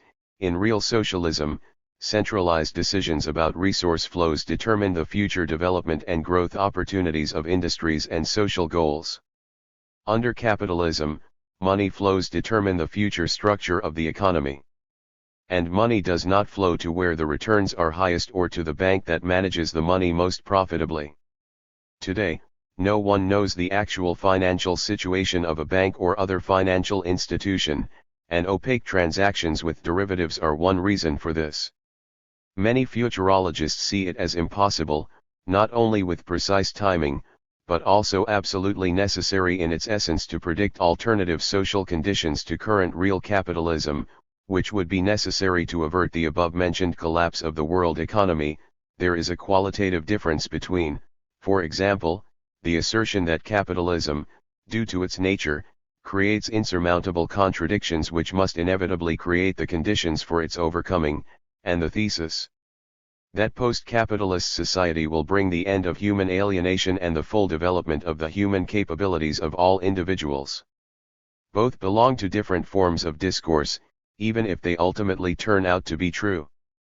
This results in a further dilemma for forecasts, the analytically plausible finiteness, even the collapse, of a system. There is still no answer to the nature and structure of his successor, so no clear prognosis. According to Eric Hobsbawm, a completely new situation for social forecasts, especially Marxist ones, emerged in the second half of the 20th century. The old certainties, or the competing versions of these certainties, about the future of capitalism, about the social and political forces that might be expected to effect the transition to a new social system, the nature of the socialism that was to emerge, and the character and prospects of the societies that claim to have already achieved these changes, all of these certainties, simply no longer existed. Therefore, democratic alternatives to really existing capitalism must be completely rethought, alternatively also to really existing socialism. Ultimately, however, Marx was to experience a rather unexpected return to a world in which capitalism was reminded that its future was challenged not by the threat of social revolution, but solely by the nature of its unhindered global operations. Political power fundamentally represents a barrier between social forecasts and practical steps derived from them. Social forecasts should contain necessary and sufficient conditions for their occurrence and failure. A crucial condition is the analysis and recognition of the different interests of the active forces and the power structures between them. For the realization of necessary or desirable conclusions from social forecasts, the direct rejection of the proposals by those in power is often less dangerous than the apparently honest acceptance of the proposals through a flexible conservative behavior by politicians and business bosses. This applies to both economic systems of the 20th century. Nevertheless, through such an appropriation of alternative concepts by conservative rulers, positive things can be achieved within the existing economic system. Examples include stricter ecological requirements, reduction of dumping wages, better working conditions, etc. Another problem is the not uncommon simultaneity of short-term incorrect forecasts and long-term correct social forecasts. An example can be found, among others, in Marx and Engels, but it is of little consolation when it comes to short and medium-term incorrect forecasts. What is crucial, is that the world changed by capitalism, which he described in 1848, is unmistakably the world in which we have 150 years. Live later. There was simply no sufficient basis for the conviction expressed in the manifesto that the time for the overthrow of capitalism was imminent. On the contrary, as we now know, capitalism was then on the eve of the first era of its triumphant global advance. Marx and Engels did not describe the world as capitalism had already reshaped it in 1848, but rather prophesied how it would have to be reshaped by it according to its own laws. Conclusion: recognizing the laws of a society's development helps in the long-term forecast of their fate, but little to hardly in informing the actors about the short to medium-term development. However, they need the latter as a basis in terms of their interests and for their rational actions. But in contrast to Marx and Engels, the economic forecasts in both centralist-run societies and neoliberal-fogged capitalist societies only accurately reflected longer-term trends to a very limited extent. In short, it was not the manifesto's prediction of the central role of political movements based on the working class that was wrong. What was wrong was the assertion, of all the classes that face the bourgeoisie today, only the proletariat is truly revolutionary. Class whose inevitable fate, according to Marx and Engels, should be to overthrow the bourgeoisie, its downfall and the victory of the proletariat are equally inevitable. Marx's idea of a proletariat that is his essence is to liberate humanity and to end class society by overthrowing capitalism, expresses a hope that he read into his analysis of capitalism, but is not a conclusion that this analysis necessarily suggests. Forecasts are intended to both predict reality and provide warnings of impending problems and thus virtually prevent their fulfillment. Important phenomena on the path from forecasts to reality are: forecasts can lead to self-fulfilling, i.e. the occurrence of what was predicted only because it was predicted that way. Well-known examples are price forecasts. Because falling prices of certain products are predicted, sales offers increase and the propensity to buy decreases.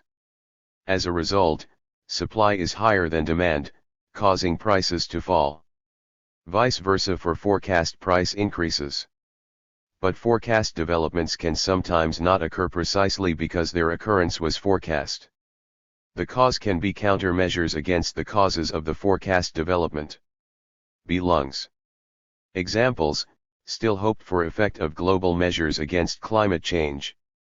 But also social measures taken by rulers to combat social unrest, such as Bismarck's social laws at the end of the 19th century.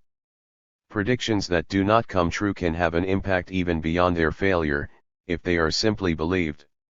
Gene Ziegler gives the following example: even though the data shows the opposite, Americans still believe in the myth of equal opportunity. Even as a myth, the belief that everyone gets a fair chance had its benefits. It motivated people to work hard. If forecasts are not believed, they have no effect or have a negative effect, like the repeated promises of party leaders in socialist countries. Soon we will catch up with and overtake the leading capitalist countries in terms of productivity and living standards. Finally, based on our own experience, we should also point out the fundamental dangers of long-term forecasts. 1. A common mistake is to take short-term fluctuations as the beginning of long-term trends, or to simply extend long-term trends into the future. 2. There is a danger of raising hopes where warnings would have been necessary. 3. It is often insufficiently taken into account that the effects of economic policy also had to be taken into account in one's own forecast. The relationship between forecast and political action, i.e. recursive and, in this way overwhelmed the large-scale econometric models. 4. Overall, a pronounced tendency to predict a more favorable development than the one statistically recorded in retrospect came into play. 5. The sarcastic remark by Charles C. Roberts from 1981, who worked in empirical economic research for many years and whom Shanetsky quotes in his 2007 study as saying, "You failed in your forecast because they failed in the analysis." Excursus. The existing systems of national accounting, possibilities and limits of their informative value. In order to be able to better classify the content and results of the forecast of economic growth factors from 1970 presented and critically evaluated in the following Chapter 5 in the period and in a national comparison, here is a brief outline of the national accounting systems MPS used at that time and afterwards, and SNA were added, especially in view of the limited informative value of the central evaluation indicators national income or gross domestic product and gross national product. The size, effectiveness, and growth of the national economy in the centrally managed real socialist countries were measured by the national income or the final economic product through the system of material production they applied. The latter reflected only the net output of the so-called material areas, measured in prices. The forecast of the economic growth factors was methodologically tied to this, but, as can be seen in Chapter 5, it also tried to conceptualize and evaluate the development of so-called non-material areas. At the same time, the limitation of national accounting in the GDR and other CMEA countries to the so-called material areas was gradually softened both in economic research and in practical statistics and the analysis, forecasts, and planning based on them, as we will show in this excursus. The majority of countries were and are based on a capitalist market economy and use the system of national accounts, which was developed and recommended for use by the United Nations. The SNA represents flows of goods, income, and financing, and variables derived from them, such as value creation, disposable income, savings, etc. This information about economic processes is provided by inventory data, in particular about physical and financial assets, added. The results are generally expressed in monetary units. For analyses and forecasts from the perspective of setting goals or evaluating economies aimed at prosperity and social ecological restructuring, both overall accounting systems have glaring weaknesses. The MPS. The system only includes the results of socially organized activity. Voluntary activities and work in households are not taken into account. Only material products and services are taken into account, i.e. those from industry, agriculture and forestry, construction, transport and communications, internal trade, and other producing areas. Areas that are socially and economically crucial and increasingly important for scientific, technical, and social progress are recorded as consumers and not as service providers or sources of the national income produced: education, science and research, healthcare. Economic progress was measured based on one's own initial level rather than on international and domestic requirements.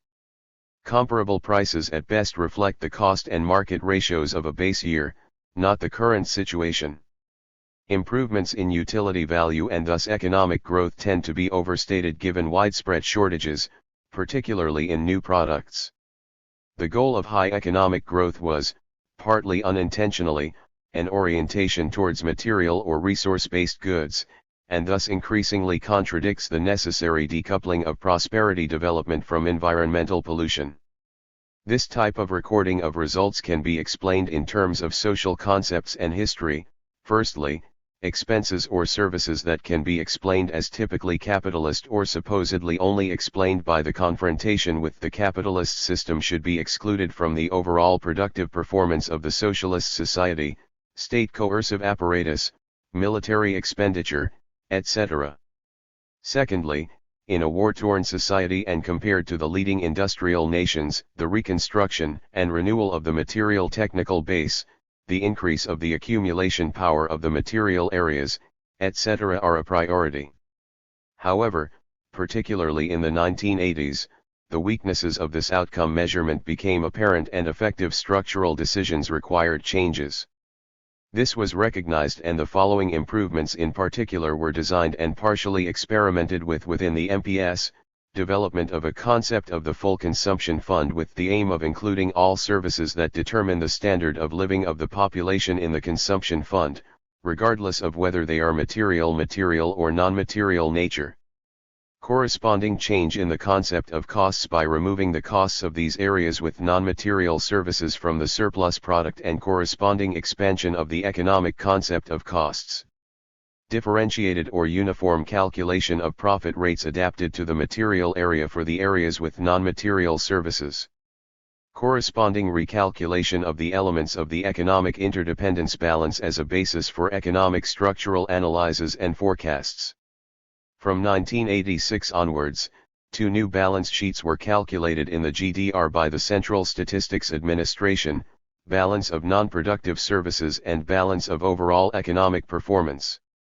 A proposal was discussed to supplement objective performance data with so-called satisfaction studies, i.e. data on the subjective appreciation of various cultural social services by the population or individual population groups.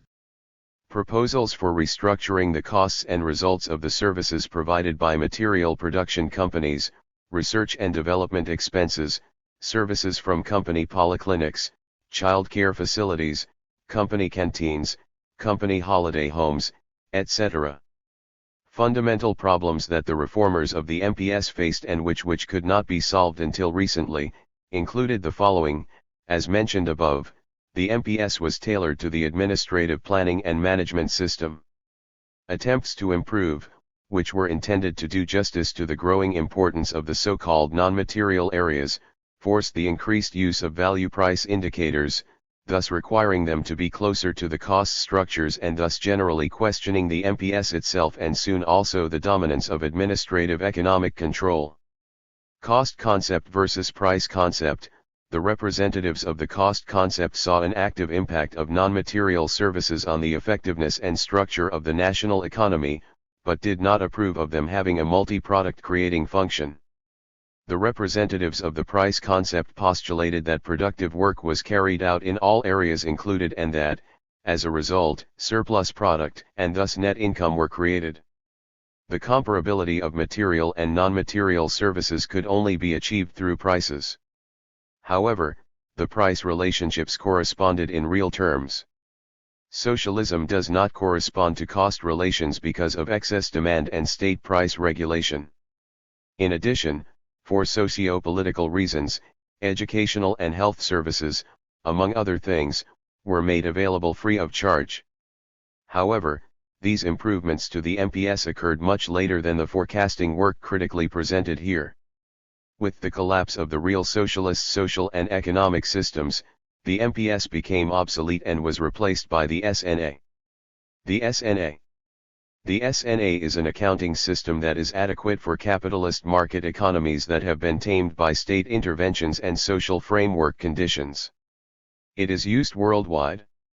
The SNA is intended to map the overall economic performance and enable the analysis of the cycle in the economic reproduction process. The valuation measures are market prices. We are constantly working on expanding it to suit different interest groups. In particular, the critics are concerned with the following problems. VGR fundamentally measures all expenses and results in value terms. This largely excludes services that do not appear on the market. On the other hand, activities that damage the environment, for example, are viewed positively if they realize a market price. Development of an index of sustainable economic welfare that attempts to correct GDP for the following factors of overall prosperity: income distribution, unpaid house and family work, public spending on healthcare and education, air costs and general environmental pollution, the decline of natural resources, global warming. A more comprehensive welfare index should therefore be the central benchmark for future economic forecasts that want to support an efficient, ecological economic policy aimed at the welfare of as many social classes as possible. Diefenbacher suggests, for example, a national welfare index with the components compiled on the following page. Supplementing the GNP with social indicators, objective living conditions such as housing, nutrition, healthcare, and subjective satisfaction. Important indicators are life expectancy, infant mortality, illiteracy rate, poverty rate, etc. Growing popularity and controversial discussions can be observed around the so-called happiness economy. Connections between its psychological and economic aspects are still in their infancy. When methodologically criticizing the future statements of economic forecasts in the 1960s and 1970s in both social systems that existed at the time, we must, however, note that significant methodological improvements were only made later. 25. The theoretical background to the discussion about the comprehensive accounting systems was the view of the nature of productive work and its components of the National Welfare Index according to Diefenbacher. 1. Index of income distribution. 2. Weighted private consumption plus. 3. Value of housework plus. 4. Value of volunteer work plus. 5. Public spending on health and education plus.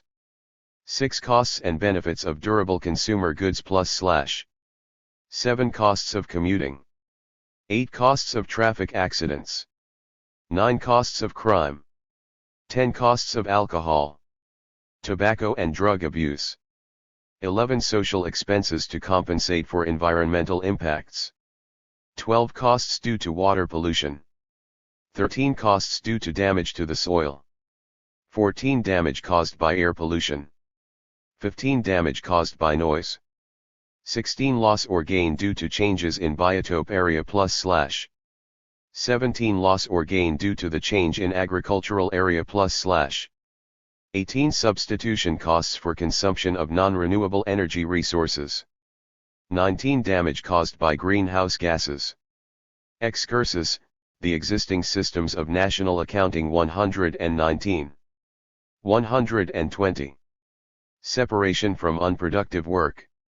This problem played an essential role in the political economic discussion throughout the entire period of the existence of real socialism and was also noted beyond the borders of real socialist countries and was systematically presented, for example, by Christian Meyer.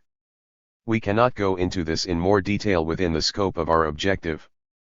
However, we agree with him when he concludes at the end of his book, especially the current economic, ecological, and social connections of a developed industrial society, cannot be aggregated in an economic accounting system that is based on the distinction between productive and unproductive work. The following hopeful expectation he expressed for a change in the national accounts in a socio-ecological direction was, however, disappointed, like ours, until the end of state socialism. To what extent the new qualitative indicators brought into the discussion, which de facto it remains to be seen whether the distinction between producing and non-producing areas will become relevant to action. Chapter 5. Objectives of Economic Forecasting. Growth Factors until 1990, and Reality. Forecasts are never made without assumptions. The most important requirements are, 26 previous trends and the likelihood of their continuation or change in the future. Possible scenarios of future economic policy and the probability of their realization. For the forecast, actual analysis of the forecast of economic growth factors from 1970 to 1990, this means above all, national growth, measured by gross domestic product or national income in the Comecon countries, was an unquestioned criterion for success. This is what the title Growth Factors already implies. From today's perspective, that sounds antiquated. Welser/Wiegand write, as if further evidence were needed for the superiority of faith over reason, almost all members of the political and economic elite are still propagating growth today. For the economic forecast of the RGW at that time, the focus on economic growth was certainly justified for countries and especially the GDR. For the GDR it was not just about high economic growth, but at the same time about catching up with and overtaking the economic level of the Federal Republic of Germany. In tension with this, however, there were two boundary lines for the economic, scientific, and technological policy of the GDR. Firstly, the priority of the division of labor in the CMEA and thus the alignment of the production structure according to the needs of the Soviet Union, and secondly, the technological boycott, particularly by the USA and the Germany. Ecological limits and their growing importance have already been discussed, but are considered to be surmountable, especially through scientific and technical progress and the extensive results that can be achieved as a result. Decoupling economic and prosperity growth from the use of natural resources. This corresponded to the contemporary assessment of the characteristics of the emerging scientific and technological revolution in the last third of the 20th century, in contrast to the raw material-based industrial revolution of the 19th and early 20th centuries. However, there is currently no economic growth without growth in resources. We therefore agree with Welser that the principle of the growth economy is based on the idea that resources are infinitely available. In the GDR, from 1968 to 1970, under the leadership of the State Planning Commission and with the involvement of experts from science and practice, a prognostic assessment of economic development over 20 years was carried out on behalf of the Council of Ministers, and using a series of detailed forecasts under the title Forecast of Economic Growth Factors was developed. The intentions and content of this forecast are still interesting today from several aspects. The preparation of the forecast of economic growth factors was carried out in accordance with the economic policy intentions of the guidelines of the new economic system, or the economic system of socialism, adopted in 1963. The conviction that top achievements in natural sciences and technology form the basis for achieving the goal of exceeding the consumption level of the Federal Republic of Germany by overtaking West Germany in the productivity and effectiveness of the national economy. At the same time, there was a belief that innovations could not only master nature, but also overtake advanced capitalist countries without having to catch up with them on their development paths. The basis for this should be skipping certain technological development stages. When assessing the feasibility of the PWF, it should also not be neglected that the majority of the GDR population and a not uninfluential part of the political leadership did not support a concept of an independent socialist development path, but rather adopted the Federal Republic of Germany's economic structure as a model. Such an alternative concept was never developed by politics and science in the GDR.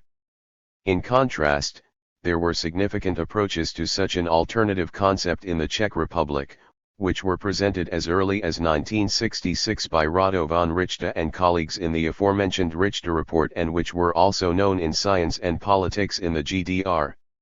However, in contrast to the political concept of the NOS, the economic policy in the GDR after the Eighth Party Congress of the SED in 1971 was characterized by the goal of rapid consumer improvements and, probably even more serious, through a move away from greater personal responsibility of all economic entities towards tighter centralism and more comprehensive material planning accounting. This conservative regression occurred not least due to pressure from the USSR. The party leadership under Honecker harbored the hope or illusionary expectation that through improved consumption, the population would be able to achieve greater agreement with the party leadership's policies and thus achieve greater work motivation and discipline and creativity. The forecast period from 1980 at the latest was characterized by the failure of this concept and growing problems: scientific and technical backwardness, foreign debt, supply problems, neglect, and decline of parts of the infrastructure. After just 10 years, the deviations from the forecast made in 1970 were so serious that a new long-term concept became necessary. In the first half of 1979, the SPK management discussed the template-selected problems of the long-term development of the most important proportions of the GDR economy and steps to increase the performance of industry, agriculture, construction, and transport in the period up to 1990-95. The template contains significant corrections to the goals set in the PWF 1970, but no fundamental change to the economic and growth strategy from 1971 described above. A forecast/actual comparison for both 1971 to 1980 and 1981 to 1990 is interesting because it reflects the effects of economic policy cuts within the same economic order on economic growth. On the other hand, this comparison is problematic because the economic goals and means assumed in the forecast work did not correspond to those actually aimed for from 1971 onwards. The party and state leadership and planners in the GDR were faced with the following multidimensional dilemma in the 1970s and 80s.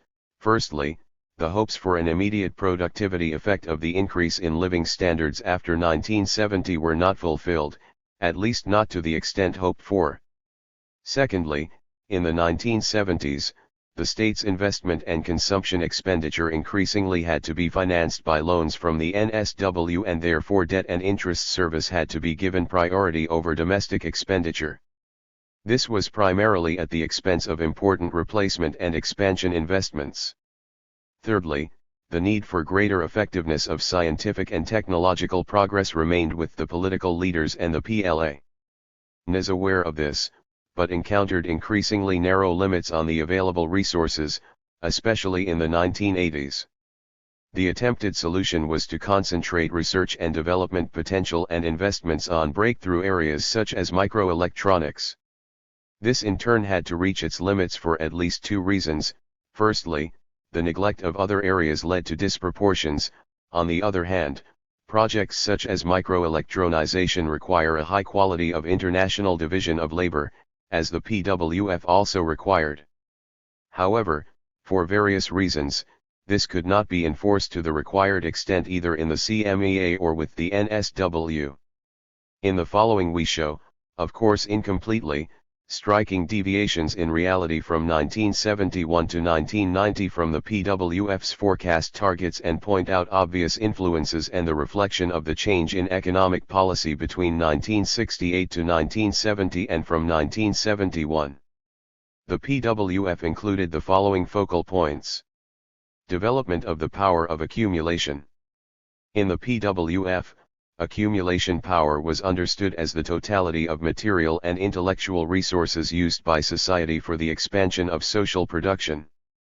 Determined by the size of the means that can be used for the expanded reproduction of the objective and subjective elements of the productive forces, their scientific, technical and economic level as well as their effective deployment and rational use. The elements of accumulation in this broad sense include, above all, the expansion investments in material production, the total investments in the areas of non-material production, the expansion of productive stocks, the expenditure on research and education. The PWF envisaged that this somewhat heterogeneous and not easily quantifiable accumulation power, called the accumulation fund in its quantifiable components, from 24.5 billion M in 1970 to 55 to 57 billion M in 1980 to 125 billion M in 1990. Therefore, the rate of accumulation or the part of national income used as expansion investments and increases in stocks in the areas of material production and as total investment in the areas of non-material production should be increased from 22% of the national income used in 1970 to 29% in 1980 to 35% in 1990. From today's perspective, this is a typical approach for a catching-up economy to catch up with economically leading countries by limiting consumption and prioritizing accumulation. This objective was imperative if the GDR and the Comecon countries as a whole were to be economically vis-a-vis the Cold War. NATO states and the GDR compared to the FRG, and in particular the idealized image of the FRG in the minds of the majority of the GDR population. This also corresponded to the PWF's target of reducing the share of the product for itself in national income from 45% in 1970 to 33% in 1990 and correspondingly increasing the share of surplus product from 55% in 1970 to 67% in 1990. However, the fundamental difference of this concept of the PWF or the NOS on which it is based compared to earlier concepts of catching up or original accumulation, such as in Soviet Russia in the 20s and 30s of the 20th century, was that this was done with such a dynamic of the economy and the should be linked to scientific and technical development, which would make it possible to achieve a constant increase in the standard of living instead of reducing it. The PWF stipulated that from 1970 to 1980 the annual average consumption growth per capita of the population should be 4.6% and between 1980 and 1990 even 5%. The critical point at which these goals failed was the unattainable design dynamism of the GDR economy as a whole because it was linked to exaggerated expectations of possible growth. The most important reasons for this were, continued insufficient incentives for companies and employees to perform, the USSR setting priorities for GDR exports in accordance with their requirements, which also created obstacles to the expansion of intensive decentralized division of labor between powerful smaller CMEA countries in selected areas as well as boycotts and disruptive measures by the capitalist industrial countries. As Table 1 shows, the real development from 1970 to 1990 deviated significantly from that conceived in the PWF, caused by the two already mentioned and mutually dependent factors, unrealistic, exaggerated overall goals and changed economic policy priorities from 1971 onwards. As striking facts of a forecasting, actual comparisons can therefore already be determined at a macroeconomic level. The designed macroeconomic growth and effectiveness targets were almost all undercut. An exception was consumption from 1971 to 1980, reflecting the change in policy from 1971 onwards. The associated drastic reduction in investments towards the PWF exacerbated the foreign trade and innovation problems, particularly in the 1980s. However, by 1989 the PWF's consumption targets were also significantly undercut. The national income produced was 177.5 billion in 1980 and in 1989 almost 274 billion. The national income used domestically was 177.5 billion in 1980 and in 1989 about 261 billion. A major cause of the gap between national income produced and usable domestically was the compulsion to actually export almost all products and services that could be sold in the non-socialist economic area there, without taking their export profitability into account, in order to limit foreign debt maintain solvency. In the 1980s, on average, goods with a domestic price of 4.40 GDR marks had to be used to earn 1 DM. The failure to achieve the predicted target in the growth of national income was reflected completely to the detriment of accumulation, i.e. to the detriment of the future. The share of accumulation in used national income fell from 24 to 20% between 1970 and 1990, instead of rising to 35% as planned. This happened largely at the expense of the modernization of the material technical base and investments, although in the 1980s the conceived consumerism. Table 1, Forecast and actual figures for national income and its most important types of use *.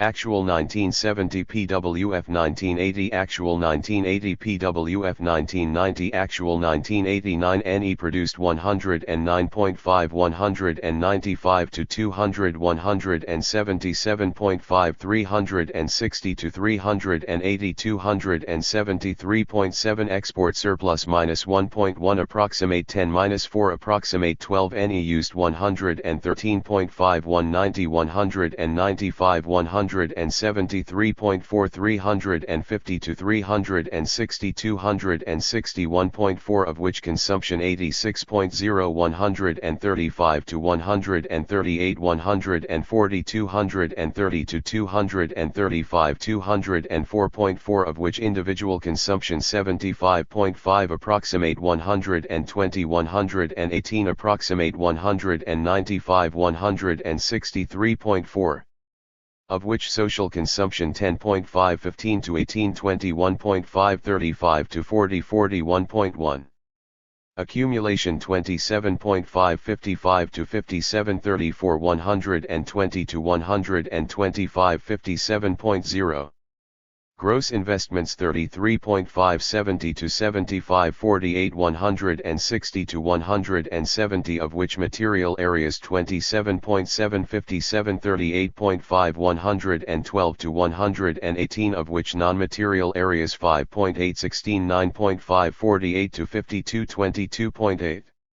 On goals were no longer achieved.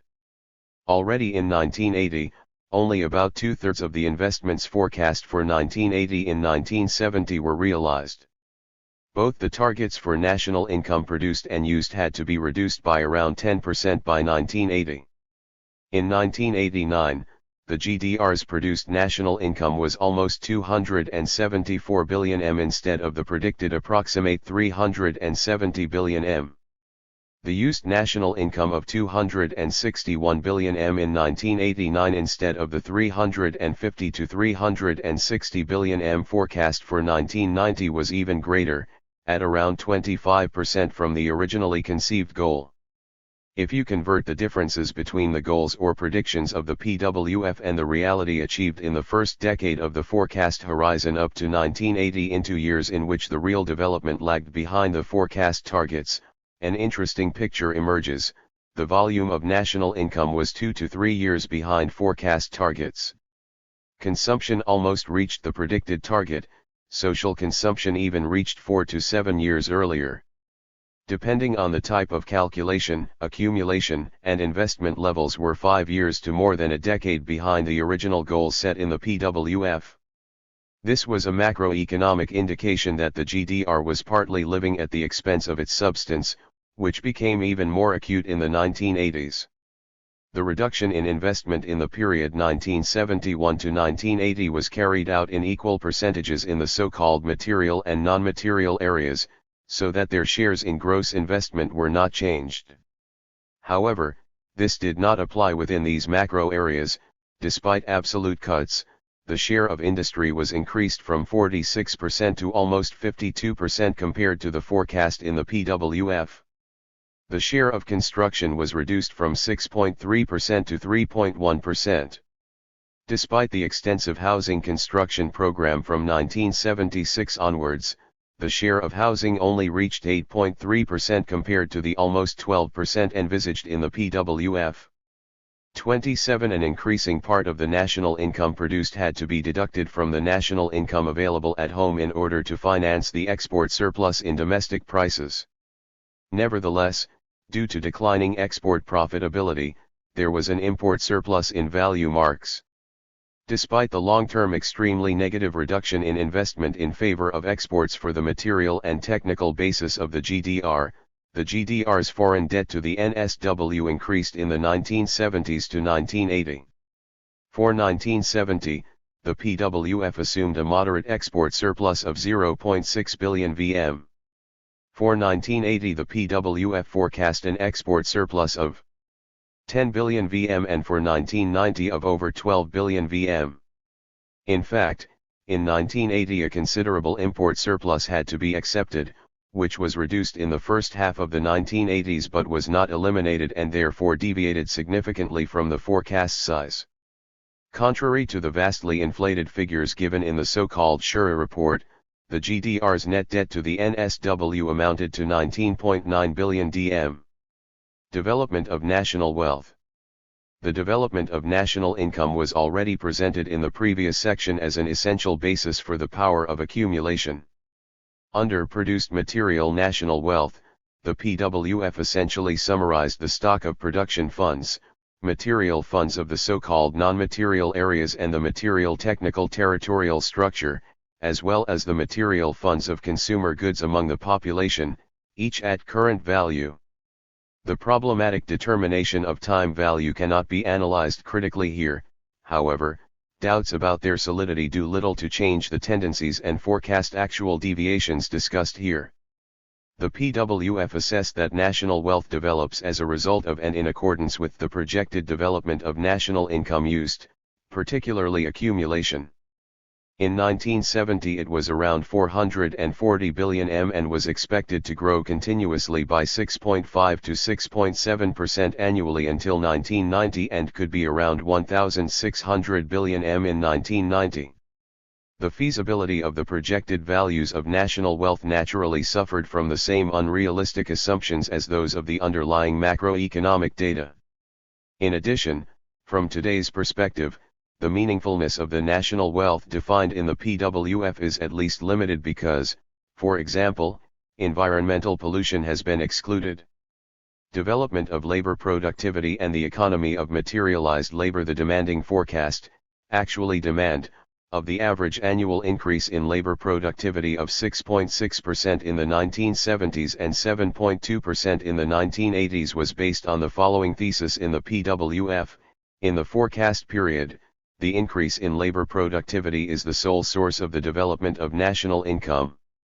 The increase in labor productivity must include both the predicted decrease in employees in the area of material production, the expected increase in the proportion of part-time employees, the increase in downtime for adult qualifications, and the predicted decline in nominal working hours, including the increase in vacation, overcompensate. The PWF saw the main factors that should bring about the realization of this ambitious goal of increasing labor productivity the following: increasing the use value of products and the proportion of products that correspond to the highest scientific and technical standards, products with the quality mark Q, increasing the productive accumulation and investments as a whole, increasing the share of equipment in the basic fund, increasing the effectiveness in non-material area, securing raw material and material requirements, economical use of materials and new materials, system automation and complex automation, higher utilization of modern technology, automatic information processing systems, rationalization in R/D and project planning, rationalization in planning and management, rationalization of sales and the finance, change in the production structure primarily due to the following factors: economic integration of the CMEA countries, change in the share of the areas in goods production and exports in favor of increasing shares of electrical engineering/electronics, mechanical engineering, and chemistry, increase in the share of production in efficient combines, change the structure of the workforce by economic sector, increasing the share of the service sector. In summary, in our opinion, it can be said, as it turned out in retrospect, the goals for increasing labor productivity could not be achieved. This had several reasons. The objective was influenced both by overly optimistic assessments of the efficiency potential of the components of the scientific and technical revolution, as well as by the underestimation of the brakes on growth, which came from both economic and ideological psychological influences, particularly from the Federal Republic of Germany about the ties with the USSR. Labor productivity grew by an average of 4.5% per year from 1971 to 1980 instead of the forecast 6.6%. This was partially offset by higher growth in the number of employees. The labor productivity, as is well known, VD reflects the relationship between production results and living labor. The development of the economy of materialized labor was measured in the PWF by the basic fund ratio, by the material intensity, and by the investment coefficient. These indicators of the economy of materialized labor were predicted in the PWF as follows: basic fund quota, as a result of factors that had both a positive and a decreasing effect on the basic fund quota, an overall increase in the basic fund quota of 386 m was achieved in 1970, 392 to 400 m adopted in 1980 to 400 to 415 m in 1990.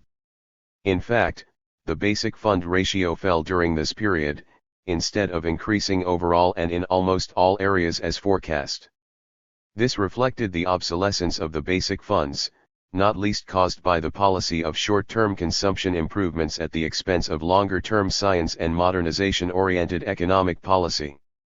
Under these conditions, top performance in selected areas was paid for by consuming substances or falling behind in other areas. By 1989 there was a 10 percentage point higher wear and tear on the capital stock compared to other countries.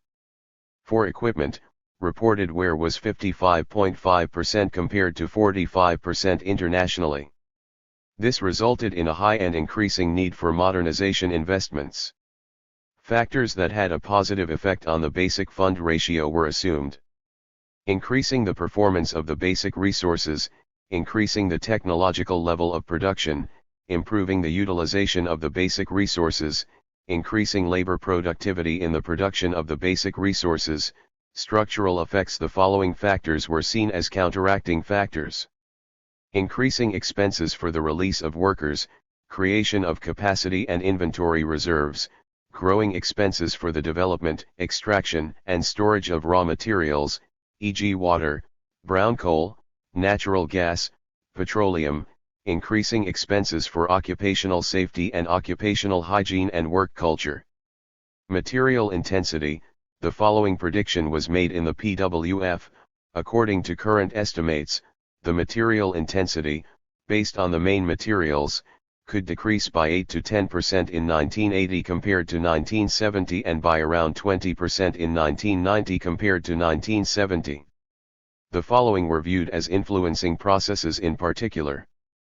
Progressive use of plastic materials, use of silicate materials as construction materials, use of crude oil and natural gas as carbon carriers in material management processes, closed process cycles with maximum material yield and minimal waste products, minimization of the process stages from raw material extraction to application, development of cheap composite materials, reduction and standardization of components, miniaturization, change in shaping processes in favor of primary and forming technology, better investment coefficient. There has been progress in fulfilling these tasks. Overall, however, real developments fell far short of the ambitious goals. International raw material and energy consumption has continued to rise at an alarming rate in recent decades. Sommer cites the following facts as evidence. The changes in the ratio of extracted resources.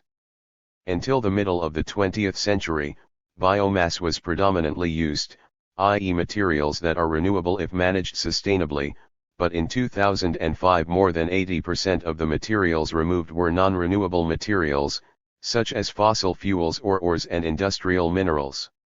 With some of these substances, such as petroleum or certain rare earths, the limits of current social metabolism are already apparent. With the current energy mix, the emissions resulting from a further increase in energy demand would, up to lead to a world around 5 degrees Celsius warmer at the end of the century. The growth of the global economy and the increase in the world population have significantly overcompensated for the reduction in CO2 emissions per unit of GDP. Analogous data also exists for resource consumption. In 2002, around 25% less material input per unit of GDP was consumed globally than in 1980. But there was an absolute increase here too. Driven by economic and population growth, the consumption of resources is increasing significantly. However, there is reason for relative optimism. Firstly, an increase in post-material values since the Second World War that has initially been stated for Western societies, and a technological development that make a gradual dematerialization of various areas of everyday culture appear possible. However, in our opinion, these tendencies to reduce resource consumption have no chance of becoming dominant, at least at present. The danger of overly optimistic forecasts, normatively derived from objective necessities, still looms today, just as it did when the PWF was being drawn up. This caution is supported by the long-term measurement of the so-called Earth Overshoot Day. After that, you operate sustainably if you divide the consumption of resources per year in such a way that the calculated available amount is used up after 365 days, on the 1st. In January of the following year the same amount is available again. Since this way of measuring, the day on which the resources are used up falls earlier and earlier in the year, in 2011 it was September 27, in 2012 it is August 21 st. As the following development of the investment coefficient was predicted as a result of all factors influencing labor productivity and the economy of the materialized work. According to rough estimates, the investment coefficient may actually have been significantly lower, 1971 to 1980 between 150 and 160 m, and 1981 to 1989 between 140 and 150 m. Accurate comparisons of the forecast with the realized material intensity and the basic fund ratio are difficult. However, some information is provided by the fact that the wear rate of the equipment stock increased again in the period 1971 to 1990, instead of decreasing as assumed in the PWF in view of international scientific and technical progress and the reproductive goals in the GDR. Cost development and price dynamics. When forecasting the cost dynamics, the PWF assumed opposite tendencies, but overall a significant reduction in the economic cost rate, by around 6 points to 76%. The assumed reduction in the economic material intensity has a positive effect, while an increasing depreciation volume due to increasing fund resources and increased moral wear and tear on the basic funds has a positive effect. According to the PWF, industrial prices could be reduced by around 15% by 1980. The reason is the forecast increases in labor productivity and fund economics. It is recognized and emphasized that these price reductions are the prerequisite for existence on the world markets, for the realization of the goals in structural policy and for the goals of cost reduction in the following production stages. This recognizes the cycle of causes and effects and also the repercussions of achieving or missing goals on the means or causes. This also reflects the effort to make clear the complexity of the effects of not achieving the forecast targets when drawing up the PWF. However, this assessment of price developments paid little attention to the expected increase in energy and raw material prices as well as the costs of environmental protection. Development of the production structure.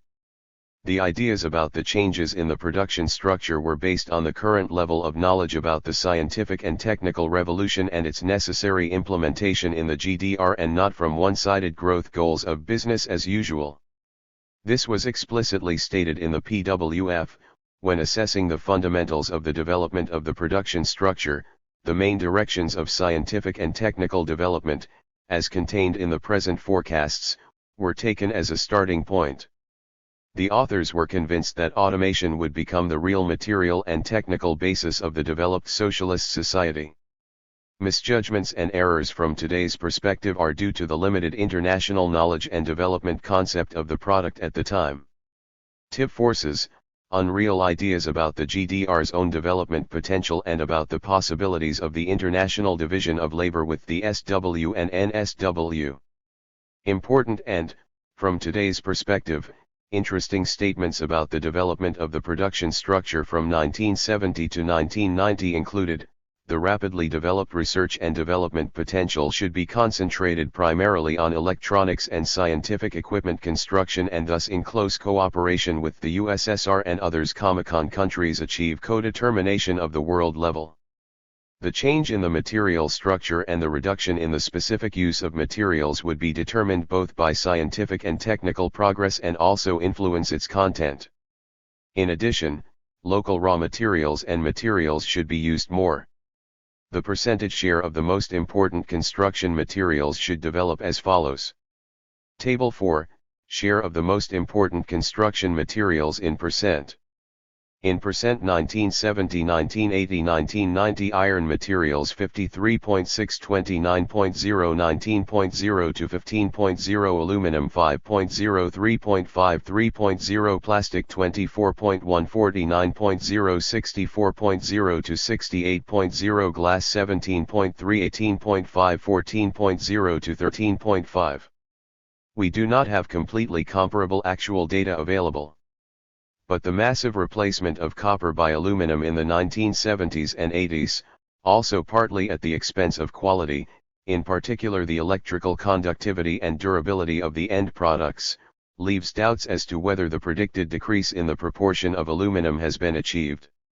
The increase in the proportion of plastics, particularly at the expense of metallic construction materials, was obvious in the two forecast decades, but was greatly exaggerated in the PWF compared to the real possibilities.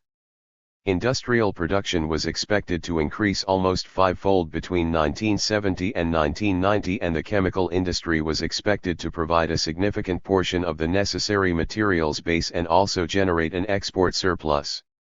It can be expected that if raw material consumption doubles, in 1990 compared to 1970, the raw material use per unit of nation.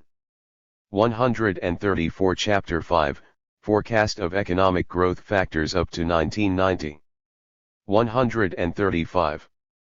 National income will fall to around 55 to 60%. The value of imports in raw material consumption could be around 50% in 1990.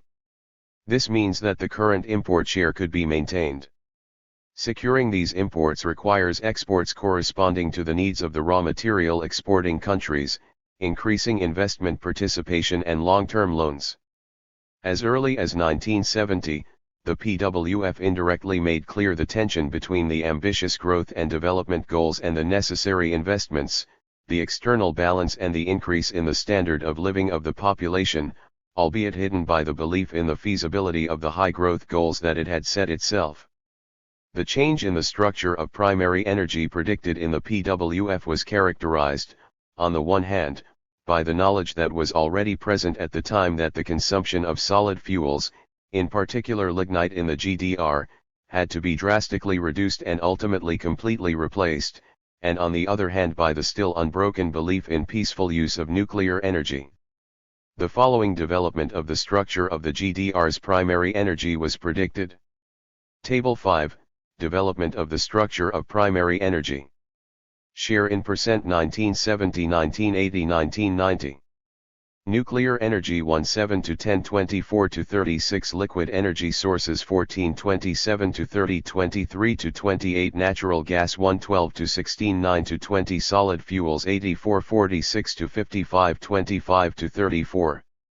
Without having completely comparable data available, the following data from the GDR statistics show that the predicted change in the structure of energy consumption was far from being achieved. Brown coal continued to dominate while natural gas grew in importance. Compared to 1980, the economy's primary energy consumption rose to 104.5% by 1989, but that of raw lignite rose to 114.7% and that of gaseous energy sources to 115.5%. This tendency went against the necessary energy transition to renewable energy sources back then and even more so in the 21st century. Because it is forecast that the following applies to our planet as a whole, if fossil fuels are burned in business as usual mode, they will probably be exhausted in 25 years at the latest. This is exactly where the desire to base economic growth on the consumption of materials and resources on the one hand arises. Side and from waste products and emissions on the other side. According to the PWF, the range of consumer goods should be determined by the changing lifestyle of an increasingly educated population and at the same time by technical progress.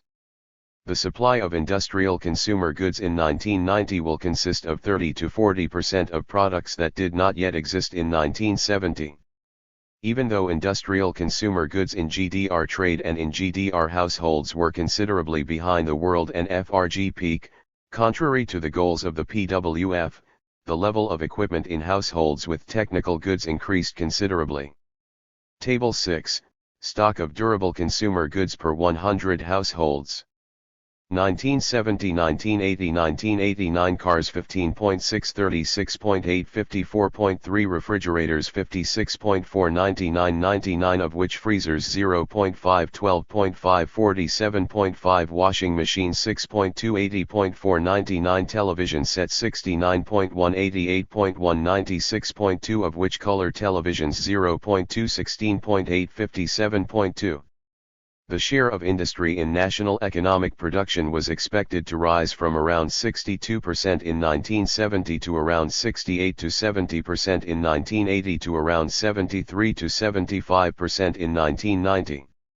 On the one hand, this reflects the fact that, to a large extent, services were not included in the national accounts, in accordance with the view of their unproductive character that was still dominant in the real socialist countries at the time.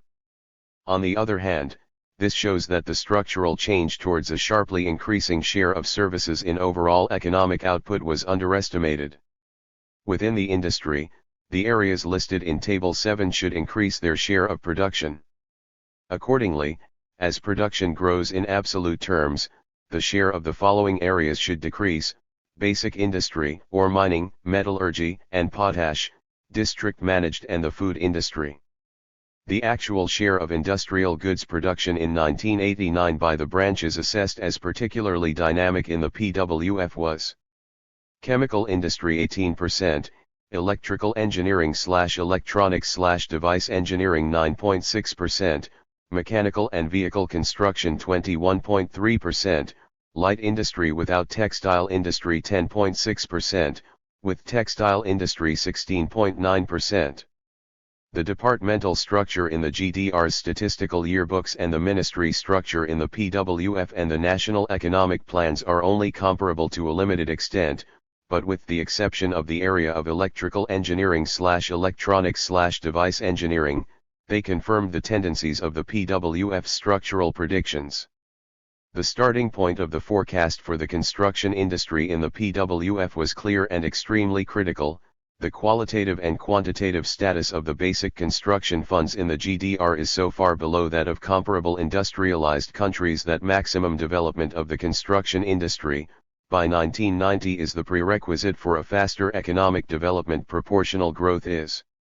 Therefore, the gross production in the area of the Ministry of Construction should increase from 1970 to 1990 to around 515 to 560%, and the share of construction in the production of the listed areas, of 6.7% in 1970 to around 9% in 1990. In comparable prices, construction production grew to 154% in 1980 and approximately 190% in 1989. Labor productivity rose compared to 1970 to 143% in 1980 and 172% in 1989. Although the PWF's goals and forecasts were missed, in particular remarkable achievements were demonstrated in housing construction, especially up to 1981, while 76,088 apartments were built in 1970, the number increased every year until 1981. However, after 1981, the number of apartments built fell year after year, down to 92,347 in 1989. Progress was also made in the quality of housing during the forecast period, although less than predicted in the PWF.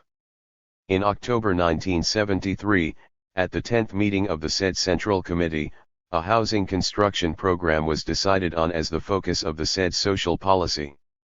Mittelbach reports the results up to the end of the GDR as follows: of all the apartments that were built between 1971 and 1990, including the converted and expanded apartments, only 959,945 apartments were considered actual. Table 7, Shares in Industrial Production. Area. Ministry for 1970, 1980, 1990. Chemical industry 9.615 to 16, 19 to 20. Electrical engineering/electronics 6.111 to 12, 12 to 13. Mechanical engineering 12.014 to 15, 16 to 17. Light industry 8.2 approximate 9, 10 to 11. Development of the production structure 137. 138. Growth in the housing stock effective, i.e. no more than 45.6%. There were various reasons for this: decay or demolition of old buildings, merging of smaller apartments while installing bathrooms and toilets, etc. Given the constantly touted success in building new apartments, it was difficult to explain to the population why there was still a shortage at the end of the 1980s of apartments. Table 8, Development of the Quality of Living. 1971, 1981, 1989 living space per inhabitant 20.6, 24.9, 27.6 bathroom/shower in percent of housing stock 39.68, 82 indoor toilet in percent of housing stock 39.60, 76. The development of the agricultural and food industry should serve to provide a healthier diet for the population and be characterized by a higher degree of refinement of the products on offer. The time spent on housework should be noticeably reduced through a significant expansion of social forms of food economy.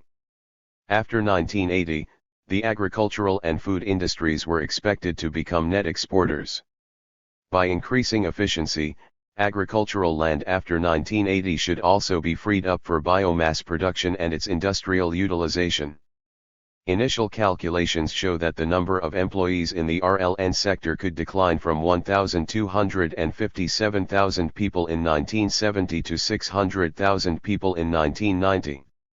However, the actual development of agriculture and forestry was over the following facts. The agricultural area remained approximately constant from 1950 to 1989, between 6.39 and 6.17 million hectares.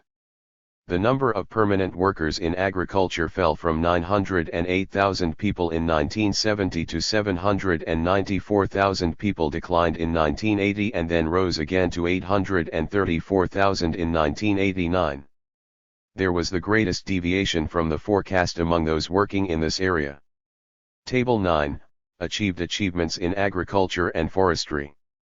Gross product net product 1970 55.2 22.6 1980 76.2 25.1 1989 86.2 28.4.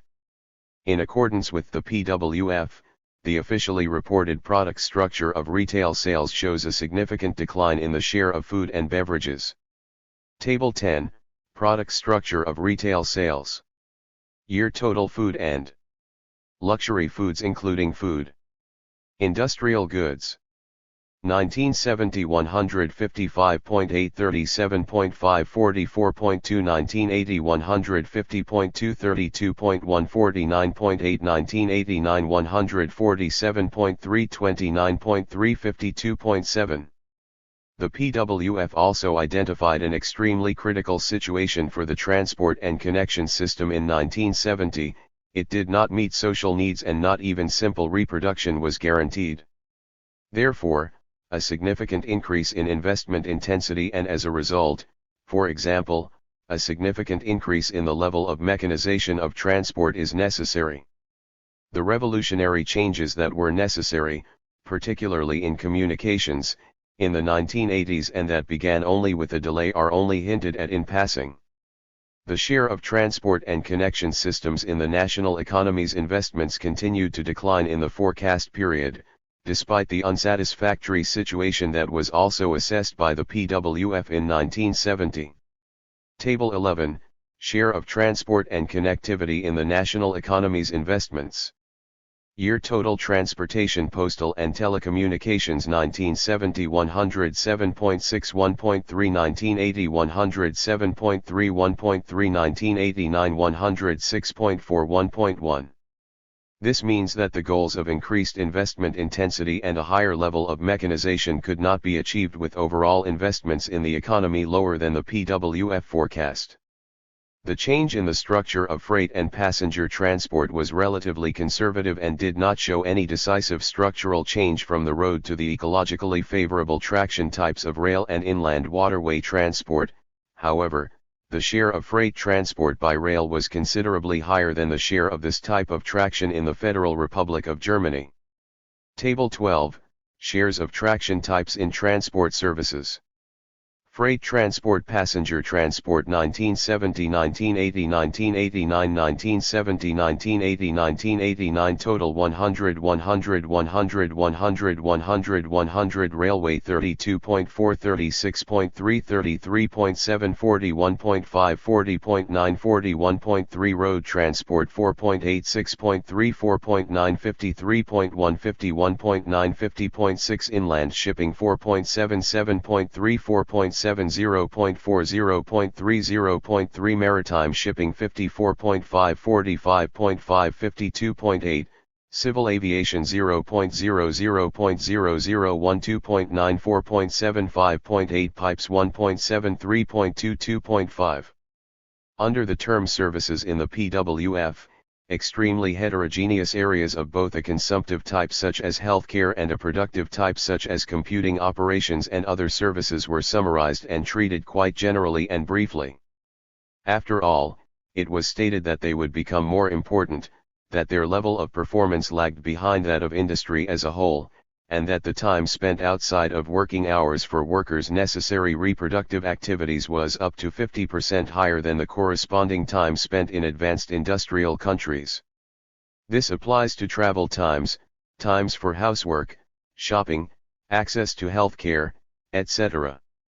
The critical assessment of the service sector in the PWF for 1970 was still essentially correct at the end of the forecast period.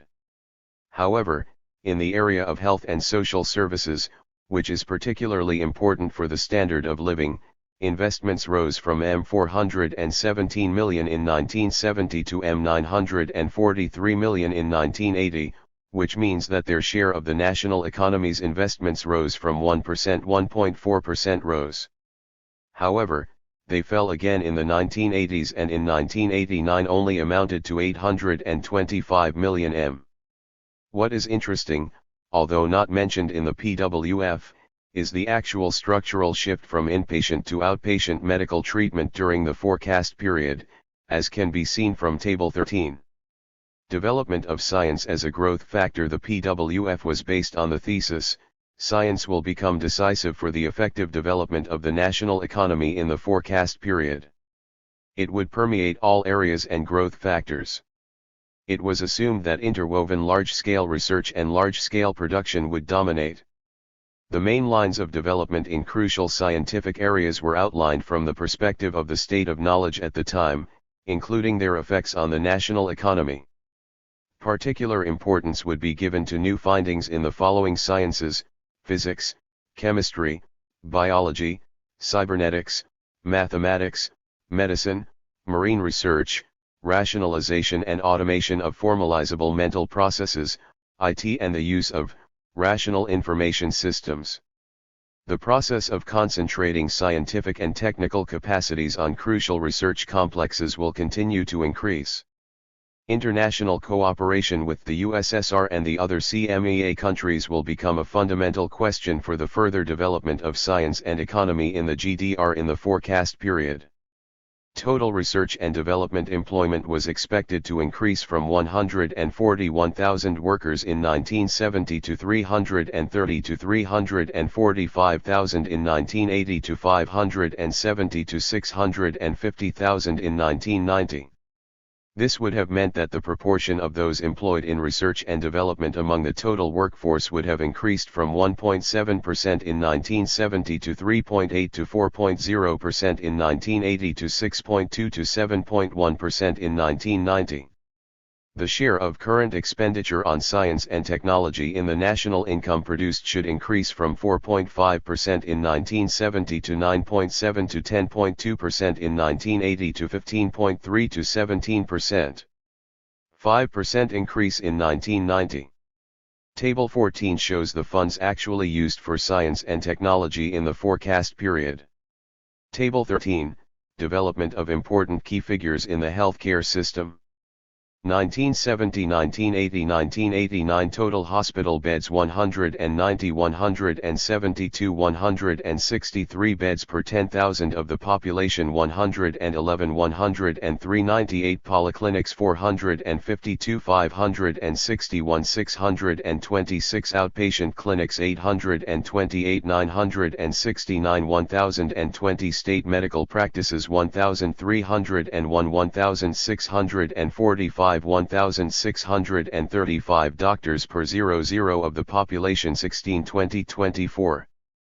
This corresponded to the following actual shares of funds for science and technology in the national income produced: in 1971 approximately 4.5%, in 1980 approximately 4% and in 1989 approximately 4.3%.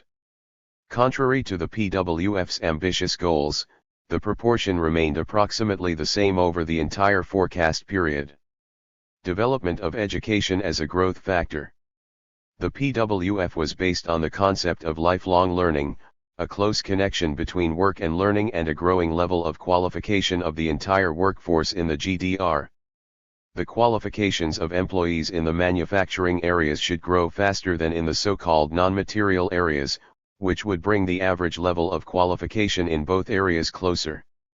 Within material production, according to the PWF, the qualification structure in industry is expected to improve particularly quickly, within industry again especially in branches such as chemistry and electrical engineering/electronics, which will have a particularly high level of scientific and technical dynamism.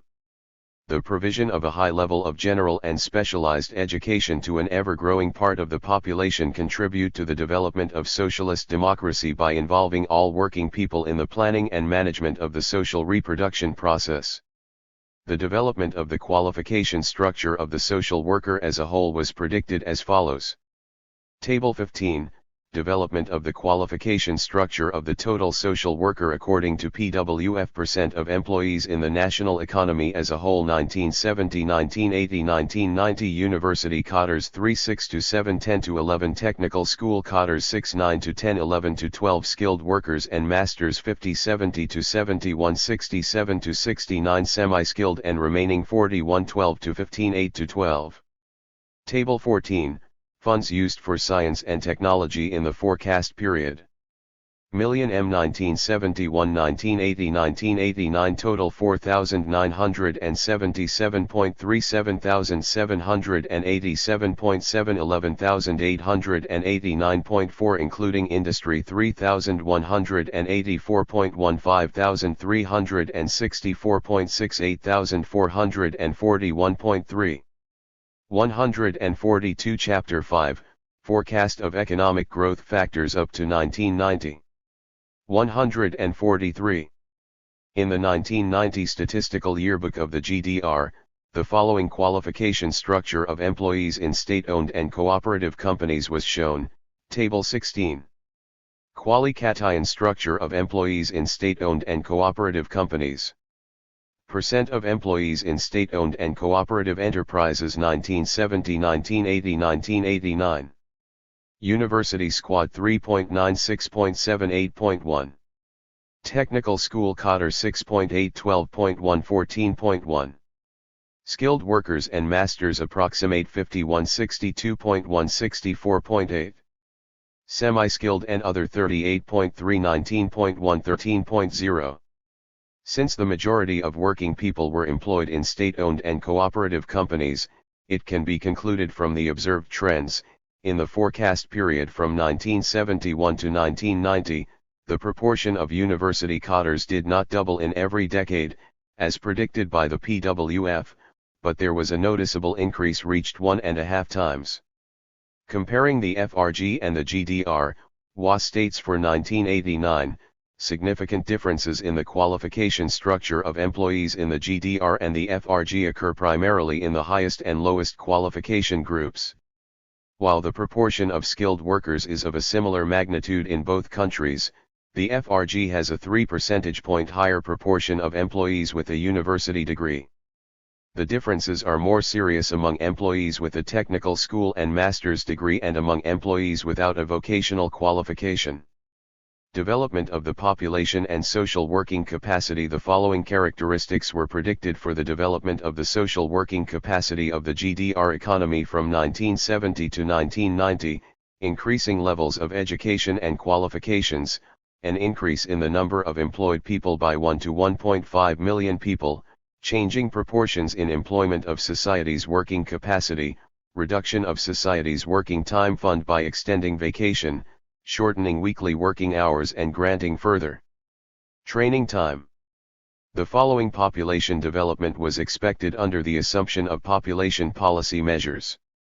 Development of education as a growth factor 143. 144.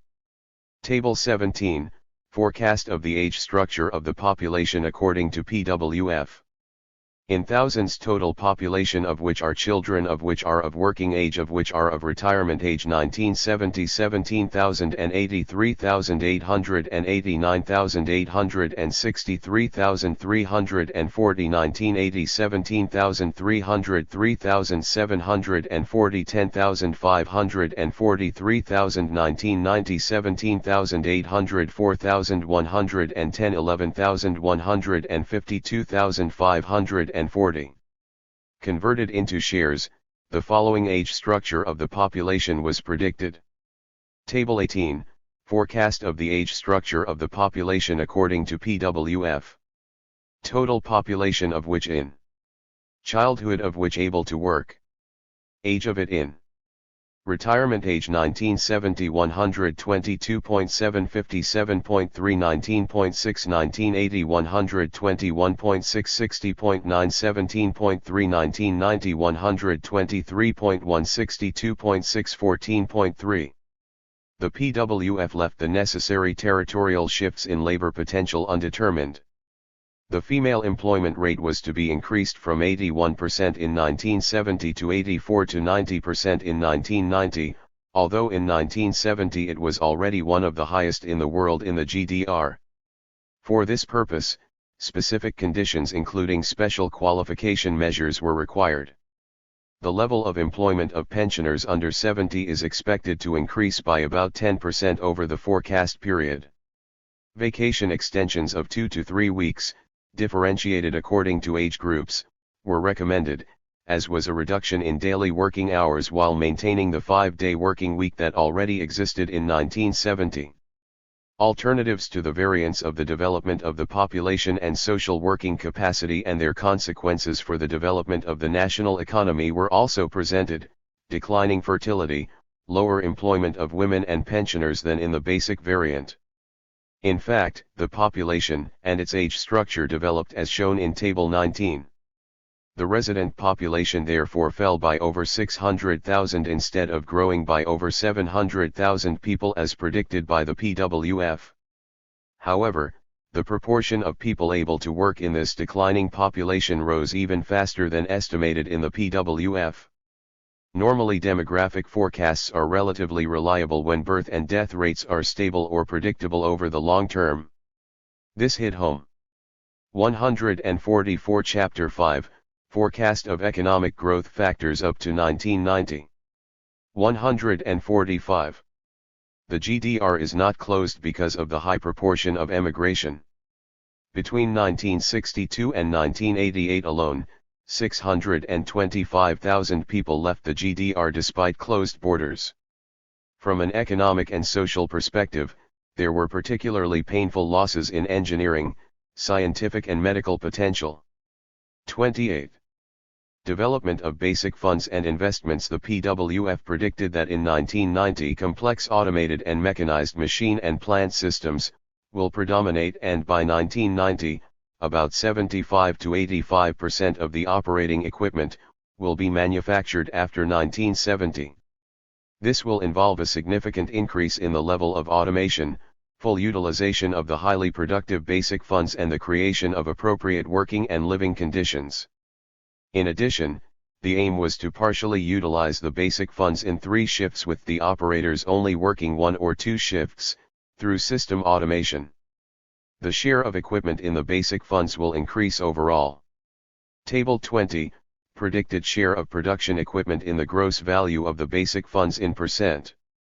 1970, 1975, 1980, 1990 material areas total 49, 50, 51, 53 socialist industry 59, 60, 62, 65. In principle, it emerged from these goals and predictions that the share of equipment investments should outweigh construction investments in the forecast period. 28 C. Weller 2008, Chap. 2. Turbulence in Population History, B. The GDR, Population History of a Country of Emigration. Table 19, Development of the Population and its Age Structure according to the Statistical Yearbook of the GDR 1990. Total population of which are children of which are of working age of which are of retirement age 1970 17,068 22.6 57.9 19.5 1980 16,740 18.9 63.2 17.9 1989 16,434 19.0 64.8 16.2 Development of basic funds and investments 145 146. Table 21, Forecast of the development of the share of construction and equipment investments. 1970, 1980, 1990 investments in the national economy 32.0 73.0 165.0 including construction share 40.9 39.0 38.8 including equipment share 51.9 51.4 51.8. The shares of the sectors in the basic fund of material production should develop as follows from 1970 to 1990, industry from 50 to approximate 55%, construction from 4 to approximate 7.5%, transport from 15.5 to approximate 11.5% and agriculture from 18 to about 10%.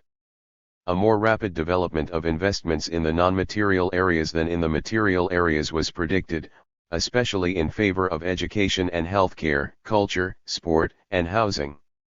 The initial conditions in 1970 were that there were particularly strong backlogs in housing construction and healthcare. Overall, this led to the requirement that the proportion of investments in non-material areas should increase compared to material areas. Table 22, Forecast of the share of macro areas in investments.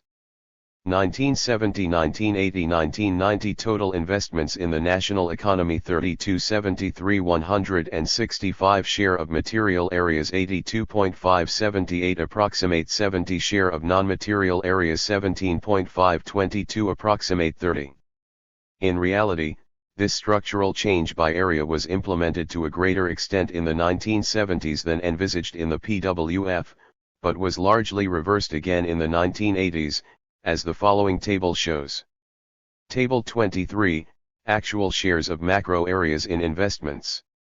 1970, 1980, 1989 total investments in the national economy 43.765.777.1 share of material areas 81.668.974.1 share of non-material areas 18.431.125.9. The specific working time expenditure and the specific material expenditure for investments should decrease significantly from 1970 to 1990, a total of 45. 146 Chapter 5, Forecast of Economic Growth Factors up to 1990. 147. 55%. The trend towards territorial concentration of investments should increase.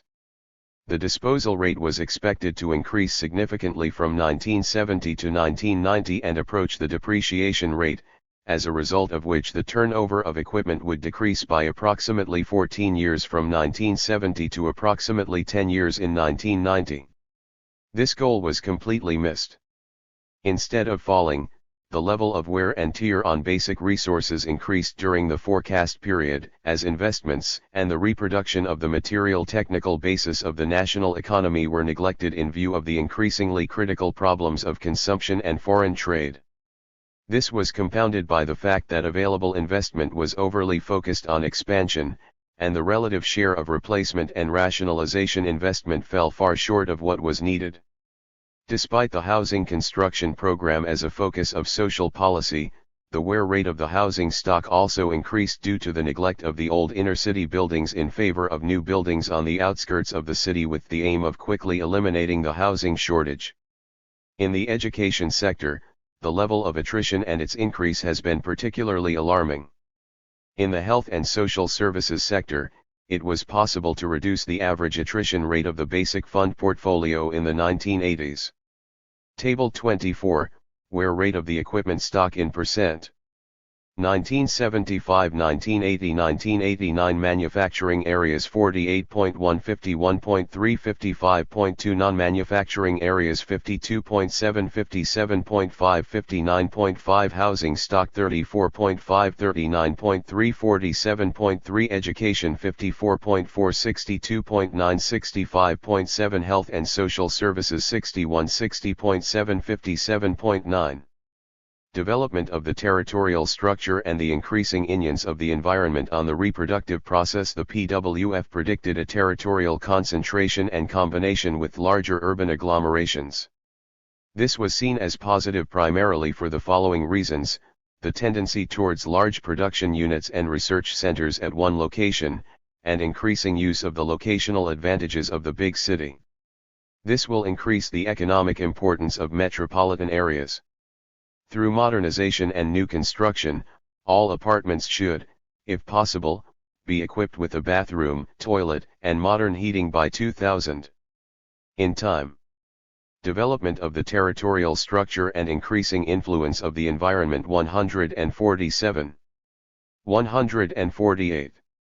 Between 1970 and 1990, around 225 to 235 billion m should be made available for complex housing construction. The PWF's goals for 1971 to 1990 with regard to increasing housing quality were not achieved despite significant improvements. The following investment expenditure in billions of m was expected for transport. Table 25. Forecast of investment expenditure in transport. Billion m 1971 to 1980, 1981 to 1990. Railway transport networks, motorways, local public transport approximate 12, approximate 25, of which urban rapid transit systems approximate 2.5, approximate 9, uniform road fund approximate 20, approximate 35. Requirements for the territorial availability of electrical energy and IT were derived from the forecast development of national income and the forecast of the territorial structure of the productive forces. Despite some counteracting factors, the PWF assumed an increasing location availability, for which the following factors were cited: falling specific labor requirements due to highly productive equipment and technologies tied to usable local mineral resources for only a small part of the economy, decreasing importance of the transport costs factor due to the efficiency of the transport system, declining water dependency and mastery of economic processes for keeping water and air clean. The now known harmful consequences of global transport for the environment and the poorer countries, which hardly lead to any consequences due to capital interests, were obviously not recognized or taken into account in the GDR either, or only insufficiently. An increasing deterioration of the water condition and high level of air pollution is noted, and a minimization of the harmful effects on the reproductive process is demanded for 1971 to 1990. Means should include waterless or low water processes, use of all recyclable materials through closed technological chains, treatment systems for wastewater, exhaust air, and production residues, economical utilization of municipal waste. 148. Chapter 5, Forecast of Economic Growth Factors up to 1990.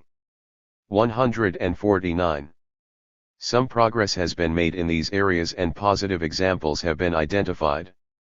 Overall, however, the fundamentally new quality in environmental use and in the connection between natural and economic cycles that was envisaged in the forecast was far from achieved. In the meantime, the not uncontroversial measure ecological footprint has been developed to make it visible which countries in the world are living above their biocapacity due to their economic activities and the population's use of resources. The global footprint is currently around 1.5 times the global biocapacity. Foreign trade and international socialist economic integration. Two basic assumptions determine the forecast goals in the field of foreign trade and international socialist economic integration. First, deepening international division of labor is essential for the solution of all scientific, technical, and economic problems. Accordingly, exports and imports would grow faster than production and domestic consumption from 1971 to 1990. Second, the focus is on the accelerated intensification of the International Socialist Division of Labor in the Comecon countries, especially with the USSR. From today's perspective, the concentration on the interests and needs of the USSR was not only politically necessary, but at the same time a weakness in the process of catching up with the scientific and technical level of the capitalist industrial countries, especially the Federal Republic of Germany. The authors of the PWF did not see this in 1970 because they were based on the unrealistic assumption that the Comecon countries by 1975 will initially a high technical economic level in a few selected areas, and then probably in all of them areas that determine the national economy. It was assumed that a common investment policy would be developed by the Comecon countries with significant performance-enhancing effects. The annual growth in foreign trade turnover with the USSR from 1971 to 1990 should be approximately 10%, and even 12 to 15% under the condition of better adaptation to the needs structure of the USSR. A uniform strategy towards the capitalist industrial countries and their economic groups would become more important. The export quota of key industrial sectors should increase significantly. Foreign trade and international socialist economic integration 149. 150. Table 26, forecast of the development of the export quotas of the main branches and their shares in total exports in percent. Area 1970, 1980, 1990. Quota share, quota share, quota share. Chemistry approximate 1312.2 20 to 2421 to 2330 to 3427 to 28.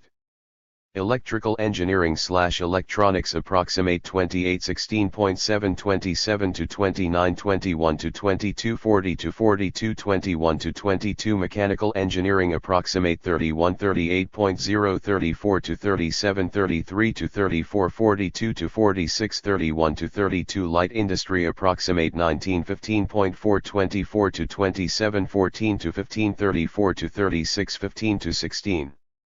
An increasing economic export profitability was assumed as the basis for converting M into VM, from 0.80 in 1970 to 0.95 in 1980 to 1.00 to 1.05 in 1990.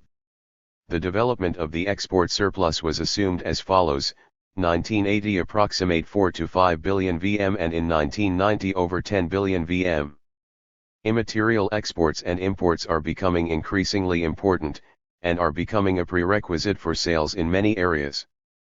This statement, which is also valid in 2013 at least for small and medium-sized states, underlines that not only the successful international division of labor is a prerequisite for achieving national growth and development goals, but keeping up with the scientific and technical standards of the world's best in turn is a prerequisite for their realization of foreign trade goals. The real development of the structure and effectiveness of foreign trade was completely different and much less favorable than that predicted or hoped for in the PWF. Table 27 shows that the terms of trade fell overall by over 17% in the 1970s and rose by 5 to 6% in the 1980s. The terms of trade with the CMEA countries were declining, while they developed positively with the Western industrialized countries over the entire forecast period and with the developing countries in the 1980s. Table 27, Terms of Trade by Country Group, 1980 equals 100. Total CMEA countries including USSR developing countries Western industrialized countries 1970 117.8 126.4 150.0 142.4 92.9 1980 100 100 100 100 100 1989 105.6 95.2 91.4 186.8 106.5. Source: Statistical Yearbook of the GDR 1990, 276. 150 Chapter 5, Forecast of Economic Growth Factors up to 1990. 151. In addition, the export and import indices in the following tables show that, contrary to the forecast in the PWF, the GDR slowly decoupled from the USSR and the Comecon countries, with a turn towards the Western industrialized countries, especially the Federal Republic of Germany. Coming events were already lurking in the background. Table 28, shares of the country groups in the GDR's exports in percent. Total CMEA countries including USSR developing countries Western industrial countries including EC countries 1970 168.6 38.04.2 21.9 14.2 1980 165.4 35.77.2 24.1 16.3 1989 143 223.85.2 48.5 32.4. Table 29, shares of country groups in GDR imports in percent. Total CMEA countries including USSR developing countries Western industrial countries including EC countries 1970 166.1 40.1 3.9 26.7 14.6 1980 160.2 35.36.2 30.4 15.1 1989 139.4 22.04.1 53.1 32.7. A problem of the 1980s that was not foreseen in 1970 was the debt to the Western countries. The liquidity reserves at the end of 1989 were still at VM 29 billion and covered 59.3% of the debt. Net, i.e. after deducting foreign exchange reserves, the debt to Western countries reached its peak in the crisis year of 1982 at VM 25.1 billion. By the end of 1985 it had fallen to 15.5 billion DM. Afterwards it grew again. At the end of 1989 the net debt was VM 19.9 billion. Development trends in working and living conditions in 1970, the PWF stated that essential areas of working and living conditions were insufficient to very critical working conditions. 20 to 30% of total sick leave is caused by work factors. Education system, the effort for further training and qualification is not sufficient. Development trends in working and living conditions 151. 152. Living conditions, in 1970 there were 0.9 living rooms per person. The average age of the housing stock was around 58 years. Only 8% were equipped with central heating, a bathroom, and a toilet. 30% of the apartments had neither central heating, a bathroom, toilet, nor running water. Health system, so far, not even the simple reproduction of health and social care facilities has been ensured. A reconstruction program is therefore necessary by 1990, which would require around 15 to 16 billion in investments. Supply of goods and services to the population.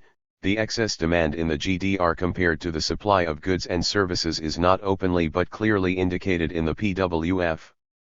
Based on this critical description of the situation and on the basis of the forecast of the development of economic performance and a growth of the entire consumption fund from 87 billion in 1970 to 137 billion in 1980 to 225 to 235 billion in 1990, the PWF formulates, among other things, the following goals and predictions for the forecast period. Working conditions. Through occupational safety and occupational hygiene measures, sickness could be reduced by 15 to 20% by 1980. The increased level of female employment requires an expansion of child care facilities and a noticeable reduction in loss of free time and a higher level of available time. Education system. The further priority development of the education system results from the change in the character of work and the future demands on the socialist personality. Housing conditions. 70% of the housing stock must be renewed plus a significant increase in the expenditure on social and community facilities. The PWF estimated the total effort required for this to be at least 400 billion by the year 2000. By 1980, 1.1 to 1.2 million residential units were expected to be built. Health system. The conditions for healthy eating and for physical culture and sport should be significantly improved. By 1990, the material and technical conditions should be expanded so that more than 10 million citizens have the opportunity to actively do sports.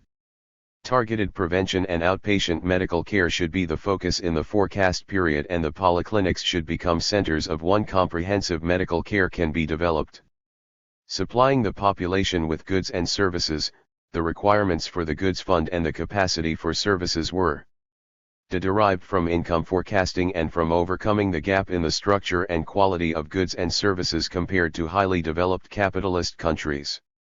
Cash income from professional activity was expected to increase from $72.2 billion in 1970 to $106 billion in 1980 to $150 billion in 1990. The average monthly net labor income of workers and employees was expected to rise from $600 in 1970 to $1,000 to $1,100 in 1990. In reality, the monthly net wages of full-time employees rose from $648 in 1970 to $885 in 1980 to $1,136 in 1989. But relative to the comparable net wages in the Federal Republic of Germany fell from 72.5% in 1970 to 50.1% in 1980 and 50.2% in 1989 back. This must be seen in the context of the fact that a rapidly increasing proportion of national income growth has been used to subsidize low prices for basic goods and low rents and transport tariffs. According to the GDR's statistical yearbook, the budget resources used to support prices for basic goods, tariffs, and services for the population increased almost threefold from 1970 to 1989. It was predicted that pensions would double by 1985. To cover these monetary receipts, the following sizes of commodity funds, merchandise turnover, services, and savings deposits were predicted for the end of the forecast period. Table 30. Forecast of commodity funds, merchandise turnover, services, and savings deposits in 1990 in billion M. Goods fund 160 to 165. Goods turnover 155 to 160. Expenditure on services approximate 20. Development of savings deposits with a constant savings rate and expenses for insurance etc. approximate 15. Regarding the qualitative development of goods and services, the PWF said, more and more highly developed food goods, high-quality industrial goods, fashionable textiles, technically new consumer goods and more imported goods will be offered. It is expected that around 40% of the increase in the product fund will be realized through the qualitative development of the use value and through corresponding price developments. What was problematic in this context was the centralized assessment of what quality improvements are and what price increases can be derived from them. It just said, services and repairs should be provided. In principle, things should be improved in order to meet people's needs. The real development of working and living conditions from 1971 to 1990 can be roughly summarized as follows.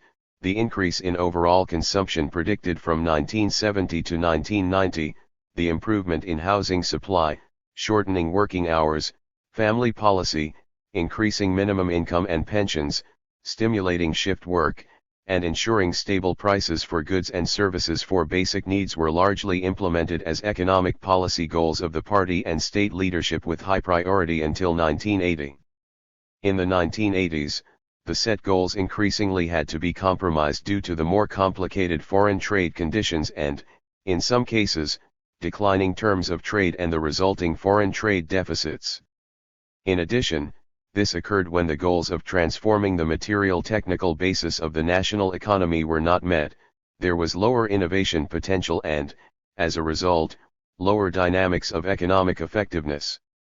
Excursus, an accompanying material for the PWF.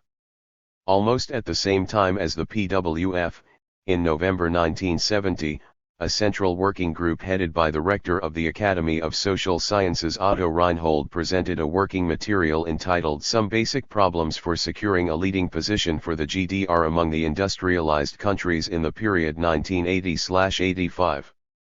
Some of the problems addressed therein will be outlined here. 29 in the working material, the tasks that need to be solved in order to catch up with the Federal Republic of Germany and the leading capitalist countries in terms of economic development by 1980 are presented in a rather complex manner. The basis for this is a comparison of economic indicators of per capita production, labor productivity, accumulation, and the effectiveness of basic funds.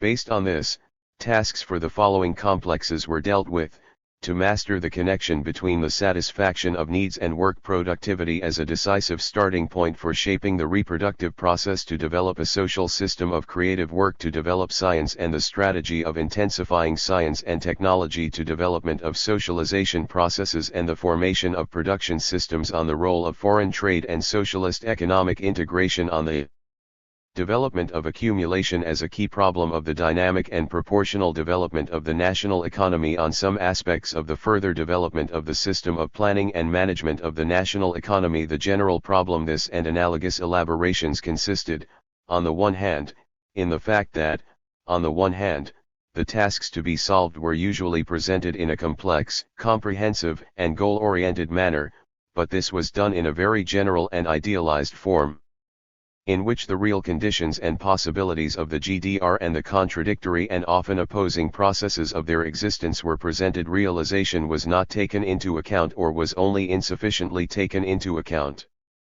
This meant that the concrete solutions and opportunities to achieve the goals could not be clearly shown.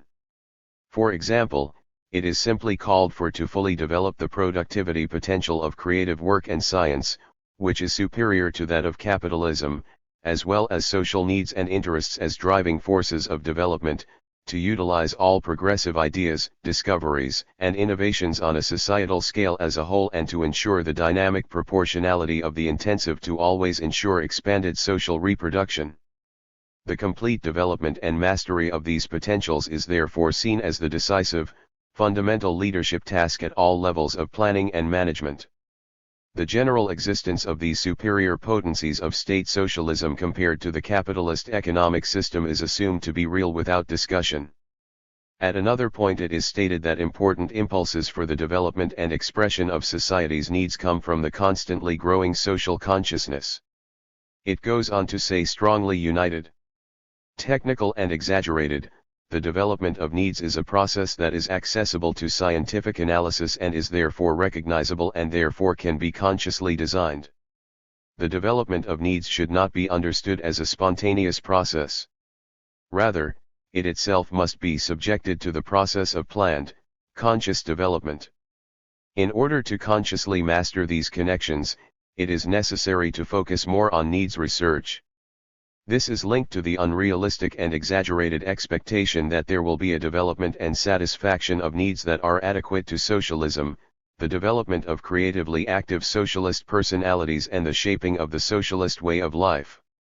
That the ideals of life and the needs derived from them are largely the result of large parts of the population were determined by others, especially by the idealized Federal Republic of Germany, were almost completely ignored. In addition, the paper drafted at the Academy of Social Sciences at the said Central Committee left open how the development of needs and the socialist way of life should be promoted, through democratic discussions, scientific expertise, and carrying the wisdom of the party leadership into the population. It is assumed that accumulation plays a crucial role in further economic and social development. However, as in the PWF, the illusory task of increasing the accumulation rate to 35% by 1985 was derived from this. How far this deviated from the real conditions becomes clear from the fact that the accumulation rate fell to 21.4% in 1985, in contrast to the strong increase required.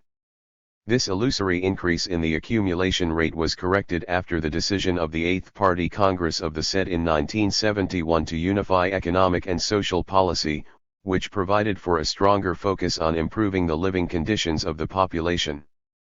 Later, the long-term planning for 1985 was based on approximately the same accumulation rate as in 1970.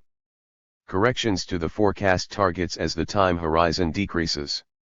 It is important that the forecast, plan, and reality match as closely as possible if the forecast is to serve as the basis for binding medium and long-term plans. As shown, the PWF's targets for the 2 decades from 1971 to 1989 were too optimistic, since the positive growth factors were obviously overestimated and growth-hindering factors were underestimated, so that growth rate was forecast considerably too high despite some ranges.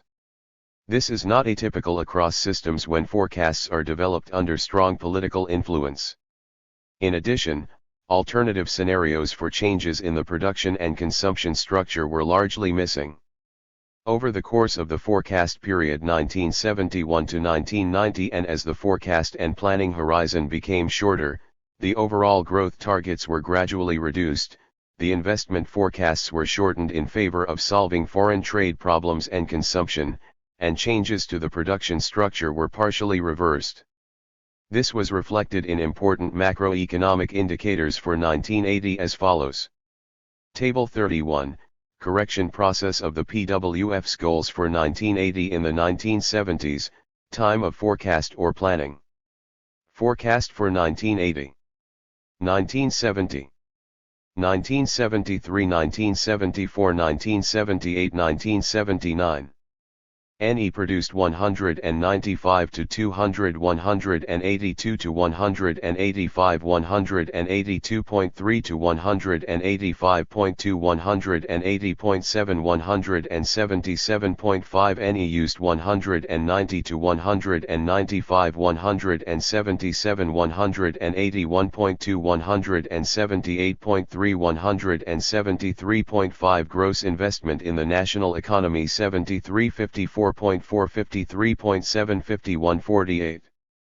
Of which material area 57 to 43.4, 41.8, 38.5. Of which non-material area 16 to 10.3, 8.7, 9.5. Consumption 135 to 138, 138, 139.9, 138.4, 140. Of which individual consumption 120, 120, 120.1, 117.8, 118. Of which social consumption 15 to 18, 18 to 19, 19.8, 20.6, 21.5. During these correction processes, the reduction of investments in the period 1971 to 1980 in the so-called material and non-material areas was carried out in equal percentages, so that their shares in gross investment were not changed. However, this did not apply within these macro areas.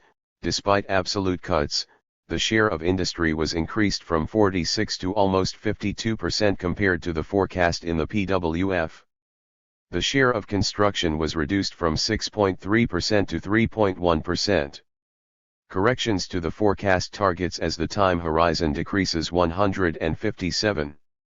158. Despite the extensive housing construction program from 1976 onwards, the share of housing only reached 8.3% of the almost 12% envisaged in the PWF. Long-term forecasts such as the PWF should not only be constantly converted into short-term goals, refined and checked, but the overall concept on which they are based should be checked from time to time and changed if necessary. This happened with the development of the information on the current status of work on the long-term concept securing raw materials for the GDR economy until 1990 from March 1975 and the template selected problems of the long-term development of the most important proportions of the GDR economy and steps to increase the performance of industry, agriculture, construction, and transport in the period up to 1990/1995 from January 1979. Therefore, these two documents of long-term planning in the period from 1975 to 1979 will be examined and evaluated in more detail below. The raw material concept from March 1975. The information on the status of work on the concept for long-term raw material security was developed by the Long-Term Planning Department in close cooperation with other SPK departments and in coordination with the responsible ministries. The following characterization of its basic content, the economic problems it contains and the ideas for their solution should at the same time provide a certain insight into the structure and problems of long-term planning. The content and specifics of the concept for long-term raw material security can be characterized as follows. 30. It contains the main directions of raw material security in the GDR economy for a period of 15 years as well as the main problems that were visible and directions for solving them. This means that it is not a plan or a completed result, but a concept with framework conditions and orientations for further work, i.e. that constant work should be done on their qualification and adaptation to the changing conditions. The strategy pursued was aimed at covering the economic need for raw materials, the entire raw material supply of the GDR. To increase considerably, to make even greater use of one's own raw material resources and to fundamentally improve the raw material and material economy. Increasing raw material and material economy is mentioned here as a fundamental task, but only after increasing production and making greater use of our own raw material resources. It is emphatically emphasized that a consistent orientation of science and technology as well as a greater concentration of research and development potential and investments on solving these tasks must be achieved. Overall, the supply of domestic raw materials was expected to increase in value from approximately $9.2 billion in 1975 to approximately $13.5 billion in 1990 and in quantity from approximately 450 million t in 1975 to approximately 550 million t in 1990. Despite great efforts to increase domestic production, including greater use of secondary raw materials, it was assumed that the share of domestic raw materials in total raw material supply will decline slightly over these 15 years, from 44% to 42%. In the case of lignite, the most important energy source for the GDR, the costs for obtaining the approximately constant high production volume of 260 to 270 million t would be expected to increase from 3.9:1 to 5.2:1 as a result of the deterioration in the ratio of overburden to raw lignite increased sharply. The real costs for the significant increase in raw material imports would increase far faster than those shown in comparable prices. The resulting sharply increasing demands on mechanical and plant engineering in the GDR became clear in the raw material concept. This affected both the provision of significantly higher export equivalents per raw material unit imported and the extensive investments in increasing the supply of domestic raw materials. It became clear that it is not just about higher exports of machinery and equipment, but even more so about changes in the structure of mechanical engineering in order to better take into account the demands of raw material exporters.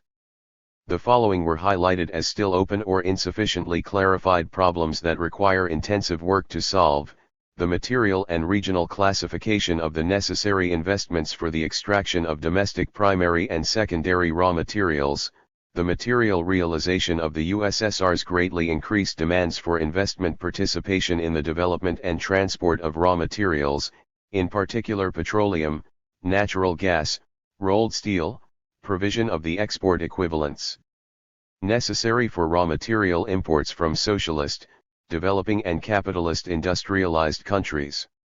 The high growth rates of national income and industrial production of goods contained in the economic concept for long-term development required a significant change in the proportions of increasing the supply of raw materials and improving the raw material and material economy.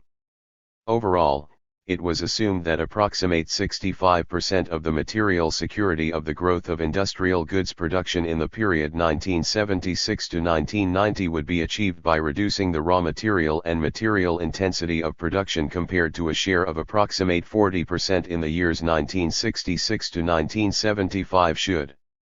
High targets have been set for reducing specific primary energy consumption. Based on industrial production of goods, an annual average reduction of 4% in specific primary energy consumption was to be achieved between 1976 and 1990.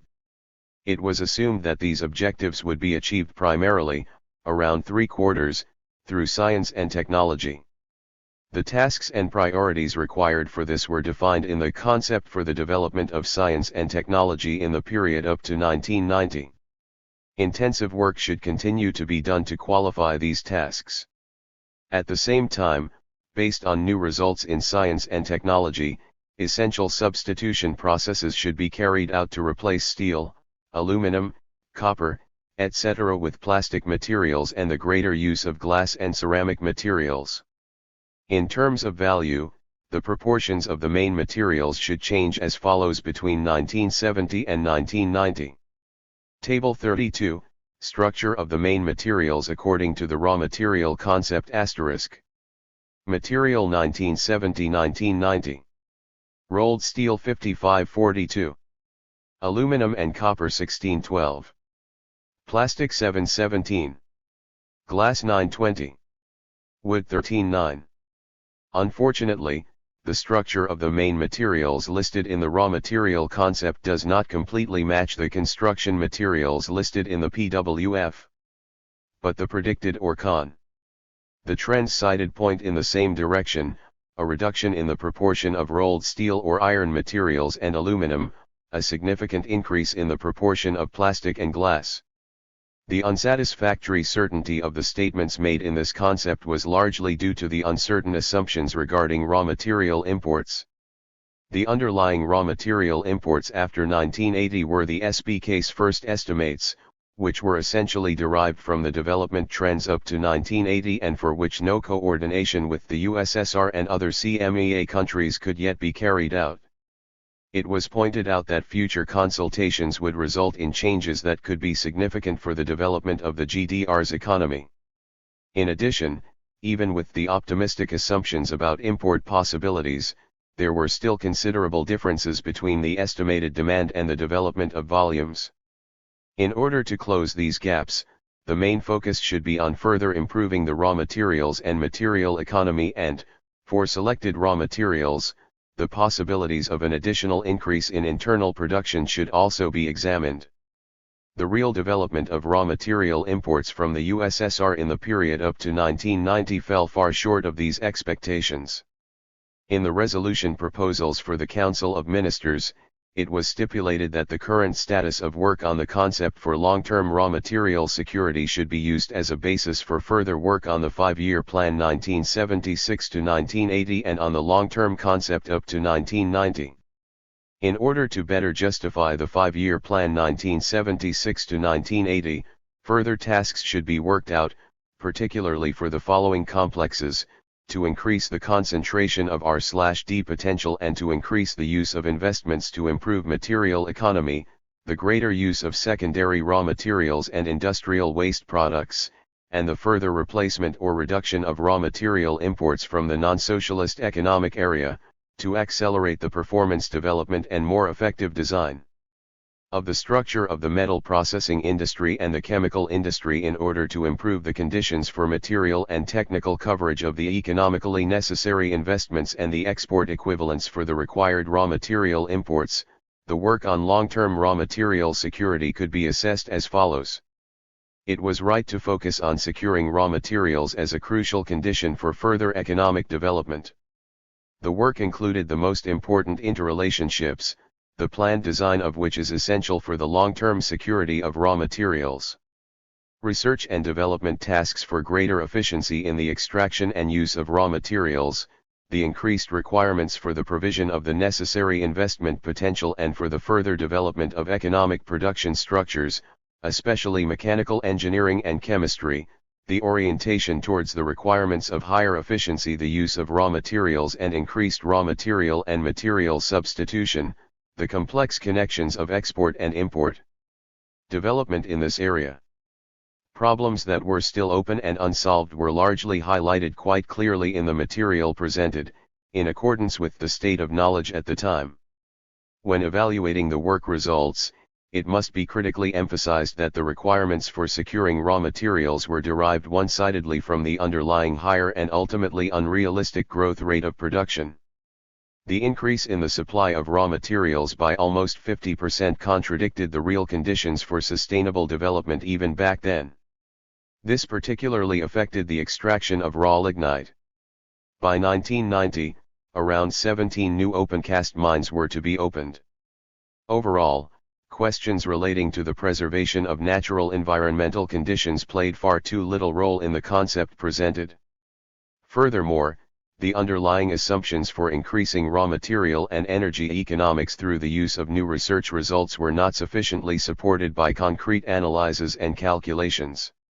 There was also a failure to develop and discuss alternatives to the underlying development and the possible consequences for the entire economy in the context of the relatively optimistic assumptions and major outstanding problems. Selected problems of the long-term development of the main proportions of the GDR economy until 1990/1995. This document was prepared at the beginning of 1979, 4 years after the Information on Long-Term Raw Material Security and almost 10 years after the PWF, by the Long-Term Planning Department in cooperation with other departments of the SPK, developed and advised in the management of the SPK at the beginning of 1979. Its function was primarily to create long-term starting points and orientations for work on the 5-year plan project 1981 to 1985. It comprised around 150 pages, in which the then assumed economic development of the GDR over the next 10 to 15 years as well as the associated challenges and problems were comprehensively and quite specifically characterized.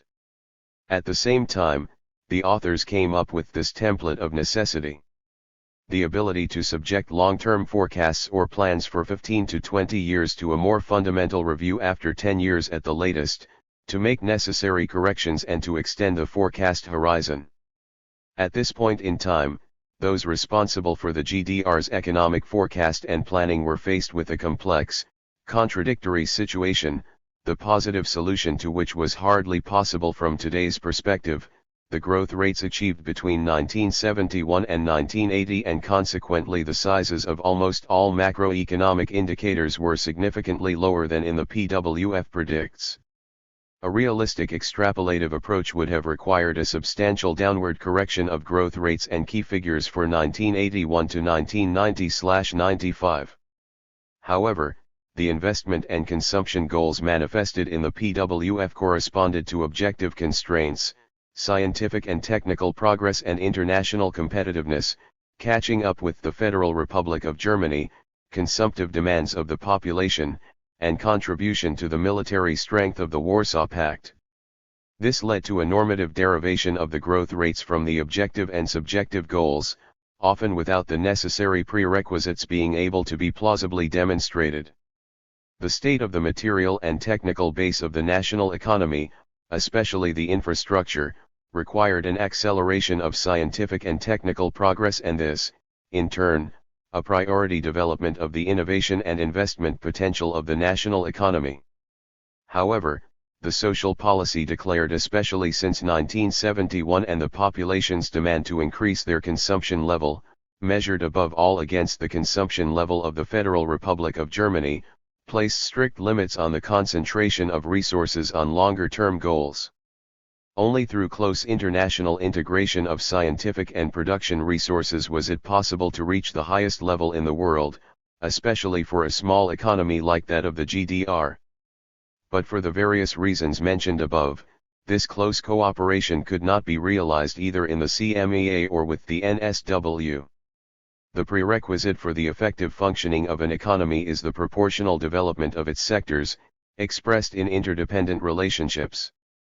The permanent excess of demand over supply on a national scale and the limited possibilities for the international division of labor forced individual lighthouses such as the microchip or the multispectral camera for cosmic research to be developed primarily and, above all, without sufficient integration into the national economy. This showed obvious tendencies of a scarcity economy.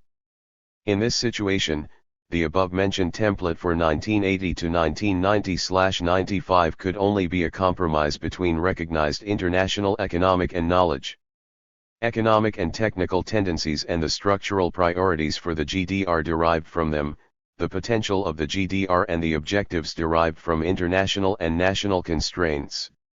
In keeping with the economic situation of the GDR, including its dependence on international connections at the end of the 1970s, the template did not represent a pure forecast with alternative scenarios, but rather a compilation of descriptions of the situation, representations of potential, catalogs of requirements, forecasts, and planning approaches. The following complexes form the content of the document: the long-term development of economic effectiveness and the basic proportions of the reproduction process, the changes in reproductive conditions that are crucial for long-term development, the acceleration of scientific and technical progress, its interconnections with all aspects of the economic reproduction process, the changes in the long-term development of the most important factors of national economic reproduction. Social labor capacity, the raw material base, the intensification of basic fund reproduction, the further perfection of the production structure, the new conditions of socialist economic integration and the development of foreign economic relations, the material foundations for further increasing the material and cultural standard of living of the population, the focus of long-term raw material security and the development of the production structure of the national economy as a whole, and the areas of manufacturing, construction, agriculture, transport, and communications. The basic lines and proportions of the GDR's economic reproduction process as well as important problems associated with it contained in this document provide a meaningful insight into the long-term development ideas that existed at the end of the 1970s. We will limit ourselves here to a few questions that are interesting from today's perspective. The following were highlighted as changing conditions of reproduction, the acceleration of scientific and technical progress and its closer interconnection with all aspects of the reproduction process, the changed internal and external conditions in the reproduction of the raw material base, in particular the higher standards for energy and material economics. The increased demands on the investment process, from increasing the investment rate, greater use of investments for the rationalization and renewal of entire companies and technological complexes to improving the effectiveness of investments and investment funds, the changed foreign trade conditions, the increasing role of qualitative processes in increasing the material and cultural intellectual standard of living of the population. Missing from this list are the changes in environmental conditions and the resulting higher and new requirements for the sustainable development of social natural conditions. From these long-term changes in the reproductive conditions, the conclusion is drawn that further work on the concept for the next 5-year plan should be geared to these changes with all due consequence. Increase rates of over 5% per year were planned for labor productivity per employed person until 1990, and the effectiveness of the basic funds and investments should be increased in contrast to previous developments. Essentially the same growth rates were envisaged for the improvement of the raw material and material economy as in the Information on Long-Term Raw Material Security from 1975. Compared to the industry of the Federal Republic of Germany, the productivity gap would be of 24% in 1977 to approximate 20% in 1985 and 15% in 1990. From the increase in foreign debt in recent years, the non-socialist economic area has been given the task of basing the 5-year plan on a rising export surplus by 1985, with the consequence that the national income produced should rise faster than that available for domestic use. In contrast to the PWF of 1970, an approximately constant share of accumulation in used national income of 22 to 24% was assumed. Investment in industry should primarily grow. Investment priorities should be expansion and more intensive use of one's own raw material base, renewal and modernization of the material technical base, solving the housing problem, improving the material technical basis in non-manufacturing areas. The concept assumed that the material and technical foundations for the areas of public services need to be improved. For this purpose, and especially for housing construction, 1. A considerable increase in investments is envisaged, although the proportion of total investments remains approximately the same. In order to improve working conditions, it is required to enrich the work content and limit monotonous, physically difficult, and health-damaging work. This was reflected in macroeconomic goals as follows: the share of funds for consumption and investments affecting living standards in the national income used should remain approximately the same until 1995. However, the share of individual consumption in national income used fell from 66.4% in 1980 to 64% in 1990 and 62 to 63% in 1995.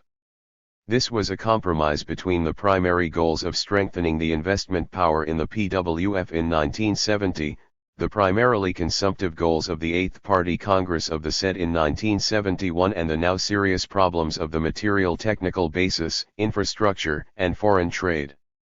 When listing the tasks to be solved, the intensification of environmental use and the improvement of environmental conditions are also mentioned at one point. However, this was combined with the view that was still widespread at the time of more effective control of nature by humans.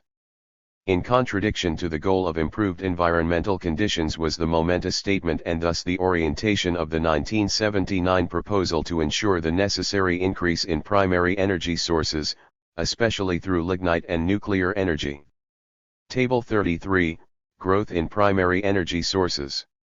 Share of growth in percent coal nuclear energy 1971 to 1975 around 08 1976 to 1980 around 18 around 22 1981 to 1985 around 55 around 30 1996 to 1990 around 25 around 70 1991 to 1995 around 25 around 70 1996-2000 around 20 around 80.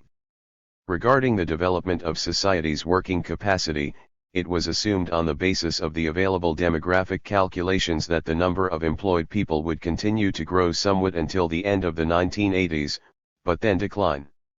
As a guide for further work on the 5-year plan, it was requested that investments that are associated with the creation of new jobs should always be taken into account, that these new jobs. 166 Chapter 5, Forecast of Economic Growth Factors up to 1990. 167. The workforce can also be secured. The calculations soon had to be revised downwards due to migration to West Germany. With regard to the employment and qualification structure of the working population, it was assumed that their share in the service sectors will continue to increase, and the proportion of working people with completed university and technical college training will also continue to increase in the coming period. In order to increase the effectiveness of fixed assets, important requirements were derived, especially to improve the technological level of investments, to use them economically, and to concentrate investments more on rationalization measures. Furthermore, it was demanded that the material conditions be created in order to significantly increase the disposal rate of the existing facilities, which was far below that in West Germany.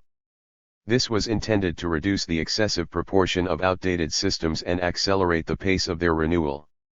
Despite the lower forecast of future investment power compared to the PWF, the basic funds should be significantly modernized, with an increase in the current rejection rates to 1.5 to 2 times, should be combined with the introduction of modern and highly productive technologies. However, this task was not fulfilled until the end of the GDR's existence. This was one of the most important reasons for the high productivity gap of around 50% compared to the Federal Republic of Germany that continued until the end of the GDR. The planned increase in investments, their share of the national income used should remain approximately the same, was not achieved. In the period 1980 to 1985 the investment volume stagnated, and in the manufacturing sectors it even declined in absolute terms during this time. From 52.3 billion marks to 48.3 billion marks, i.e. to 92%. A large part of the long-term development concept was aimed at changes to the production structure in order to improve and secure the material conditions for solving economic tasks in the long term. The concept was based on the following complexes: strengthening or developing the production complexes that are crucial for a high technological level of production and its rationalization. In all branches and areas of industry, the production structure should be perfected in such a way that a significantly higher degree of refinement of the raw materials used, and in particular the energy sources, is achieved.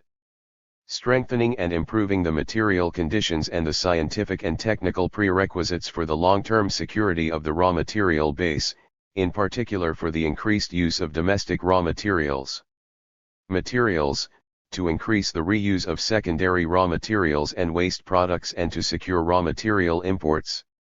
As mentioned above, the task of creating the material and technical prerequisites to comply with the permissible environmental impacts when increasing the use of local raw materials is also mentioned here. Changes and perfection of the production structure in order to realize the increased demands on export power. Implementation of structural changes in favor of high-quality industrial consumer goods. The calculations of long-term development were based on the goal of increasing the share of industrial consumer goods in the population's total product portfolio from just under 50% in 1978 to 57 to 60% in 1990. The conception of communication and transport brought together complex connections with the necessary change in the production structure, above all, the energy and raw material structure, scientific technical development and way of life influenced the necessary development. A structural turnaround was to be achieved in transport compared to the previous period. In 1980 the share of the volume transported by rail fell from 32% to 28% compared to 1975. It should rise from 1985 at the latest, and by 1995 it should return to around the same proportion as in 1975. The share of electric traction in train transport performance was supposed to increase from around 20% in 1980 to over 50% in 1990-95, after the environmentally harmful diesel technology was used until the 1970s due to the cheap Soviet oil. The proportion of the volume transported by motor transport increased from 65% to 70% in 1980 compared to 1975 and was expected to fall back to around the 1975 proportion by 1990-95. The further development of public transport should take priority over individual motorization. The focus when expanding passenger transport systems should be tram network in large cities, trolleybus networks in selected cities, S-Bahn-like train operations in district towns, trunk road network, new motorway construction, S-Bahn, and subway network in Berlin. In a further complex, the changed conditions and higher requirements for the deepening of economic socialist integration in the Comecon and for the development of foreign economic relations are justified. It is emphasized that the importance of foreign trade for the pace of growth and increasing the effectiveness of the national economy continues to increase, and that the further deepening of socialist economic integration with the Comecon countries and in particular with the USSR is crucial for this. Based on this, in the important tasks of a long-term export strategy have been identified, such as further increasing the export quota of production, strengthening the scientific, technical, and economic prerequisites for improving export profitability and thus also the terms of trade. In contrast to the development in the 1970s with a considerable import surplus and thus increasing foreign debt to the NSW, the calculations for the 1980s assume a relatively high export surplus to this economic area and thus also a reduction in foreign debt to the NSW.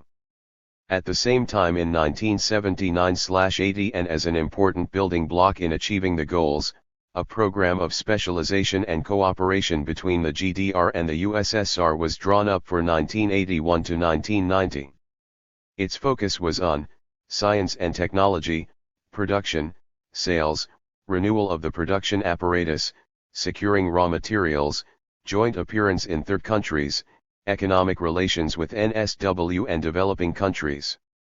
However, the already noted gradual shift of economic ties with the SW to NSW continued. As was already critically highlighted in the forecasts, almost all of the assumptions made in the conception were overly optimistic. In contrast to the forecast for economic growth factors, the 1979 concept assumed more modest goals. As already mentioned, the gap with the Federal Republic of Germany should be reduced from 24% calculated in 1977 to around 20% in 1985 and around 15% in 1990. As we now know, the real backlog was significantly higher in the original year and, contrary to assumptions, continued to grow until 1990. In this final chapter, a conclusion will be drawn from the analyses and consequences contained in the other parts of the study on the question posed at the beginning: are there useful experiences and insights from forecasting activities and long-term planning in the GDR that can be applied in a long-term transformation process, could and should? The answer to this question has several dimensions. The example of the PWF as an aggregated result of the economic forecast in the 1960s in the GDR, as well as the documents that followed it and partially corrected it in the 1970s, confirmed the multidimensionality of the cognitive value of forecasts. As a first step, we want to try to identify this problem using the following three criteria. First criterion, did the forecast of growth and development of the structure and effectiveness of the GDR economy correspond to the actual development with satisfactory accuracy? Meeting this criterion is important because these forecasts should serve as a macroeconomic basis for binding medium and long-term plans.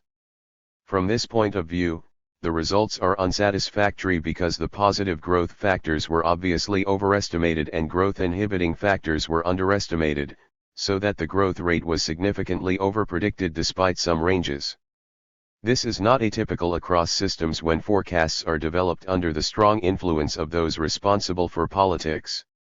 In addition, alternative offers for expected and possible changes to production and consumption structures were largely missing. Over the course of the forecast period 1971 to 1990 and as the forecast and planning horizon became shorter, the overall growth targets were gradually reduced as shown in Chapter 5 and the structures were adapted to changing political requirements.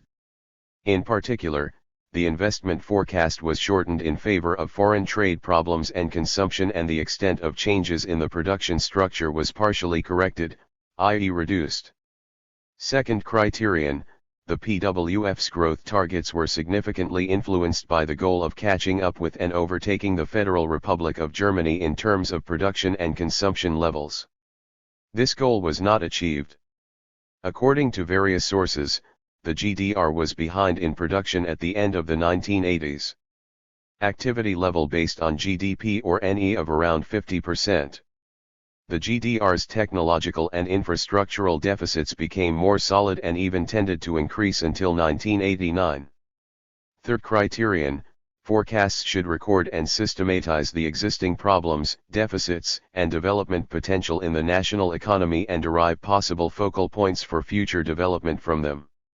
Even if the PWF contains some time-related errors and thus set controversial course for the future economic structure, and even if the PWF largely did not present any alternative structural proposals, it can be stated that from a cognitive perspective, the PWF provided valuable material and was essentially at the height of international knowledge at the time. We explained in chapters 4 and 5 why their findings and advice were not or could not be used sufficiently in economic policy.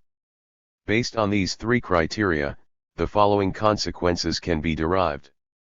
First, forecasts must be drawn up as factually and objectively as possible, based on existing scientific, technical, economic, ecological, and social knowledge, without being guided by political guidelines or illusionary wishes. Secondly, the goal of an overall economic forecast should not be derived primarily from catching up with and overtaking highly industrialized countries on the path to catch-up modernization. Rather, it should be about using international experience to design an economic development that corresponds to the conditions and ideas of people's needs and environmental requirements. This requires that particular emphasis be placed on structural development that corresponds to the changing conditions of prosperity and people's way of life. 31. Thirdly, forecasts should contain a broad, as well-founded foresight of future developments based on a comprehensive use of the internationally existing knowledge base in order to create the necessary conditions to develop qualified and realistic plans. The critical assessment of the forecasting work analyzed here should be used to outline the possible content of an economic framework planning. This assessment and use of the work on forecasting and long-term planning of economic development includes critically analyzing their deficits and weaknesses as well as their strengths. We want to try to summarize the results of our analyses in conclusions that should be taken into account when consciously shaping the future. 1.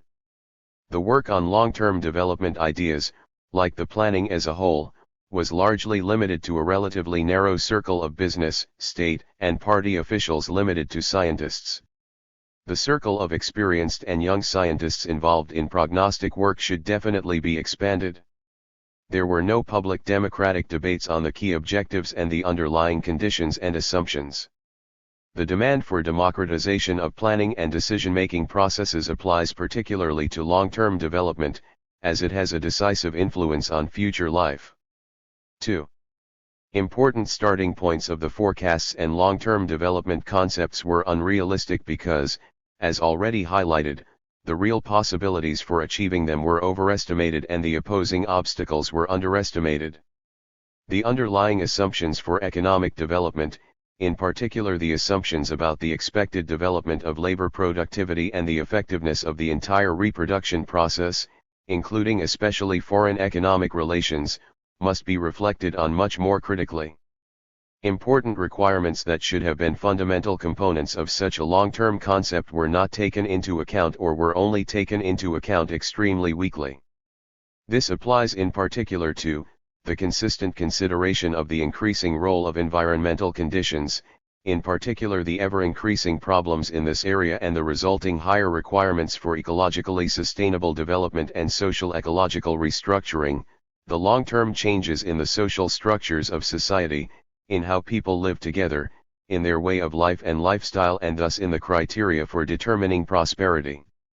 This would require a critical, differentiated assessment of economic growth. Changing working conditions to create conditions for greater self-determination and self-realization at work, the changes in the relationship between work and leisure time and the increased demands for greater leisure time and its use.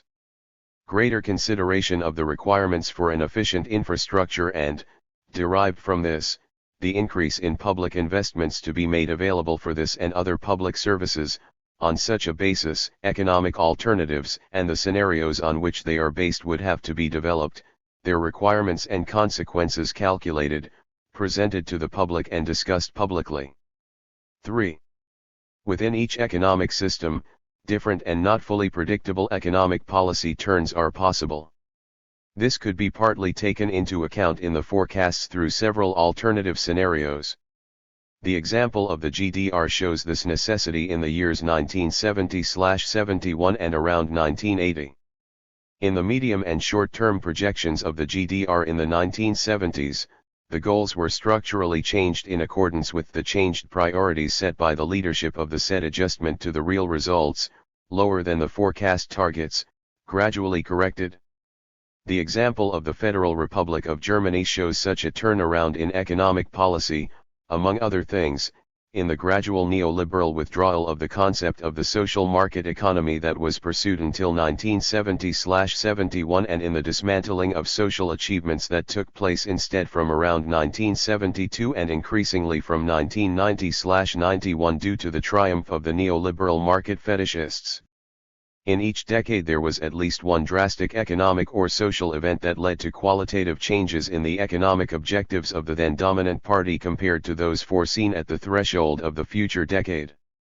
The relatively new concept of a counterfactual history could lead to greater certainty in current macroeconomic forecasts regarding the quantitative and structural influence of such events, but of course cannot eliminate the uncertainty about the temporal, quantitative, and structural strength of such events.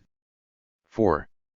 Medium and long-term forecasts are based on medium and long-term trends of the past and, in the best case, correct these for foreseeable trend changes due to changed conditions. In planned economies like the GDR, the annual and 5-year plans that had already been decided were incorporated into the previous trend as if they were already reality. This repeatedly created an extremely unsatisfactory situation for the forecasters. Based on urgent social needs, tense increases in effectiveness were added to the plans, which had already been and probably could not be achieved in the foreseeable future. Basic. They had to be corrected several times over the course of the planning period, which led to increasing errors in the longer-term forecast, resulting in unfounded optimism. Quantitative deviations between the actual and forecast growth in the indicators of the overall economic potential lead to different effects on the qualitative sub-goals on which the forecast was based. The same applies vice versa. Economic and socio-political changes, unforeseen internal and external economic changes are examples of this. This is also characteristic of development under real capitalist conditions, as is currently evident in the banking and national debt crisis and the associated euro crisis, which have far-reaching consequences for future economic and social development. 5. Negative deviations of the quantitative growth of the economic potential from the originally conceived growth targets usually lead to the reinforcement of extensive versus intensive growth or development factors. The main reason is the government's focus on short-term rather than long-term needs. The phenomenon, also known from social psychology, of putting important longer-term needs aside in favor of third-rate but short-term expected results and urgent tasks is at work here. In addition, politicians are either concerned with dealing with current problems or with the next elections. In short, short-term retention of power is more important than longer-term social ones, especially economic, ecological, and social ones, cultural, reproduction. 6. The forecasts did not take sufficient account of the expected changes in the global economy. This particularly affected the global economic and political balance of power, with its consequences for the design of equal foreign trade relations and for the enforcement of equal rights of use of the natural environment for all peoples and people, as well as for the implementation of necessary measures to prevent a climate catastrophe. In the future, these challenges will have to be given much greater attention in prognostic work. A more general interim conclusion from the experience gained with the forecast of economic growth factors, which at the same time relates to the historical reality of the GDR, could also contain the following insights that can be used in the future. Macroeconomic forecasts are never developed without assumptions. Economic policy objectives and concepts are essential. The planned growth and structural development of the national economy. Forecasts should therefore always clearly identify the economic policy concepts on which they are based and implement foreseeable changes in these concepts into changed forecasts. In future prognostic work, it is important to pay far greater attention to ecological and social problems and challenges. An important issue in this context concerns the increasing role of an economy based on solidarity and an economy oriented towards the common good. The actual growth of the national economy always deviated downwards from the forecast. There has always been a tendency to overestimate future growth opportunities. This should also be a warning for current and future forecasts in parliamentary democracies. Political influence by parties and governments is often determined by populist promises or demands from their own lobby. Important requirements that should have been key components of such a long-term concept were not taken into account or were taken into account only very weakly. This applies in particular to the consistent consideration of the increasing role of environmental conditions, in particular the ever-increasing problems in this area and the resulting higher requirements for ecologically sustainable development and social ecological restructuring, greater consideration of the requirements for an efficient infrastructure and, derived from this, the increase in public investments to be made available for this and other public services, the already mentioned lack of consideration of the expected changes in the global economy. For planning that meets the demands placed on it and that realizes the demands for democratic participation of citizens in the planning process, the following consequences in particular would have to be derived from this: the underlying assumptions for economic development, in particular the assumptions the expected development of labor productivity and the effectiveness of the entire reproduction process, including especially foreign economic relations, must be reflected on much more critically, and on such a basis, economic alternatives and the various scenarios underlying them must be worked out, their prerequisites and consequences calculated, presented to the public and made public to be discussed. The question posed at the beginning as to the extent to which there is experience and knowledge from forecasting activities and long-term structural planning in the GDR that can be used currently and for the design of a future society can be answered clearly with yes based on the critical considerations above. This yes has a threefold dimension. It is important to learn from the shortcomings that have arisen in these activities, especially from their deficits, one-sidedness, and exaggerations, and not to repeat avoidable mistakes. The positive experiences and findings should be taken up and used, which arise in particular from the fact that the conscious design of economic, social, and ecological development requires the long-term development tendencies of the needs of people, the productive forces and the ecological conditions of existence of human society uncover, analyze, and base the plans on. With a derivation of structure determining scientific, technical, economic, consumption and, in particular, environmental policy tasks, important insights can be gained and important prerequisites can be created in order to concentrate the existing potential on solving the requirements that are crucial for ecological sustainability and prosperity. When using positive experiences, it must be taken into account that the conditions and challenges today and in the future differ significantly from those in the second half of the 20th century. Therefore, it cannot be a matter of simply transferring experiences from the GDR's forecasting activities almost 50 years ago, but rather of recognizing the importance and necessity of forecasting work that extends far into the future and, on the other hand, of using experiences and suggestions for such work prognostic foresight that needs to be modified and further developed according to changing conditions. In order to make full use of the possible positive effects of prognostic activity in shaping further development, the following must be taken into account. Above all, greater attention should be paid to the uncertainties and the probabilistic nature of predictions about development tendencies and events that extend far into the future. This also means developing and discussing far more alternative ideas about development paths and results in the forecasts, and also taking more economic, social, and environmental policy corrections into account. The principle of back calculation from the forecast development to the present must, as far as possible, be freed from subjective wishful thinking in order to avoid the unrealistic, illusory goals that arise from them. To avoid, among other things, the rate of growth of production and labor productivity, and to only apply the principle of overtaking without catching up where it makes technological and social sense and is possible. The interconnections and mutual dependencies between the various forecasts and structural policy tasks must be given much greater consideration. A larger number of especially critical scientists and practitioners should be involved in the prognostic work. In contrast to practice in real socialism, the discussion and evaluation of the results must take place with extensive public participation. If the forecasts can also be used to present variants or alternatives of different development paths, the conditions for an open democratic discussion about future development opportunities and paths will also improve. We consider the positive experiences of prognostic and structural policy work in the GDR, which could be used in a longer-term transformation process and in a democratic, emancipatory socialism, to be particularly highlighted. Forecasts form an important starting point for the development of future-oriented, solidly founded perspective concepts that to meet ecological requirements, the development of a socialist way of life and the application of changing criteria for determining prosperity. The development of science and technology and the changing international, national economic, branch and regional structures and interrelationships.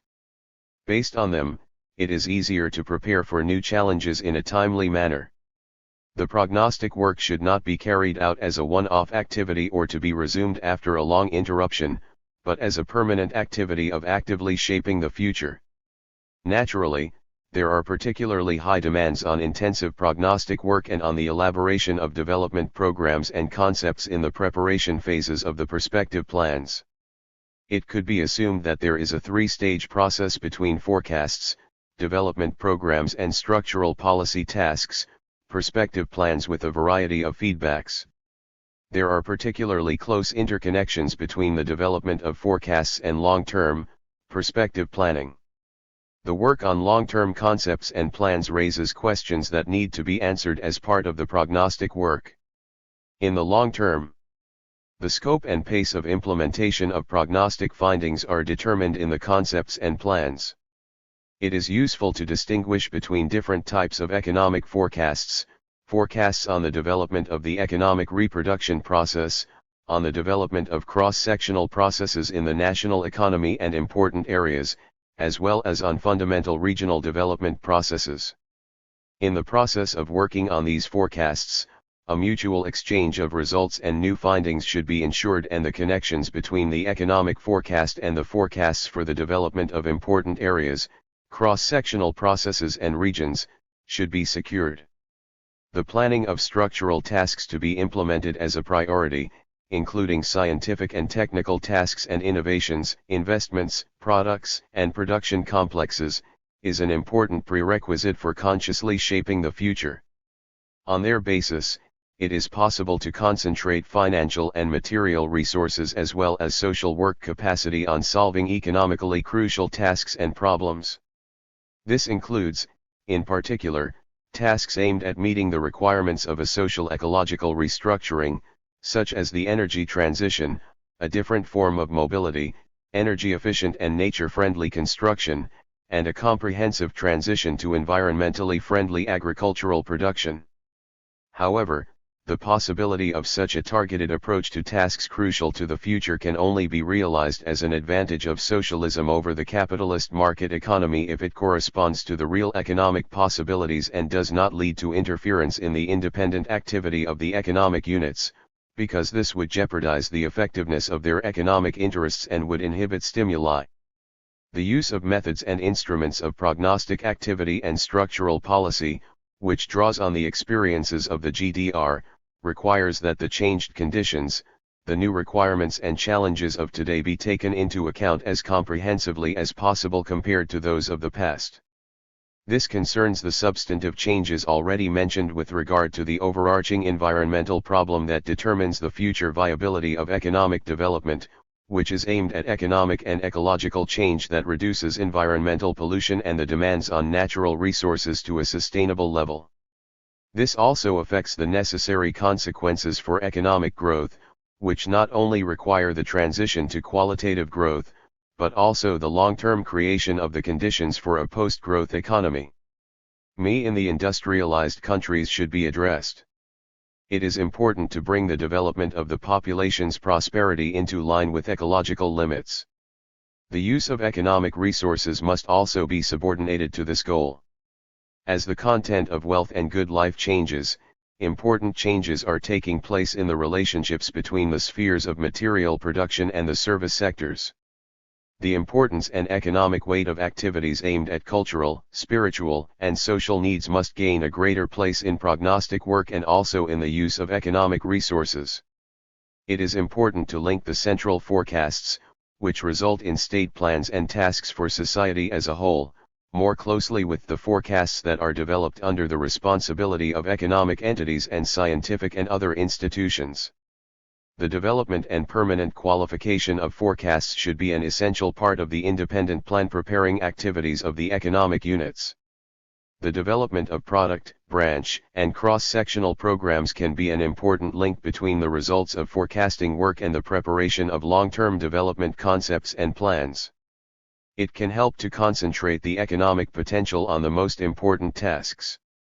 However, the priority planning and balancing of structurally determining tasks will only be able to achieve its positive effects, while at the same time ensuring the necessary economic equilibrium relationships, if it is not rampant, but is limited to selected, decisive tasks.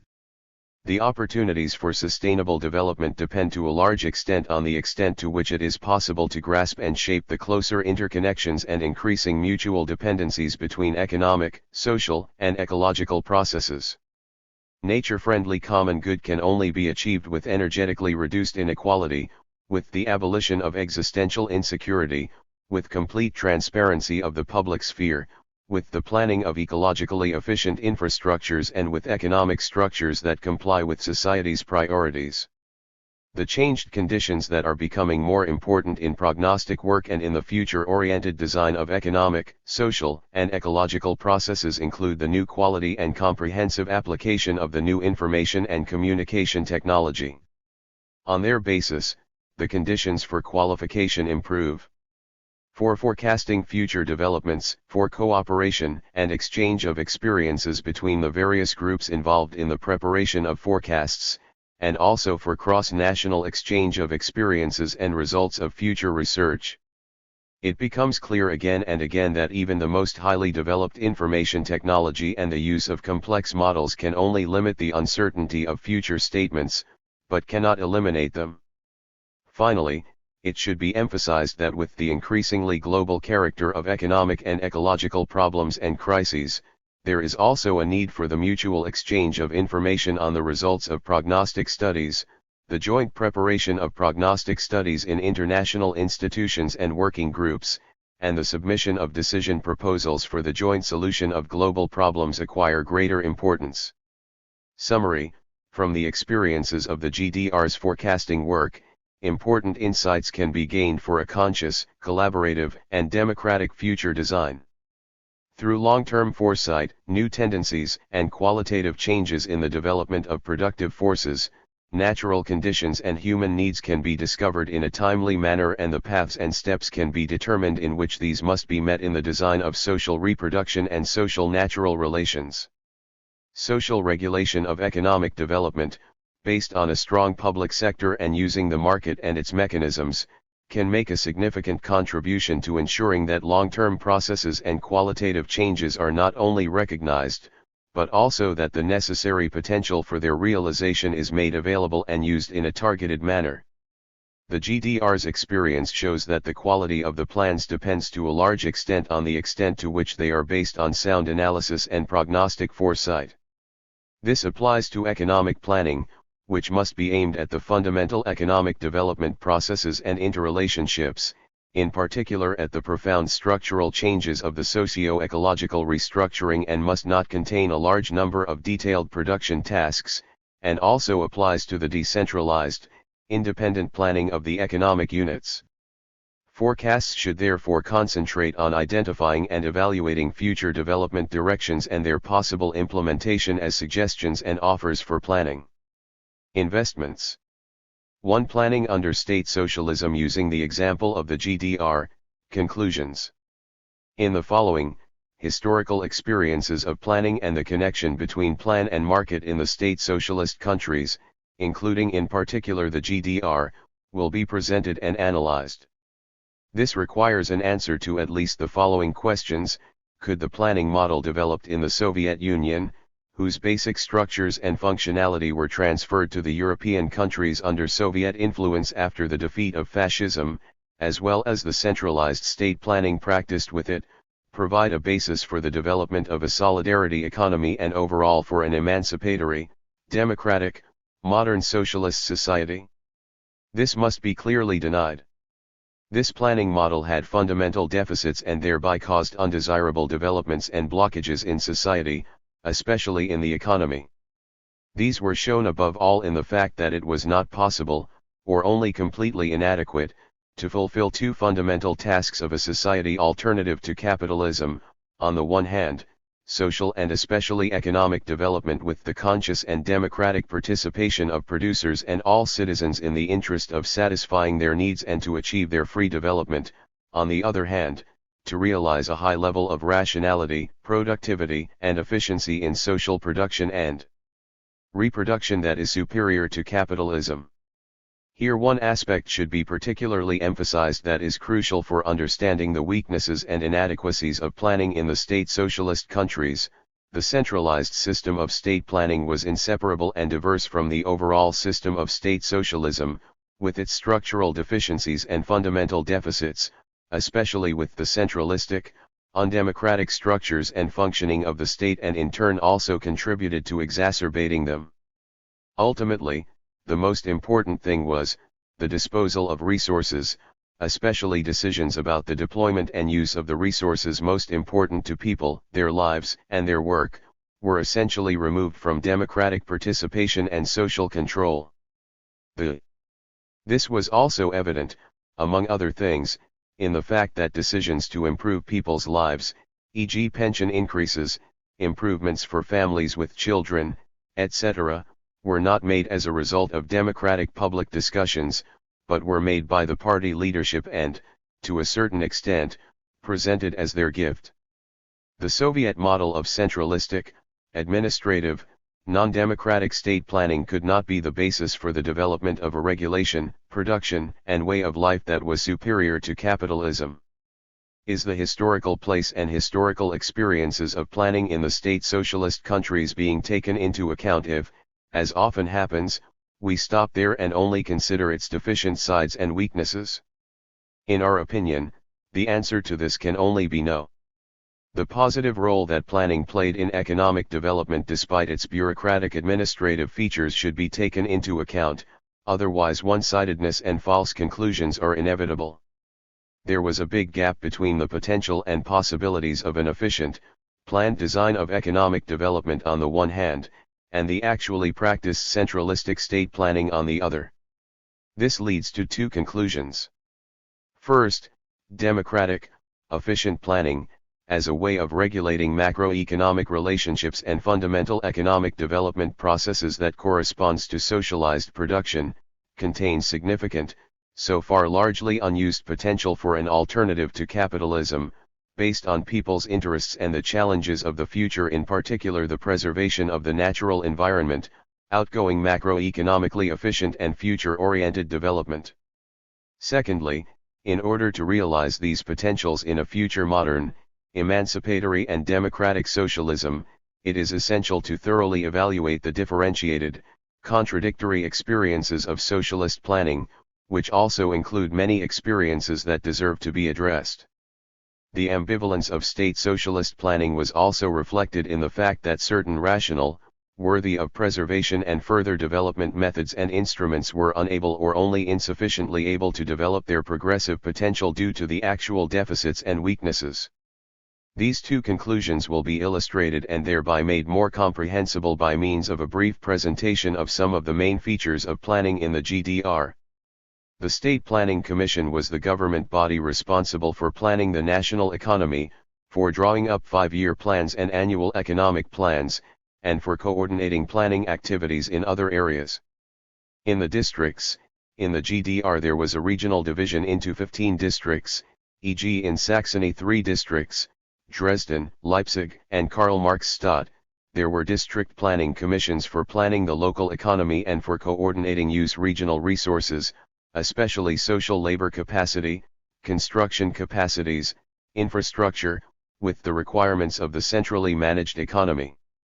The planning framework was formed by the 5-year plans and the annual economic plans. 5-year planning began in 1950. In total, there were 8 5-year plans and 1 7-year plan in the GDR. However, the actual control instrument for economic development was de facto the annual economic plans, with which the focal points of the prospective plans were to be concretely implemented. The annual plans should, above all, take into account the often significantly changing conditions. However, this was usually only achieved unsatisfactorily. In reality, the prospective plans were increasingly pushed into the background by the problems of the annual plans. The plans were drawn up in several stages, with a plan concept for the following year being presented at the beginning of each year. For this purpose, planning models, including a coordination and effectiveness model as the basis for national accounting and an economic interdependence balance, were increasingly used. After the plan concept was discussed in the Politburo of the said state, tasks were presented by the SPK as a guide for the further elaboration of the plans, decided by the Council of Ministers and in further steps, after being broken down into the following levels, sent to the ministries, combines and companies and handed over to the districts and districts. The state tasks were the basis for plan discussions lasting several weeks in the companies and for the development of plan proposals by the companies, combines, ministries as well as the districts and districts. The quality of the plan discussion and the extent to which the workforce participated varied in the individual combines and companies. 2 basic problems emerged.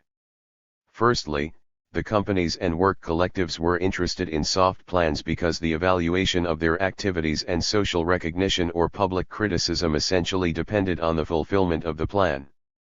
The material incentives in the form of year-end bonuses were also largely in line with plan fulfillment coupled. The interest of the companies and combines and the workforce was therefore less focused on the optimal use of all resources than on the provision of resources. This gave rise to the second problem, the plan proposals from the companies, combines and ministries that emerged as a result of the plan discussion often fell short not only of the sometimes unrealistic targets set by the headquarters, but also of the economic possibilities. In the planned offenses at the higher level, significant corrections were made to the plan offers, targets for the growth of production and productivity were often increased, and at the same time the resources to be made available were reduced.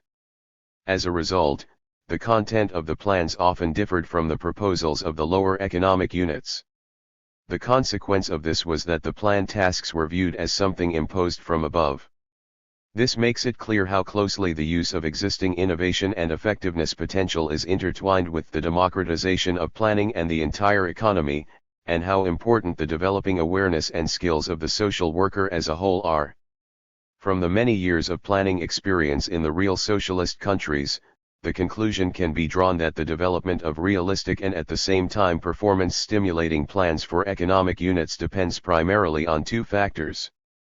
Firstly, the responsibility for developing the plans is shifted downwards, i.e. to where the necessary concrete knowledge and experience actually exists, i.e. to the level of the companies and companies. Secondly, that the economic units, i.e. in particular the employees and management, have an effective economic and non-material interest in developing realistic plans that make use of available resources. The SPK held planning consultations with all ministries, in which there were often heated disputes about the reality of the plan's tasks, in particular about the relationship between the goals of the plan and the resources required for them. Slightly later, important elements of the planning process were territorial complex consultations in the regional centers. Here, representatives of the regions, the sectors, the cross-sectional areas and the SPK came together under the leadership of members of the government to discuss future developments together. To make the necessary determinations. The following questions were at the forefront of the plan consultations: how can the regional resources necessary to fulfill the plan tasks be secured? What social and ecological consequences for the development of the region result from the respective plans, and how can conflicting interests be balanced? As a result of the plan offers and the plan consultations, in which trade union representatives also took part, as well as taking into account the analysis of the status of plan fulfillment for the current year, the economic plan was drawn up by the SPK and handed over for consultation in the Politburo of the SED and in the government. Taking into account the results of discussions in these committees, the economic plan was finally completed. On this basis, the binding state plan requirements for the next year were completed and handed over to the ministries, combines, companies and regional bodies in an expanded breakdown and detail for each level. Based on the company's binding plans, they should conclude contracts with suppliers or buyers. The plans included a system of indicators.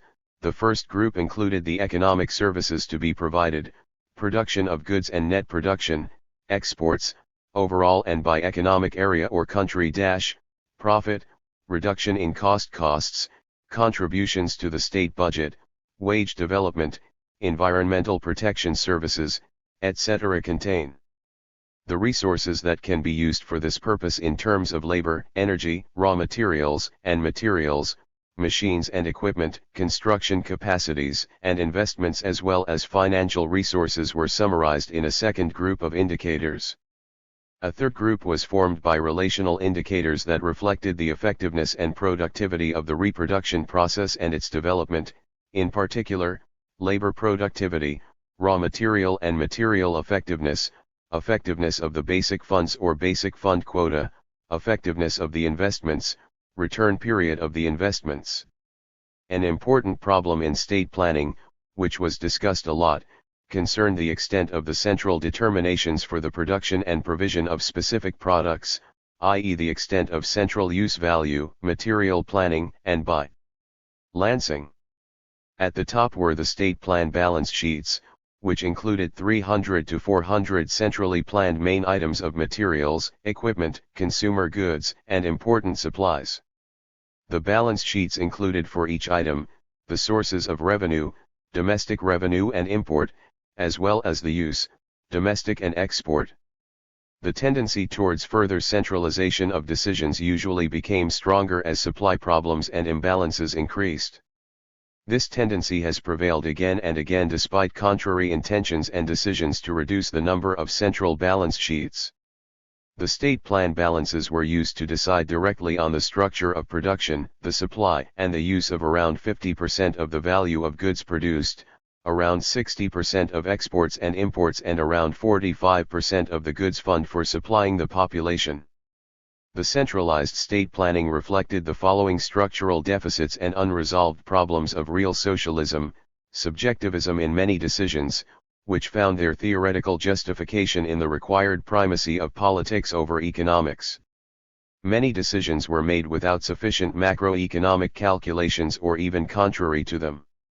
The said Politburo often changed the plan concepts of the Planning Commission because they did not correspond to the necessary extent with the political requirements and set higher plan goals without these being sufficiently materially secured. Such experiences were often expressed in jokes.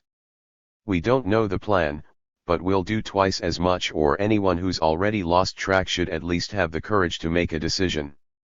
Excessive centralization of individual processes, as a result of which the interests of economic entities were insufficiently taken into account, contradictions between social and company interests were exacerbated and there were frequent shortages in the supply of consumer goods to the population. There were no democratic, open, and critical debates about basic economic and social policy issues.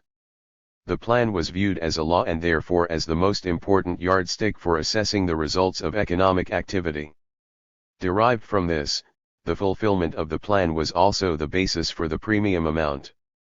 This gave rise to the never-resolved contradiction between the state's interest in high-level plan proposals from companies that make use of existing options.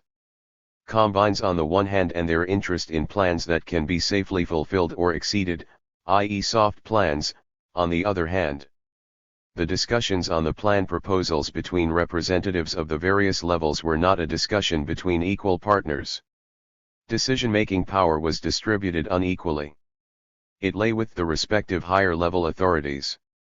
A fundamental problem of state planning was that it was not possible to take the economic interests of economic subjects into account in such a way that they were, on the one hand, effective as a driving force for the use of productivity and efficiency reserves and, on the other hand, aimed at meeting social requirements.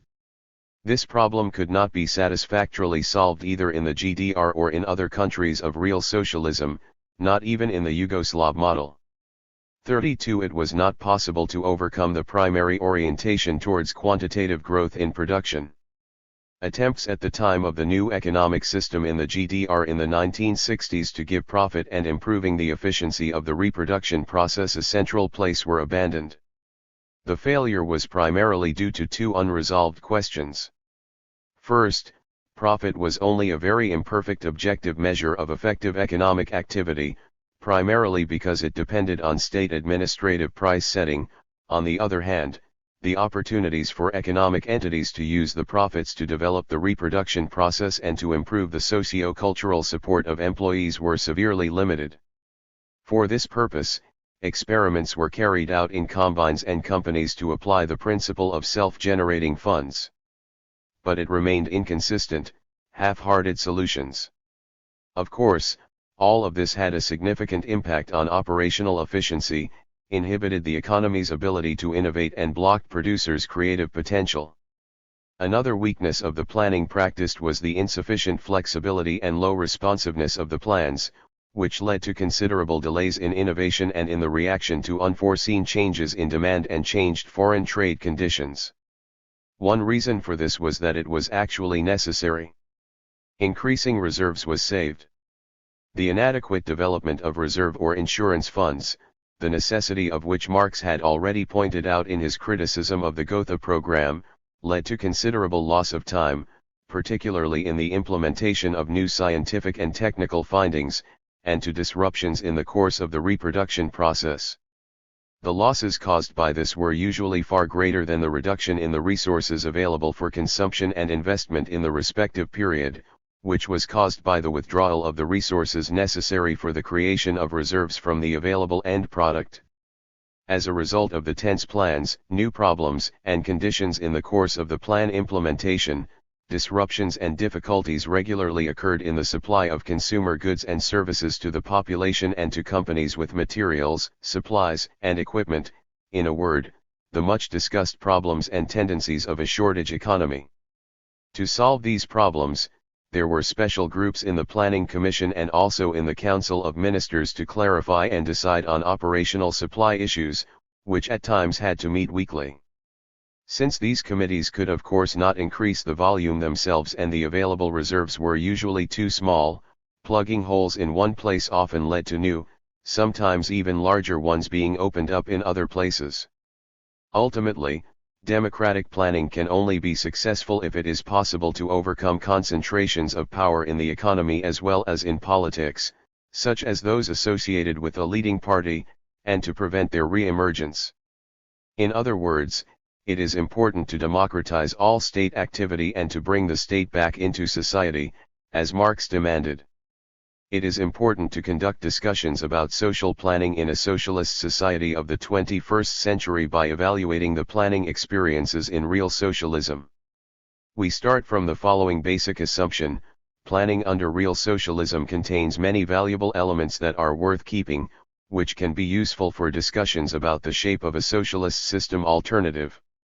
In addition to the structural errors outlined, the deficits of the centralized planned economy lay primarily in the fact that its rational and positive elements were often implemented in practice in such a way that their possibilities or potential were not or only insufficiently exploited, had a distorted effect. A few key points must suffice here to show that planning under state socialism is not the basis for planning in a future one. Socialism can be, but still contained interesting, valuable elements that, freed from distortions and formal features, should above all be democratized, further developed, and used. This includes, among other things, the planning consultations that took place at various levels, from the company to the combines, the ministries to the State Planning Commission and the Council of Ministers, the elaboration of the plans in several phases, state orientations as a basis for the elaboration of the plan proposals from the companies, combines and ministries, which became binding plan requirements after their consultation at the various levels and, after corrections, their confirmation in the Politburo and the Council of Ministers, the connection of vertical development according to areas and branches with regional development, especially through the territorial complex consultations in the districts, the prognostic activity in order to determine future development trends and requirements in good time so that they can be taken into account in the plans. Of course, these instruments and methods of planning social development cannot simply be adopted for a future socialism. Their use requires significant changes.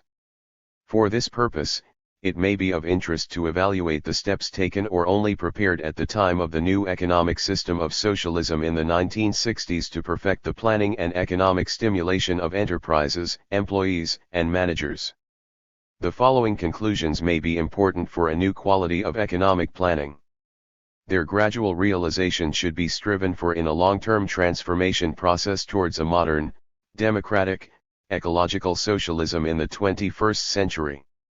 Above all, it should take place as macroeconomic planning and as complex planning of important structural and innovation processes to fulfill social and ecological goals and not as a binding definition of individual processes and detailed production tasks of economic units.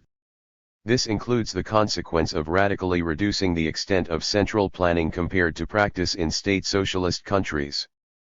Democratization and transparency of decision-making processes, effective producer democracy and greater influence for consumers are essential for economic planning in a democratic socialism.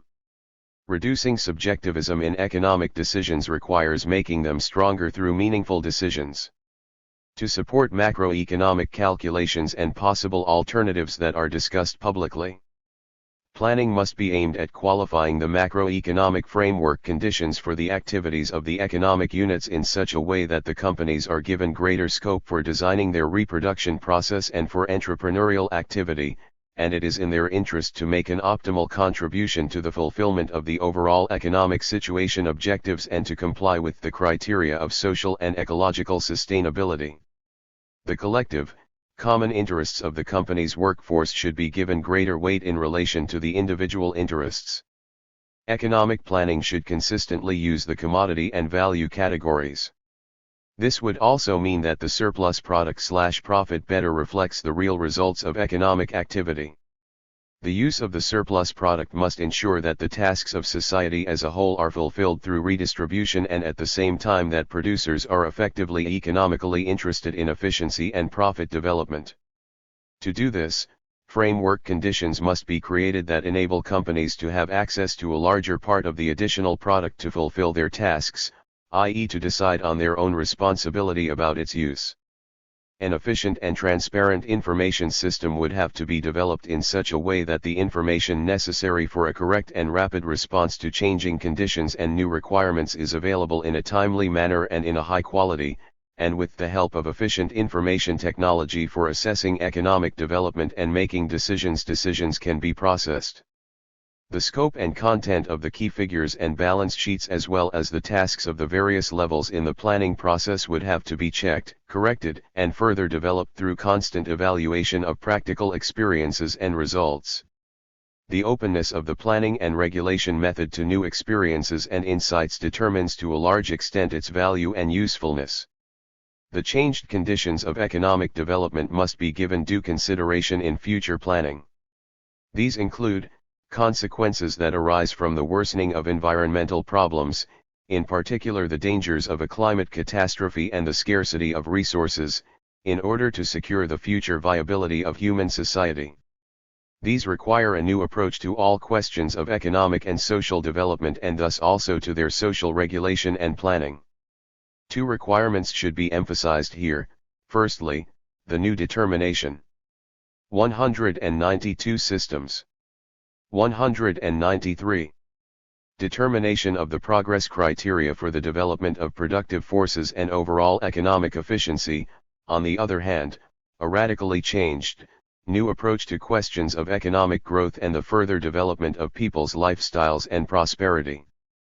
33. Consequences for the international and global regulation of problems for which national solution efforts and contributions are indispensable but insufficient. They are primarily a consequence of the already mentioned impending climate changes and the increasing scarcity of resources in connection with the increasing north-south divide and the inequality in the distribution of opportunities to use these scarce resources. What is necessary is not only greater effectiveness of international regulation, but also thorough democratization and real democratic legitimacy of international institutions as UN institutions. Equally important is their greater focus on helping third world countries overcome economic disadvantages and achieve conditions for a life free from poverty and hunger. Consequences that are necessary to counteract the uncontrolled dominance of international financial markets, the deregulation of international financial and capital flows, and the escalation of financial speculation with its devastating effects.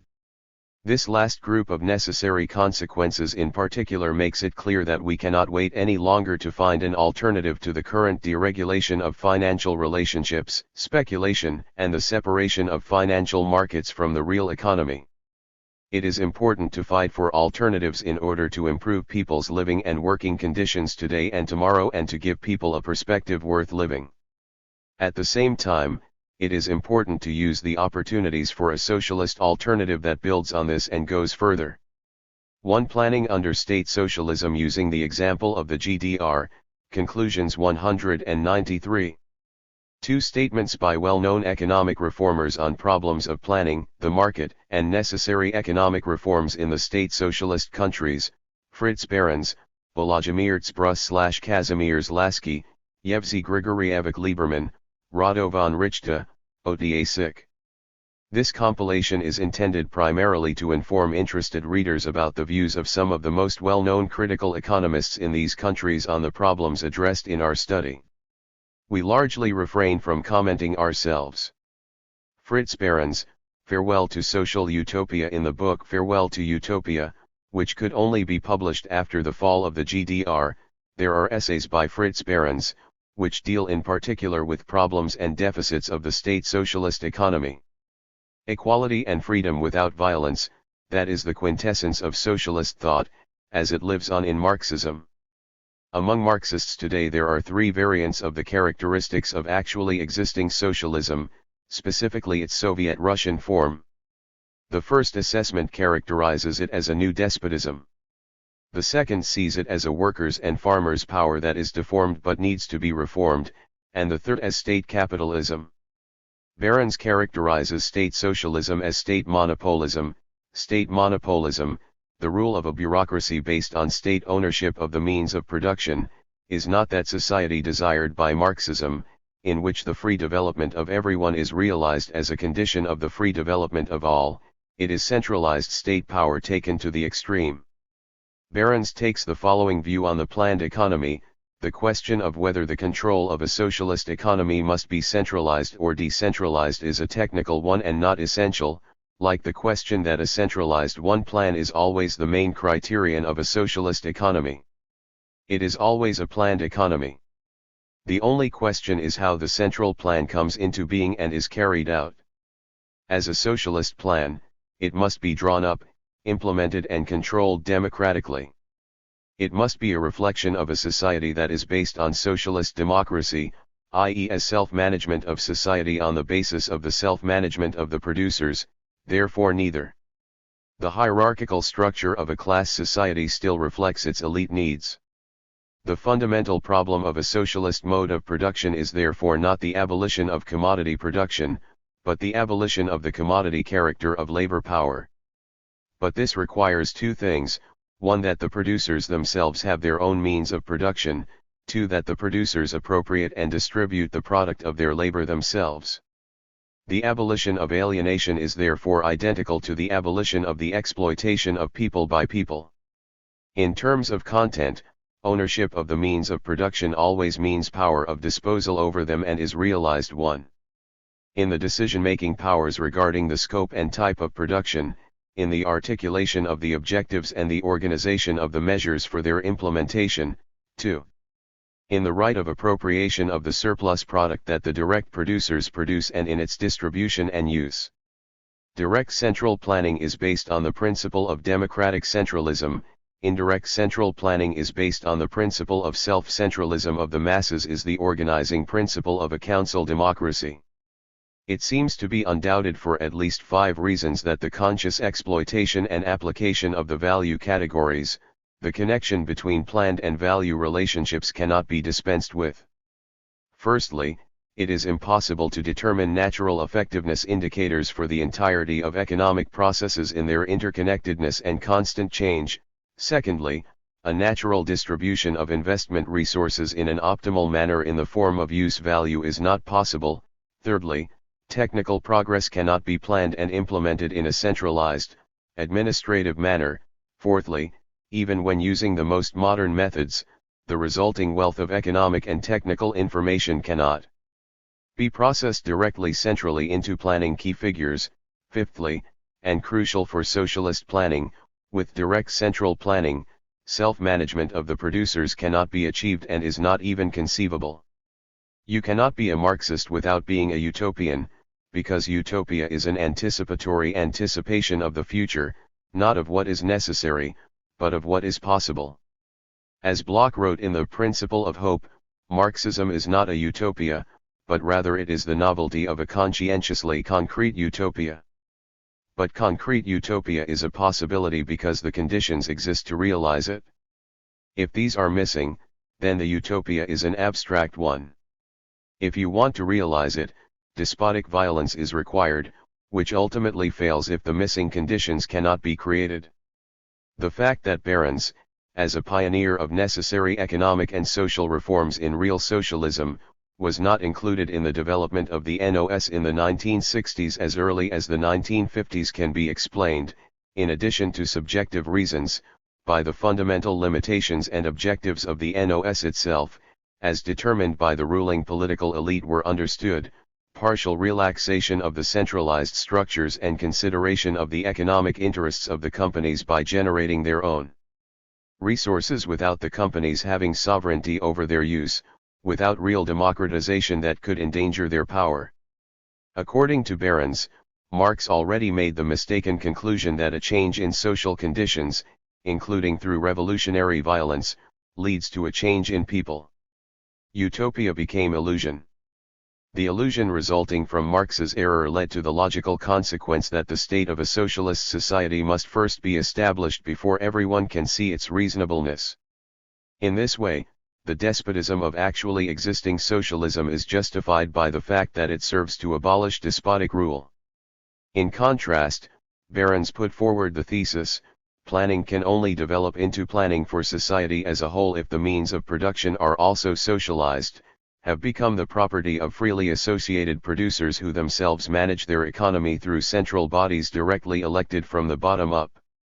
The alienation can only be eliminated by abolishing the commodity character of labor power. But the abolition of the commodity character of labor requires two things: that the producers themselves have their means of production, that the producers themselves appropriate and distribute the product of their labor. The abolition of alienation is therefore identical to the abolition of the exploitation of people by people. This corresponded to the view already expressed by Marx in the Grundriss about the character of communal production by freely associated producers. The individuals should not into a predetermined society that opposes them as an uninfluenceable power, but this should be their collective product, no longer a relationship external to them. From this Behrens drew the conclusion: the central plan is carried out, as a communal plan by one largely direct democracy established a social body and, both its realization and the control of its realization by this body, completely organized. His criterion is not the growth effect, but a prosperity effect. Volodymyr Tsbrus/Kazimierz Lasky, From Marx to the Market. Socialism in Search of a New Economic System. The book was only published in 1990, when the failure of state socialism was already definite. For the authors, the need to replace the command economy with a market-oriented system is the decisive starting point for their critical examination of state socialism. They wrote in 1990 about their intentions during the reform period in the 1960s in Poland and other state socialist countries. The reform attempts from the mid-1950s in Poland and other socialist countries were intended to lead to the overcoming of the command economy and saw a mixture of macroeconomic central planning and autonomous, market-regulated state-owned enterprises. In doing so, we started from the Marxist claim that socialism will surpass its predecessor, capitalism, in terms of economic rationality. According to our understanding of Marxism, however, the ethical superiority of socialism over capitalism should go hand in hand and mutually reinforcing with its economic superiority. The experience that all attempts to improve the functioning of the economy through various changes in the persistent failure to improve the line reinforces a point that some economists have already made before, and which was made particularly clear and understandable by the Hungarian scholar János Kornai, namely that the reasons for the lack of economic success are system-related. They are due to the system, to the functioning of the economy, i.e. to the economic mechanism, which reproduces the tensions at every level of planning pressure, leads to the waste of resources and thus blocks the way to improving the standard of living. Fundamental deficiencies are highlighted: command economy, economy without market, plans very detailed, but inconsistent despite comprehensive accounting. The necessary efficiency of the economy could not be achieved with planning. The book states that Oscar Lange's discussion of the theories of Ludwig Mises and Friedrich August von Hayek about the impossibility of economic efficiency under socialism is unconvincing. The problems of a lack of a real market, of prices that reflect scarcity, and other things remained unresolved under real socialism. The barriers to reform were also visible in Hungary, the country with the most extensive reforms. Among other things, the lack of a capital market had a negative impact in many ways. The problems of the Yugoslavian system of self-government are primarily reflected in the fact that there are no real collective bargaining partners in wage negotiations and that the connection between present interests and future requirements is not regulated. A real market socialism absolutely requires the supplementation of a goods market by a labor and a capital market. The capital market is directly linked to overcoming the soft budget planning system typical of real socialist countries. This means that a developed banking system, an effective credit economy and a monetary and fiscal policy oriented towards specific needs and requirements become important elements of market socialism. The transition to an open economy integrated into the global economy creates new regulatory challenges with far greater problems and contradictions that affect the possibility and reliability of predictions and also limit the freedom of action of the central planning authority. One of the biggest unsolved problems is the extremely complicated task of establishing and constantly reproducing a match between micro-efficiency and macro-stability. Yevgeny Grigoryevic Lieberman, Plan, Profit, Bonus. The journalistic or publicity effective prelude to long overdue discussions about the inefficiency of the administrative steering system in the real socialist countries and the necessary economic reforms came about through an article by the Kharkov economist J.G. Lieberman in the Moscow Pravda of September 9, 1962 with the headline Plan, Profit, Bonus, in which he proposed a complete transformation of the Soviet planning system with the following key points: centralized planning with its petty tutelage of companies and the control of production through administrative means should be abolished. It led to a flood of bureaucracy that distracted managers from their core tasks of organizing effective and demand-oriented production. The orientation and material and moral evaluation of the work of the companies on the fulfillment of plans rather than on profitability led to the struggle of the company management for soft plans and for a maximum resources, but in no way affect the company's interest in scientific and technical progress and needs-based production. That's why Lieberman suggested, state-owned enterprises should become independent economic units. The higher-level economic bodies should limit themselves to only determining the desired gross production for the company. All other questions, number of employees, wages, design of the cost structure, investments, should in the future be at the company's own discretion. In the future, the company's profitability should become the sole benchmark for the company's bonus system, the measurement of all things.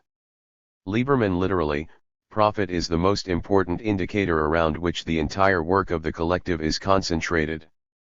This indicator must become the basis. The article was initially enthusiastically discussed among economic practitioners and theorists in the USSR and then also in the GDR, among others, but was soon kept quiet because the proposals threatened the all-encompassing autocracy of the Politburo of the CPSU, and not just in economic matters. By 1964 at the latest, with the replacement of Khrushchev by Brezhnev and the renewed dominance of administrative methods, Lieberman's suggestions were no longer publicly available. However, they were important sources of ideas for the reform approaches of the later 1960s, including in the NOS in the GDR. Radovan Richter and colleagues, Richter Report. Political Economy of the 20th Century. The effects of the technical scientific revolution on production relations. The work of Radovan Richter and his team in the 1960s was summarized in the book Richter Report, which became known as the Richter Report. Political Economy of the 20th Century. The effects of the technical scientific revolution on the relations of production. 34. The focus of the Richter Report is on the problem of how the scientific and technical revolution, which will have a decisive influence on further development, with the further development of civilization and the development of the creative abilities of people in the Czech Republic and the other state socialist countries. The basis of his concept is a critical analysis of state socialism. The Czech Republic. His proposals for using the potential of the scientific and technical revolution are based on the fact that it will only be possible to realize the potential for effectiveness in a socialism with a human face and only by establishing a close connection between the new productive forces and necessary political, social, and economic changes to make full use of the scientific and technological revolution in the interests of the people. The only thing that can be considered truly decisive is the fact that the major problems of the industrial basis of civilization can be solved on the basis of socialism, albeit on the path and under the condition of a complete transformation of the entire structure of the productive forces, the entire civilizational basis of human life. Richter assumes that the new revolution places the productive forces in completely new contexts, and that this results not least from the central role of the main productive force, humans, the changes in work and in human self-realization. The report made it clear that solving these challenges is a multidimensional process with a radical restructuring of the national economy and its mechanisms. This restructuring means saying goodbye to the previously dominant extensive type of growth in favor of an intensive type of growth with as yet unimagined laws and consequences. Based on this, it is emphasized that taking into account the different individual and collective interests and their contradictory relationships requires a radically different view of the management processes. The old administrative directive management system of industrialization has become an obstacle to integration into the stream of the scientific technical revolution and must now give way to more flexible, creative, democratic methods. Everything revolves around people, around a higher degree of development of man's creative powers and his development, around the growth of his abilities, his creativity, the development of man as an end in itself. Success depends largely on whether socialism succeeds in developing a system of civilizing regulators, means and rules that regulate not only the economic, but also the social, political, psychological, and cultural conditions for the growth of human activity and would regulate its socialist orientation. Without a system of open, free discussion and without abandoning ideas that the new society is conflict-free, there will be no lasting success. Socialism could not win if the advantages of the social structure, the eliminated class antagonisms, would not show themselves precisely in the openness and sensitivity towards those new dimensions of the growth of civilization, in the approaches, motives, and driving forces of the scientific technical revolution. Industrial machine production, which was originally the material technical basis of the socialism, is too narrow to meet the social development of every person, while the scientific technical revolution, on the other hand, represents that movement of technology that directly requires the general development of the abilities and strengths of every human being, that is, corresponds to the demands of a communist life. From this point of view, it was logical that Fritz Behren's democratization of real socialism as a prerequisite for its prospective superiority through mastering the scientific and technical revolution and not on a rationalization of the state centralist management. And it was just as logical in terms of power politics and at the same time disastrous for the real socialist countries, especially the GDR, that the democratization discussion was soon viewed by the said Politburo as a threatening challenge and converted into a debate about deviant revisionism. However, in the second half of the 20th century, real socialism still faced a series of industrialization tasks that pitted the masses as free workers against objective working conditions. The majority of socialist countries were faced with the need for industrialization, while the developed capitalist countries were faced with the choice of using elements of the scientific and technological revolution or allowing general stagnation.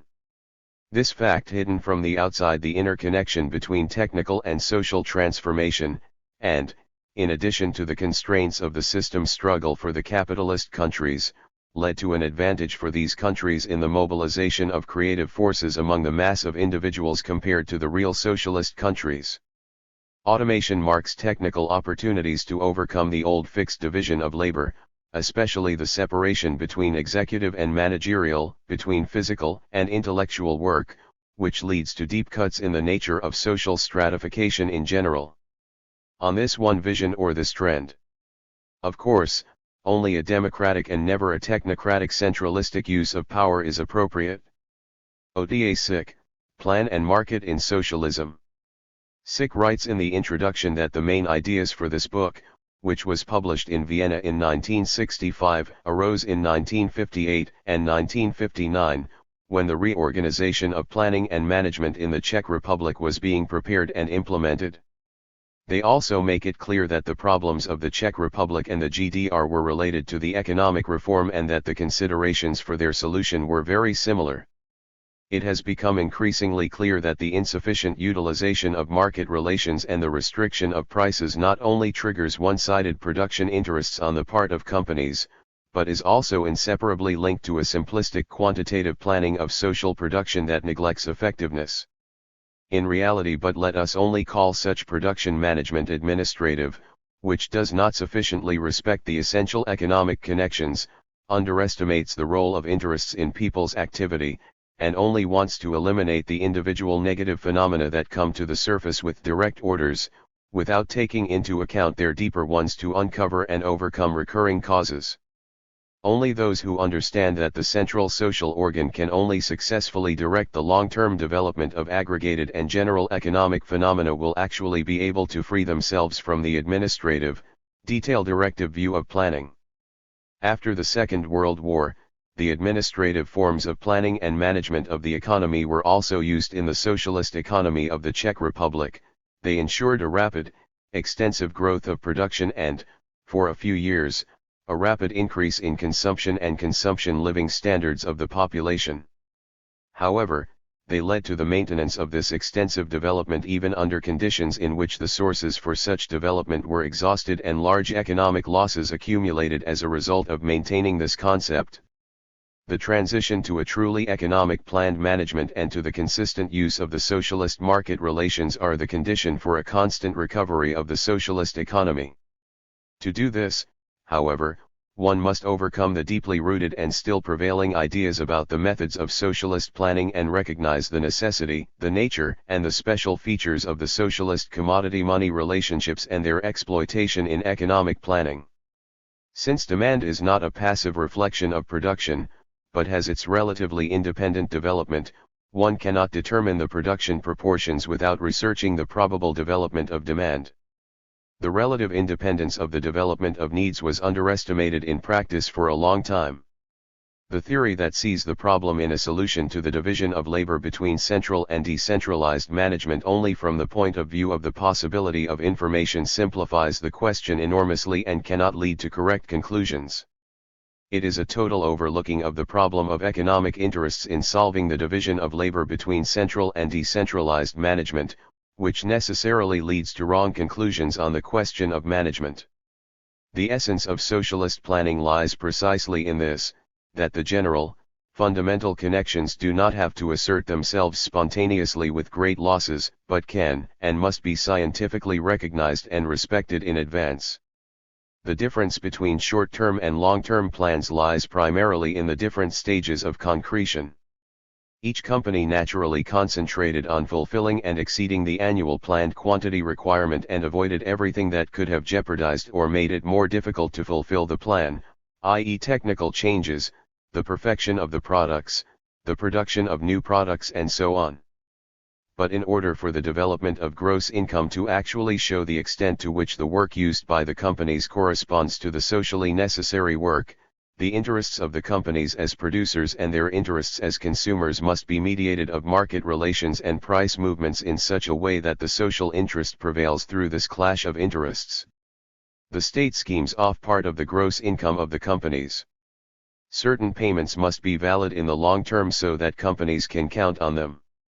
These levies on gross income cannot be viewed as normal taxes, since they are also planning instruments with the help of which the state actually determines that part of the gross income that the companies can manage and thus also influences their further development. These taxes, in turn, may not be set individually by the state on a case-by-case basis, as this could lead to subjectivism on the part of the administrative bodies and uneconomic negotiations between these bodies and the companies. So there are always certain long-term valid rules for determining the taxes from gross income, which the companies can count on before they take part in the compilation of the prospective plans. Oda sic, Humane Economic Democracy.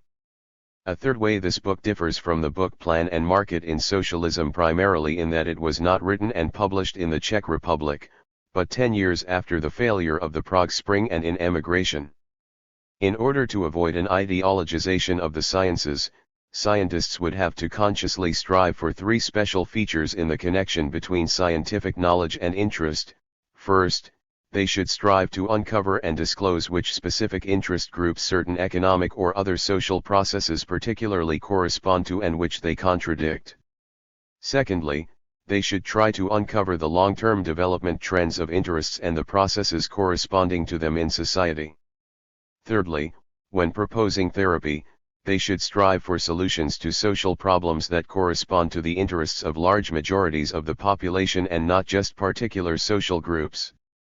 A fundamental development problem in real socialism was that economic changes, which could be fraught with considerable risks, were often implemented politically without prior testing. Difficulties in testing are often a consequence of the large number of complex interrelationships and effects that are not recorded in detail. For example, attempts are made to make economic forecasts more reliable by including more and more factors influencing the respective processes, which increases the number of variables included, but often does not increase their informative value. Correlation and regression coefficients are not arguments, but rather initial indications of possible connections. This statement from Sick contradicts itself because he mixes two different levels: firstly, the capture of the complexity of the phenomena that are observed and to be analyzed and then predicted, and secondly, as a first step, the determination of existing correlations or regression functions. Market and planning play different specific roles in satisfying different needs. In contrast to the unmet, intangible material needs, social, cultural and societal needs as well as ecological necessities cannot be satisfied by the free market. However, direct coordination and determination of the goods to be produced can only take place via the market. Even democratic planning, for example through workers' councils, could not replace the market. In both social systems, the problem of interests remains the most ignored and obscured sphere of human activity. The development of ideas based on interests leads to cognitively limited, partial, simplified or deliberately falsified social ideas, to one-sided ideologies with which political goals are social. The economic interests are generally still the strongest, and among them the income interests are the most intense. The insufficiently differentiated consideration of this background of interests in economic processes by economic theory is the root cause of most of the unsolved problems and discussions. Instead of the capitalist one, a bureaucratic disposition with social work results has prevailed here. It does not represent social appropriation, and therefore we must continue to speak of a growing contradiction between the highly socialized mode of production and the state bureaucratic mode of appropriation. The rulers in the Eastern Bloc states still do not want to understand that one highly effective and at the same time needs-based production is not possible without a market mechanism. A market mechanism cannot be replaced by any planning. The contradiction between producer and consumer interests is insoluble without market mechanisms. No plan improvement can eliminate this contradiction, because no planning can foresee the multitude of short-term disparities between supply and demand. Anyone who believes that ever more effective computer systems and mathematical models will one day make it possible to draw up far more detailed and precise economic plans and would enable effectiveness calculations with which the current difficulties of the socialist economy could be overcome, has understood nothing of the problem of interests. In state socialism, an attempt is made to calculate an equilibrium development in advance and to secure it with the help of balanced planning indicators. We have already shown that this intention failed for two main reasons. Firstly, because the planned goals were not based on reliable information about potential optimal effectiveness development, and secondly because the global balancing of the macro connections is destroyed by the concrete microstructural disproportions. The contradiction between widely socialized work and the decision-making by small power elites is increasing and is increasingly approaching the stage of absolute communist bureaucratization.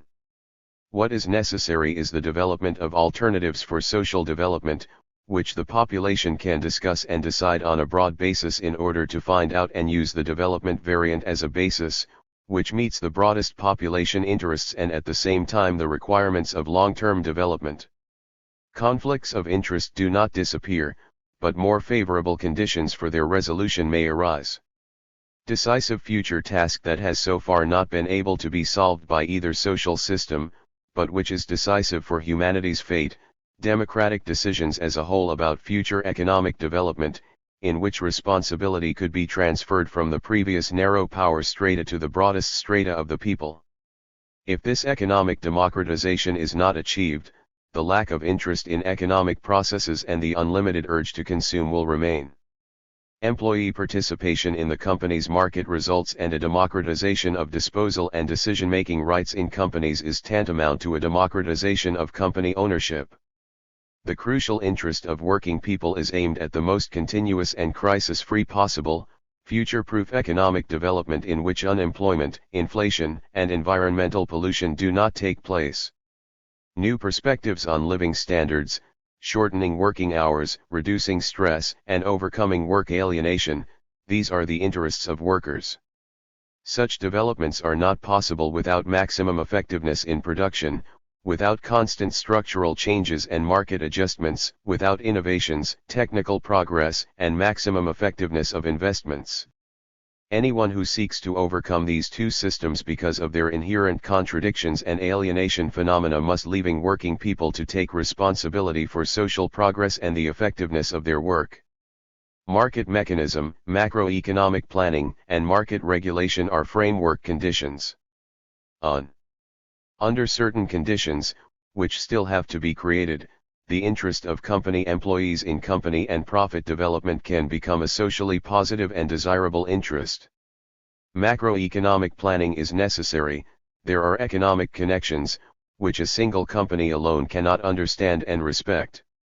Therefore, the distribution process in companies can only take place independently within certain framework conditions that are regulated by society as a whole. The basic requirements of a modern economy, which would also have to be secured in a future economic order to be striven for, are: industrial mass production cannot be abandoned. Rigid division of labor with relatively long working hours will continue for a long time. The division into managerial and executive work can be restricted, but will remain in place for a long time. The effectiveness principle must be maintained, as the relative scarcity of goods cannot be overcome in the foreseeable future. The existence of economic stimulus is necessary. The credit system with interest must be maintained for a longer period of time. Risk decisions must remain associated with chances of success. Economic decisions must be made by people who also feel the economic consequences on their income. The new economic system must achieve greater economic effectiveness through a novel coupling of market mechanisms with macroeconomic planning and market regulation. An important goal would have to be the continuous maintenance of macroeconomic equilibrium.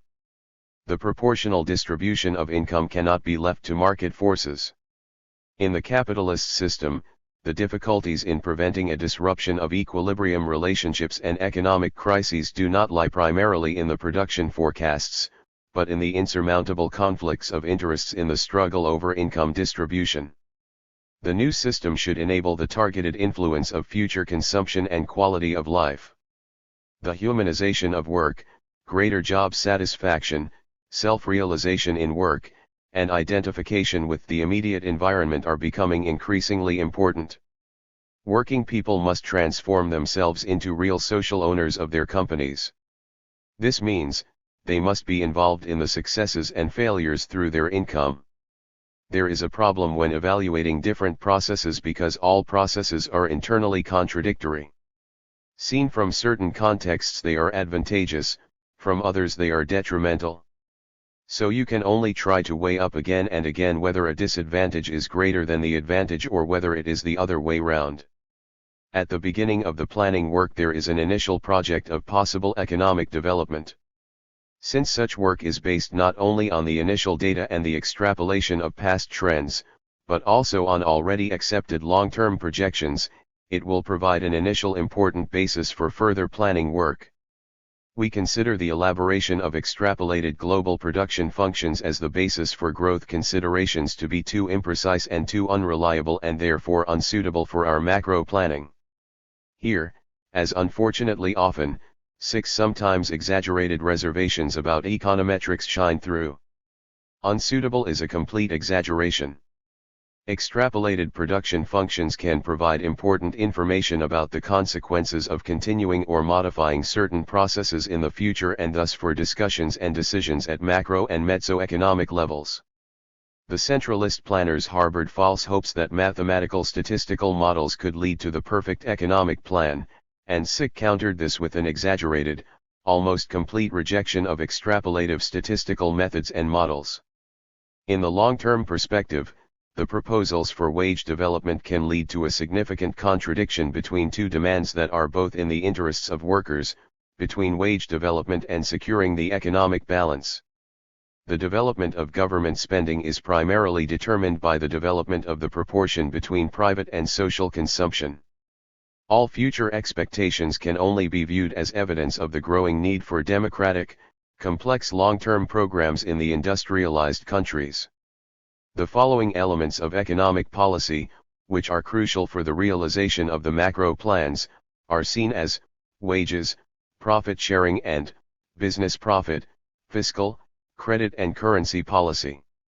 The reformed economic system will be based on three basic pillars: capital neutralization, employee companies in which capital is gradually neutralized by a fixed portion of the profits becoming increasingly effective as employee equity participation, macro distribution planning and the regulated market mechanism. This will introduce new ones.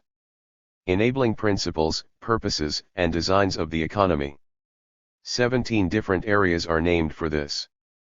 For SIC, the basic context of an economic reform is the neutralization of capital, employee profit sharing, the preservation of private net profits for entrepreneurs, the introduction of macro distribution planning, market regulation.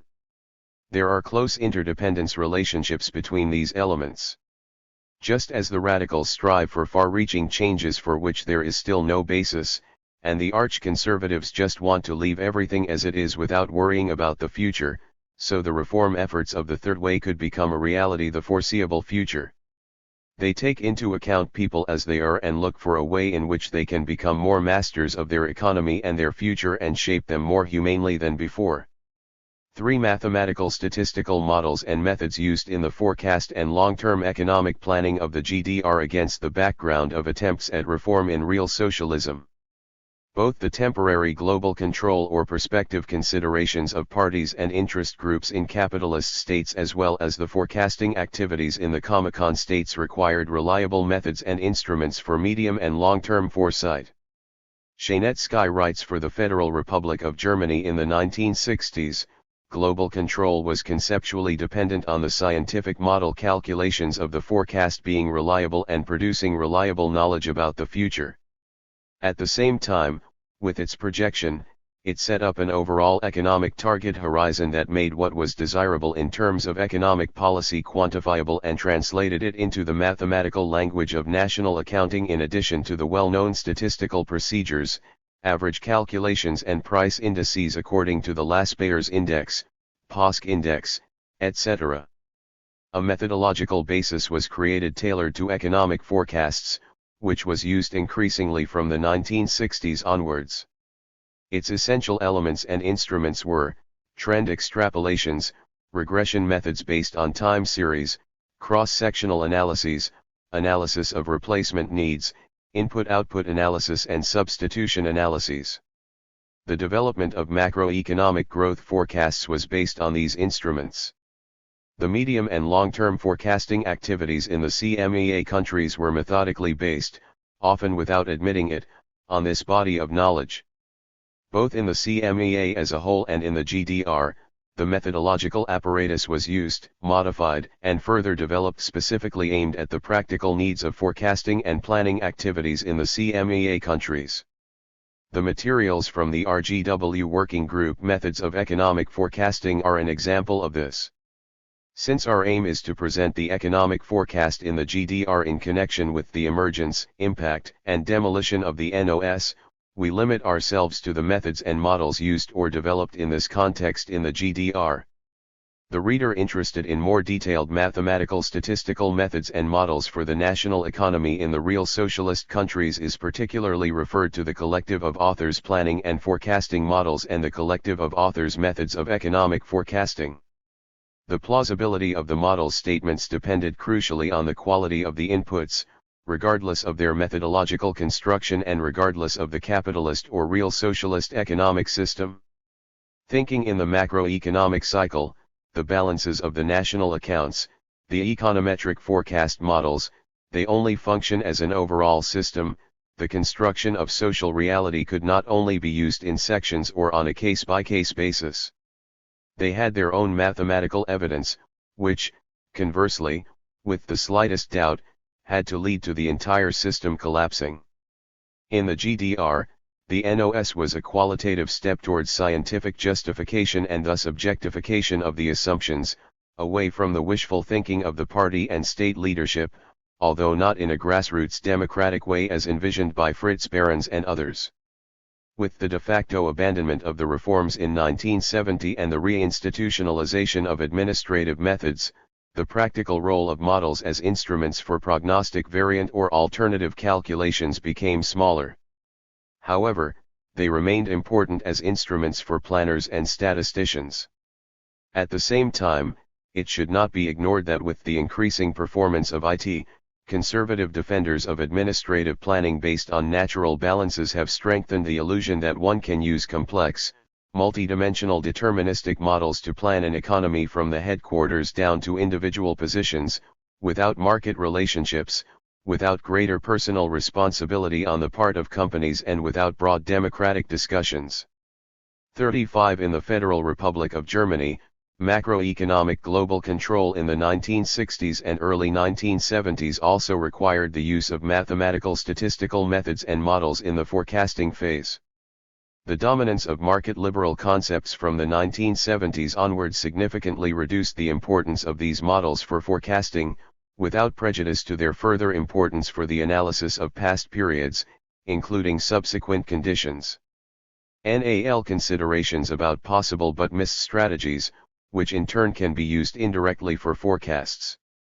In the Forecasting and Long-Term Planning 36 of the GDR economy from the 1960s onwards, the following economic mathematical models were used and gradually further developed: 37 single-sector models, trend functions, regression functions, simulation models, interrelationship models, econometric models.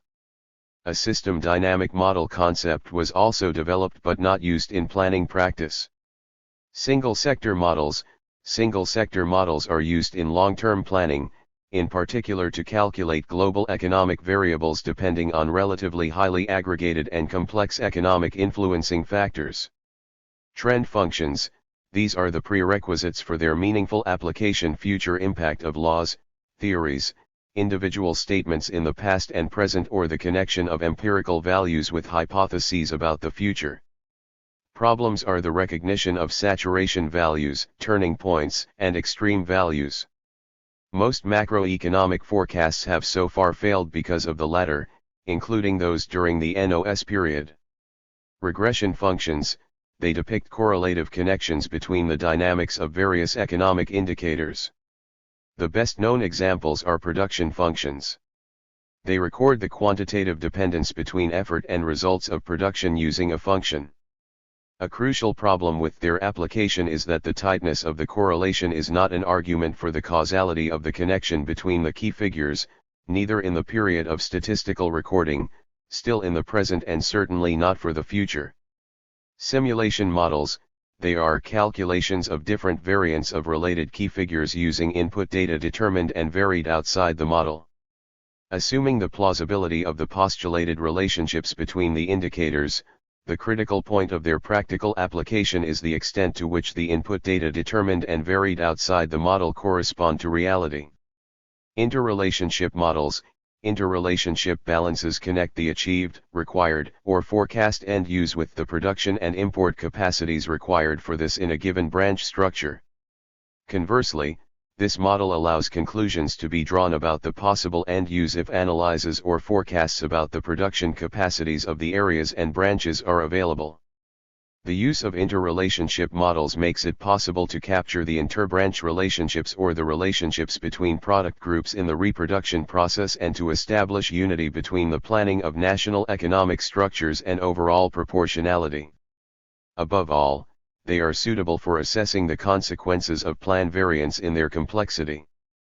The following types of interdependence balances were developed in CMEA countries and used to varying degrees in long-term planning. Static models of the interdependence balance of the overall social product. These are multi-sectoral models, each for 1 year, with the help of which mutual complex calculations between variants of the production structure and the economic end product structure, in contrast to the single-sector models, are carried out, taking into account the material interrelationships within production. A problem with their application for medium and long-term forecasting is that in static models there is no internal temporal connection between the years. Dynamic interrelationship models of the interrelationship balance of the total social product are multi-sectoral, multi-year models. The main difference compared to the static interrelationship model is that in the dynamic interrelationship models, the investments in the producing area become variables that can be determined within the model. This creates a temporal link between successive plan years. The main problem lies in the planning of the model typical coefficients. They were used in the USSR in the 1960s to 70s in the Research Institute of Gosplan, and in the Siberian branch of the Academy of Sciences USSR conducted extensive testing. In the 1960s to the early 1970s, experiments on the application of a semi-dynamic interrelationship balance were also carried out in the GDR at the State Planning Commission and its Research Institute. They did not reach practical maturity and were discontinued in the mid-1970s. The fundamental problems with using the so-called semi-dynamic interrelationship models in forecasting activities are that in them the productive investments represent the decisive link between the branch or product group structures of the different years, while in reality a whole complex of conditions determine the structure and dynamics the economy is influenced. Therefore, because of the assumption that economic growth is predominantly dependent on investments, the forecasting and accounting of all other resources is a critical point. An advantage of so-called semi-dynamic interrelationship models from the perspective of constantly changing conditions and the democratic discussion of the causes and consequences is that people can intervene in the model after each annual step. Particularly in periods of greater personal responsibility on the part of economic subjects, on the one hand, and at the same time a longer-term strategic orientation of the national economy, on the other, as was to characterize the NOS, models with a limited spectrum of analysis could therefore be both important basis for discussion for forecasts and strategies and, when fetishized, a one-sided view, exclusion of important interests and partial goals, lead to incorrect forecasts. Unfortunately, the latter often happened when the results of model calculations matched the client's intentions, which of course is not proof of their truthfulness in any system. Natural value interrelationship balances established an important connection in central economic planning between macroeconomic variables in value and natural expression. With their help, the long-term structural policy consequences resulting from emerging development trends can be made visible, taking into account the national economic interrelationships. Their application in medium and long-term planning did not go beyond the experimental stage in the GDR. Optimization models, in a planned and controlled economy that is predominantly directive and based on material balance sheets, it was not enough for those responsible for forecasts to derive problems and possible alternative scenarios for the future from analyses. Ultimately, an optimal variant was required. A directive plan that was binding for everyone had to be drawn up and implemented through material balance sheets and planning indicators. It was therefore tempting to use well-known optimization models that were already used for scientific and technical purposes. However, they were practically never effective because the inputs were largely uncertain and therefore the optimal results were often not realistic or achievable. Econometric models, the use of interlinking models for forecasting and plan preparation requires the meaningful connection of extrapolation of observed development trends that are likely to remain unchanged or vary in the foreseeable future with normative inputs that are obtained from expected or designed qualitative changes. The extrapolative method relies on regression equations based on previous trends. The normative method assumes that changes are necessary due to new goals, trend reversals, saturation points, etc. The assessment of the future change in the regression relationships determined by regression equations is no less important than the exogenous specifications necessary for the application of the interrelationship models. Econometric models serve this coupled extrapolative normative approach. They are systems of regression and definition equations. They allow the extrapolative or directly normative or coupled normative extrapolative determination of important economic indicators. They can be used to prepare interrelationship calculations and in addition to them. In doing so, they open up space for the discussion of possible future reproductive structures and thus for a possible democratization of the planning process, which met the intentions of the NOS. But they can also be misused to make planning approaches pseudoscientific through the manifestation of desired goals in the normative inputs and through the selection of the regression function as a forecast basis, which lies within those determined for the past with approximately the same high correlation coefficients and whose extension into the future comes closest to the wishes of politicians and clients. Conclusion: the model with its concrete parameters can only be viewed as valid as long as the model variables, including the latent effects of factors not explicitly recorded, develop in principle in the same way as before. The entire econometric model is only applicable to the extent that the extrapolated endogenous and exogenous variables of the model are within the limits of the tolerance range that is justifiable for the respective planning horizon and the causal relationships between the variables do not change significantly. A system dynamic model concept for long-term planning was developed by Wolfling. He proposed supplementing the econometric models as tools for economic planning with system dynamic models and tools. This would have made a significant contribution to qualifying and also relativizing medium and long-term forecasts. When developing the inputs for the econometric models, just as for the inputs for interrelationship models, recursivity, interdependence, and feedback between the economic data would have been taken into account. The feedback of the effect on the cause always has a time delay that is generally greater in economics than the time delay between cause and effect, because these feedbacks are, to a large extent, an expression of decisions in the process of planning and management. These apparently general system theoretical statements were explosive in terms of economic policy, since, for example, the party and state leadership's conclusions from negative deviations in reality from the planned goals often do not lead to causal analyses and to the correction of the medium and long-term goals or forecasts were used, but rather for normative definitions of even higher growth rates than previously planned in order to still achieve the originally envisaged goals.